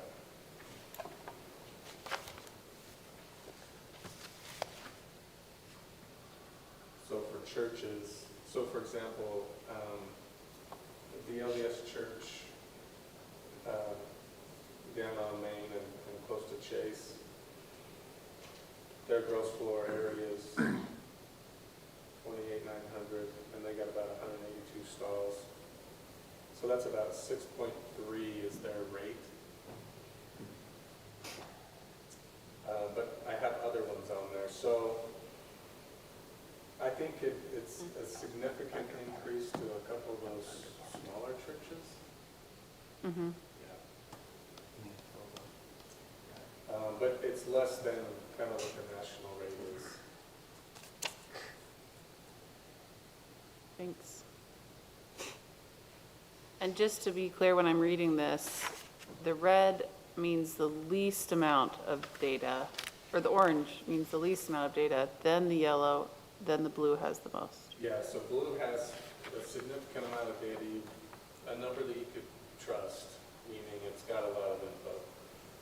The red is it only had one data point, and the orange, or the kind of the lighter red looking, Yellowy. is, yeah, there's only like 4 or 5 data points Thank you. in the What- national code. What's interesting is look at 14 for Office General. Yeah, I'm noticing some of these where I'm like, And it pretty much, I mean, it's even dropped from what I've known, where we were 4 per thousand. Centerville requires 5 per thousand. And the proposed rate is really 3 per thousand. And, you know, I don't know, Cody, if it plays out, but, you know, I think Office is going to be in flux again into the future, depending on how Class A office space really gets utilized. with COVID and everything. Yeah, so along those lines, one of the questions I had for you was, I don't know what kind of historical data you have for some of this stuff, but has there been significant changes over time as, you know, has ITE changed so that it generally suggests less parking for certain types of uses? Yeah, they suggest less parking for, mostly just to try to, so the change is going to less parking to try to promote other modes of transportation. That's where it's going. So COVID was one thing, that's gonna change the landscape of that. The data's not quite in or tabulated or made available, but that'll change it. Yeah. But the manual is kind of going towards a little bit less parking, just to promote less congestion. Right. Yeah. So for example, like on Main Street, like we have here where we're maybe trying to promote a little bit of more of a walkable community, we're saying, look, don't drive your car to the park and park here. Walk from your house and come and Or encourage more carpooling, Yeah. that kind of thing. yeah, so there's less parking, but So along those lines, does ITE make distinctions between the area? So we're pretty suburban here, right? So that's going to be different than very urban or maybe rural. yep. Kevin, They have just- that exact distinction.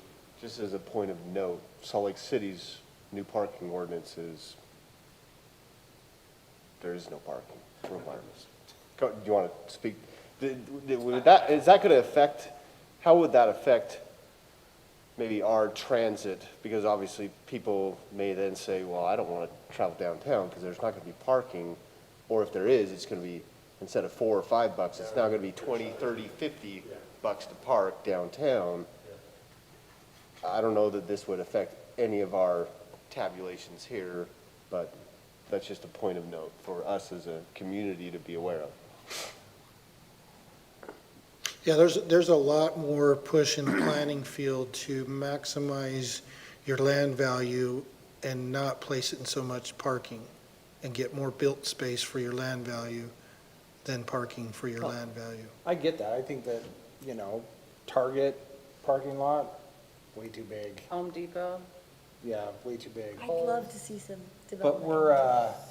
we're not Salt Lake, right? Like, No, I'm not suggesting, I'm just saying what Salt Lake does Yeah. will impact us, not probably on a retail side, but I'm saying other uses may be buried in this table, just to think about while you review it. Can you explain, like, some of these, I think it's kind of interesting, like, let's say number 17, the ITE rate is 0.73, we're currently at 1, and you're proposing a 2.5. Can you explain that one specifically? Or some of these where it's just like a little bit different than either what the ITE rate is and/or what our code is currently? Yeah, so 17 is the research service. As employee, I think, yeah, that's employee. that's So employee, those numbers 0.73 per employee. I showed the Oh, 0.73 per employee Oh, and then your proposed is 2.5 He's per converting it over 1,000 to- square feet. Yes, I'm Sorry. changing it to a square foot. Okay, yeah, sorry. No, but that's a great question, because it's not inherently clear. I forgot to double check that, so. And then the bountiful and Farmington codes go along with it. There's one for employee or two. Okay.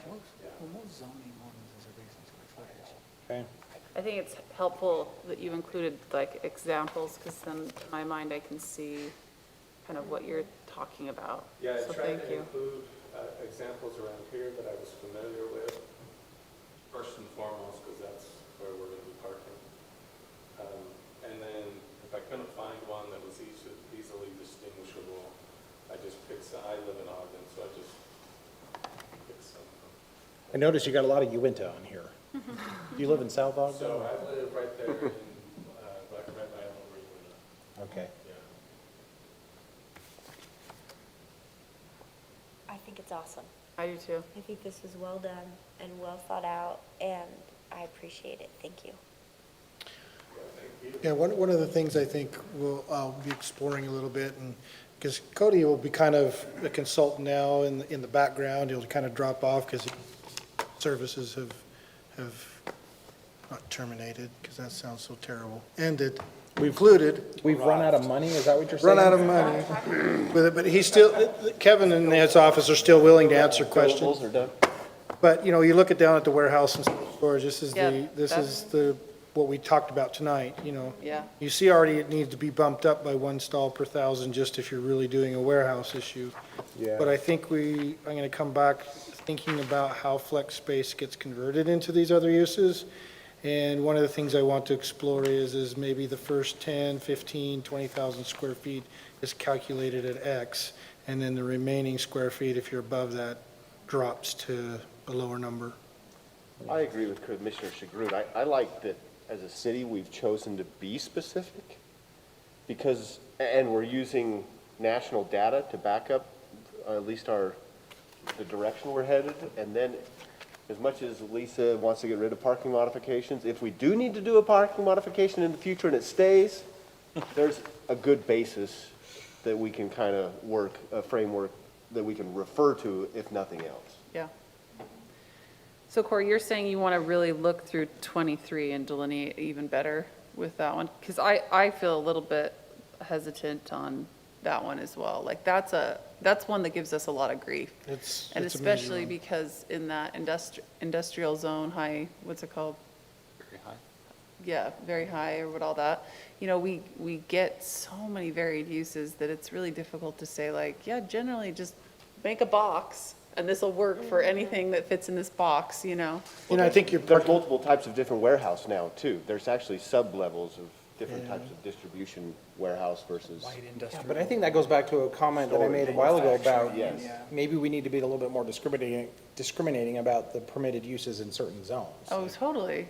You But the know. thing is, the market's driving that, so then we decide, I mean, I Yeah. wonder, do you have like a parking rate proposed for a use type in a certain area, in a certain zone? Do you ever do that? Or do you just do parking rate, use type, period?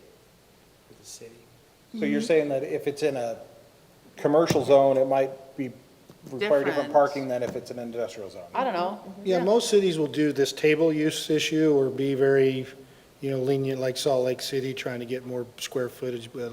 What you will see is if you have a master planned area where they actually have a large proposal, it's some type of special zone that they've created or whatever is created, then you'll see a change where they will do it by that area. Mm-hmm. And then you're absorbing your parking modifications and determinations all as part of Through the like master an plan. overlay or something. Yeah. Yeah. Well, I for sure want to keep that discussion on 23 going, because I think there's a lot of room for conversation there. So then the question is how quickly do we want to move on something like this? Do we want to have in a future meeting our own discussion about some of this stuff? Then at a subsequent meeting, move to a public hearing to actually make a decision on it? Or are we ready to do the two together? I personally think we should have a little bit of a work session part Okay. of a meeting. Mhm. And talk about elements, get some feedback, discuss some options. If it's seeming like that we want to do some adjustments, staff can go back, make those adjustments, bring it back to you. Okay. And when you feel you're fairly solid on something, then we announce it for the public process. Great. Why don't we do that then? And let's plan on, Some type of work session. Well, and we can have a whole conversation about off-street parking versus actual on-street or whatever. well, Or not on-street, what's it called? Just parking? parking. Parking. Parking, On-street yeah. parking. And then we have the public hearing. We'll have 3 or 4 controversial items. I'll invite Cody, schedule him at the end of the meeting, and then we can go from there. Yeah. I hope you get paid by the hour. I hope so too. Overtime? If not, take tomorrow and Friday off. Since he Agreed pays it, yours, yeah. he approved it. Yeah. Can you approve mine off tomorrow? No authority to offer that, but It's true, I can't tell you what to do. Thanks for your patience. Anyway, thank you, Cody. Yeah, thank you for hanging out till 11 o'clock to talk about parking. Yeah.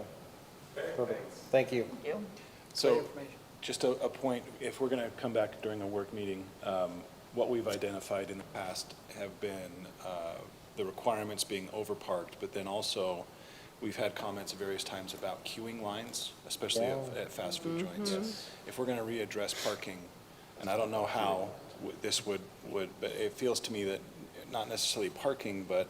It's part of that ordinance. Yeah, Part of the I'd parking like to ordinance. examine if possible Sure. and have a conversation about how we're queuing, because DQ's gone, but you guys know the problem there. Chick-fil-A's doing a way better job.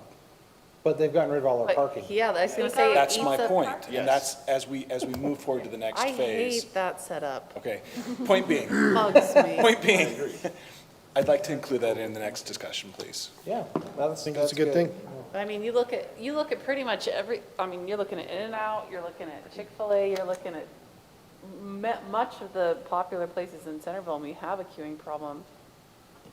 Even. The one that's done it right is In-N-Out because they've self-contained it. Yeah, well, even. They spill out, they spill out. and They it's a do, mess. but Even Chick-fil-A, Cutler's. Chick-fil-A is using another property. I honestly did not mean to open this. I just That's all right. I wanted to put a pin in it. Yeah. Even Colors, I've seen Duly people noted. sticking out on Main Street, and I'm like, Or the Cutler's- Twisted Sugar. Cutler's is Yes. rough, Twisted Sugar can be rough at times. I mean, like, Dutch Brothers does it on Parish. That's a fun one. do you feel like maybe we need to have anyway, never mind. We'll have, yes, that's a good point, that's a good point, Mason. Corey, we look forward to talking about parking and stacking and. Thank you so much. Yeah. Drive safe. All right, next item on the agenda, let's quickly, But it's a good way there. let's go quickly, and we need to review and approve our 2022 Planning Commission meeting schedule. Hopefully, everybody's had a chance to review this. I moved that we accept the 20, we have to do a thing? Wait, I want to talk We about do need it. to move it. Okay. Well, wait, she can make a motion, we can talk about it. Go ahead. I move to accept the 2022 Centerville City Planning Commission meeting schedule. I'll second. We have a motion and a second. Heidi. I want to talk about November and December and how we can avoid meetings like this. And when you stack 2 months in a row with just one meeting, it's hard to avoid what happened tonight. And this is hard. And when I've been up for 22 hours, I'm not at my best. So I'm just saying, is there a way to not have 2 one-month meetings in a row? You could add a meeting right after, go first and second In November or Wednesdays in something? November. do one earlier in January. Well, yeah, so that's what you'd have to do, is you'd have to go, well, first and second in November, or first and third in November? Well, third Because it's is, normally second and fourth. the third Wednesday is right before Thanksgiving typically. Yeah, that's not And that's why it happening. gets canceled. So I was saying if you were gonna make an adjustment. Well, it Of course, I'm depends. making recommendations for meetings that I will not be attending, but Yeah. if I was trying to be helpful, that one might be first and second Wednesday in November. Well, it depends, because the Thanksgiving is always the fourth Thursday in November. You could do what the city council does and say there will be a second meeting as needed. You could also do second and third in November, but not second and fourth. Or same thing in December, second and third instead of second and fourth. So why don't you just keep it at the first and third? Well, because They're our always meetings, second and our fourth. meetings are second and fourth. Sorry. Yeah, go to. Because second We know and we know fourth, you've already checked out. I have not checked it out. because second and fourth in November puts it right before Thanksgiving, which is not okay. And second and fourth in December puts it right before Christmas, which is not okay. Right, which is why they cancel it, but it just makes it hard for days like today. I feel bad for all the people that had to stay so late for us to discuss things. I think as needed might be a good idea, because I know that in previous years, we haven't always had really long Decembers. We haven't always had long Decembers. I mean, in fact, like, it's usually like, hey, let's talk about the trees, and I don't know. This is a long one. I'm okay with Getting as longer. needed, but I also know that what does the staff recommend? What do you guys think? Are you okay with a random long meeting like this? Logistically, with noticing and everything, that throws it off for us. Yeah. So you're just telling me to suck it up? No, Drink some more caffeine? no, Okay, it's cool. I think, I think this is the first really long December meeting that I've been a part. I've been a part of. Same. I think we've had a long November meeting once before, but I don't know that it was like this. Our last long meeting was the Hive, The hive? when we had to, And that was Yeah, and all- that's the other thing, that went Past till- midnight. that it went just past. depends on what's going on. We don't often have long meetings like this, so this is a little Okay. bit unusual. All right. Stop So, talking then and pass it it was and a- get us home. No, it's a good conversation, it's good discussion. I'm glad we're discussing it, so, I have a motion. Did someone second? yes. Okay. We had a motion and a second. Any other thoughts, comments, concerns? None of these meetings fall outside of the normal second and fourth, so no concerns there. Where are we starting? Start here. Aye. Aye. Aye? Aye. Aye. Aye. Great. Okay, very quickly, Corey, Community Development Director's report and City Council report. Great, we need you next year. Please come. And City Council report, they approved the 183 days. They looked at the moderate income housing report that's due by December 1st. I provided an attachment into you. The council's Yeah, supposed it to look looked at that. great. So just know that comes on a yearly. And I can report last night's meeting with, I shared some hints earlier with the Summerhill Lane. They approved it. Just a quick highlights of the changes. They took away the last condition about requiring the developer to notify applicants in advance. But they took up your argument about that subject in addition to what do we define existing and proposed easements? And they said that there is substantial enough evidence of the dispute that there potentially is a existing easement, either the existing or proposed. Didn't want to adjudicate that final, so they put on a note that said it's, so they have to depict it now, along with your note 2, and mention it's disputed and change note 2 to reflect all of that, because they too didn't want to drag in the third party and felt like the note, may not cover it enough. So hopefully the depiction of the 2 easements, they did the prescriptive on lot 120 and then the back lot from 120 up through 134, and then allowed that disputed language. So it's an interesting meeting. Yeah. Okay, thank you, Corey. Let's move along now to the minutes from the November 10th meeting. Well, and your development director's report looks great on there too, so thank you for sharing all that information that's been upcoming and stuff too. So a quick question on the minutes, because we don't know this person's name, is that going to be filled in? I've figured it out. You did, and we're good? Yeah. So his name's Anthony Sowell. Also spelling to Okay. our minutes taker. Perfect. Yeah. So we've got the name to add in there, that's good. And then that needs to be fixed on pages 1 and 2, right? Yeah. Okay, does anybody else have any comments about page 1? Page 2? Page 3? Page 4?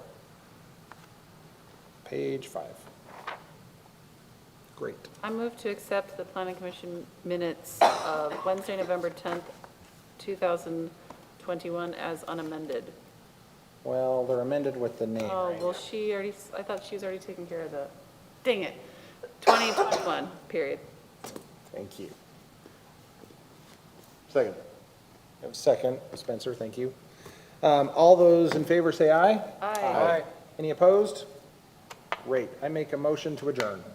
Before you say that, it's been an absolute pleasure.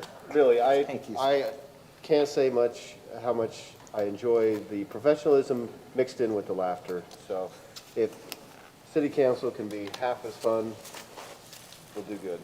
Great. Thanks. Motion, Mason, you seconded it, right? Sure. Great. All those in favor say aye. No, Spencer did, it's Aye. his last one. Opposed? No, Aye. we are adjourned.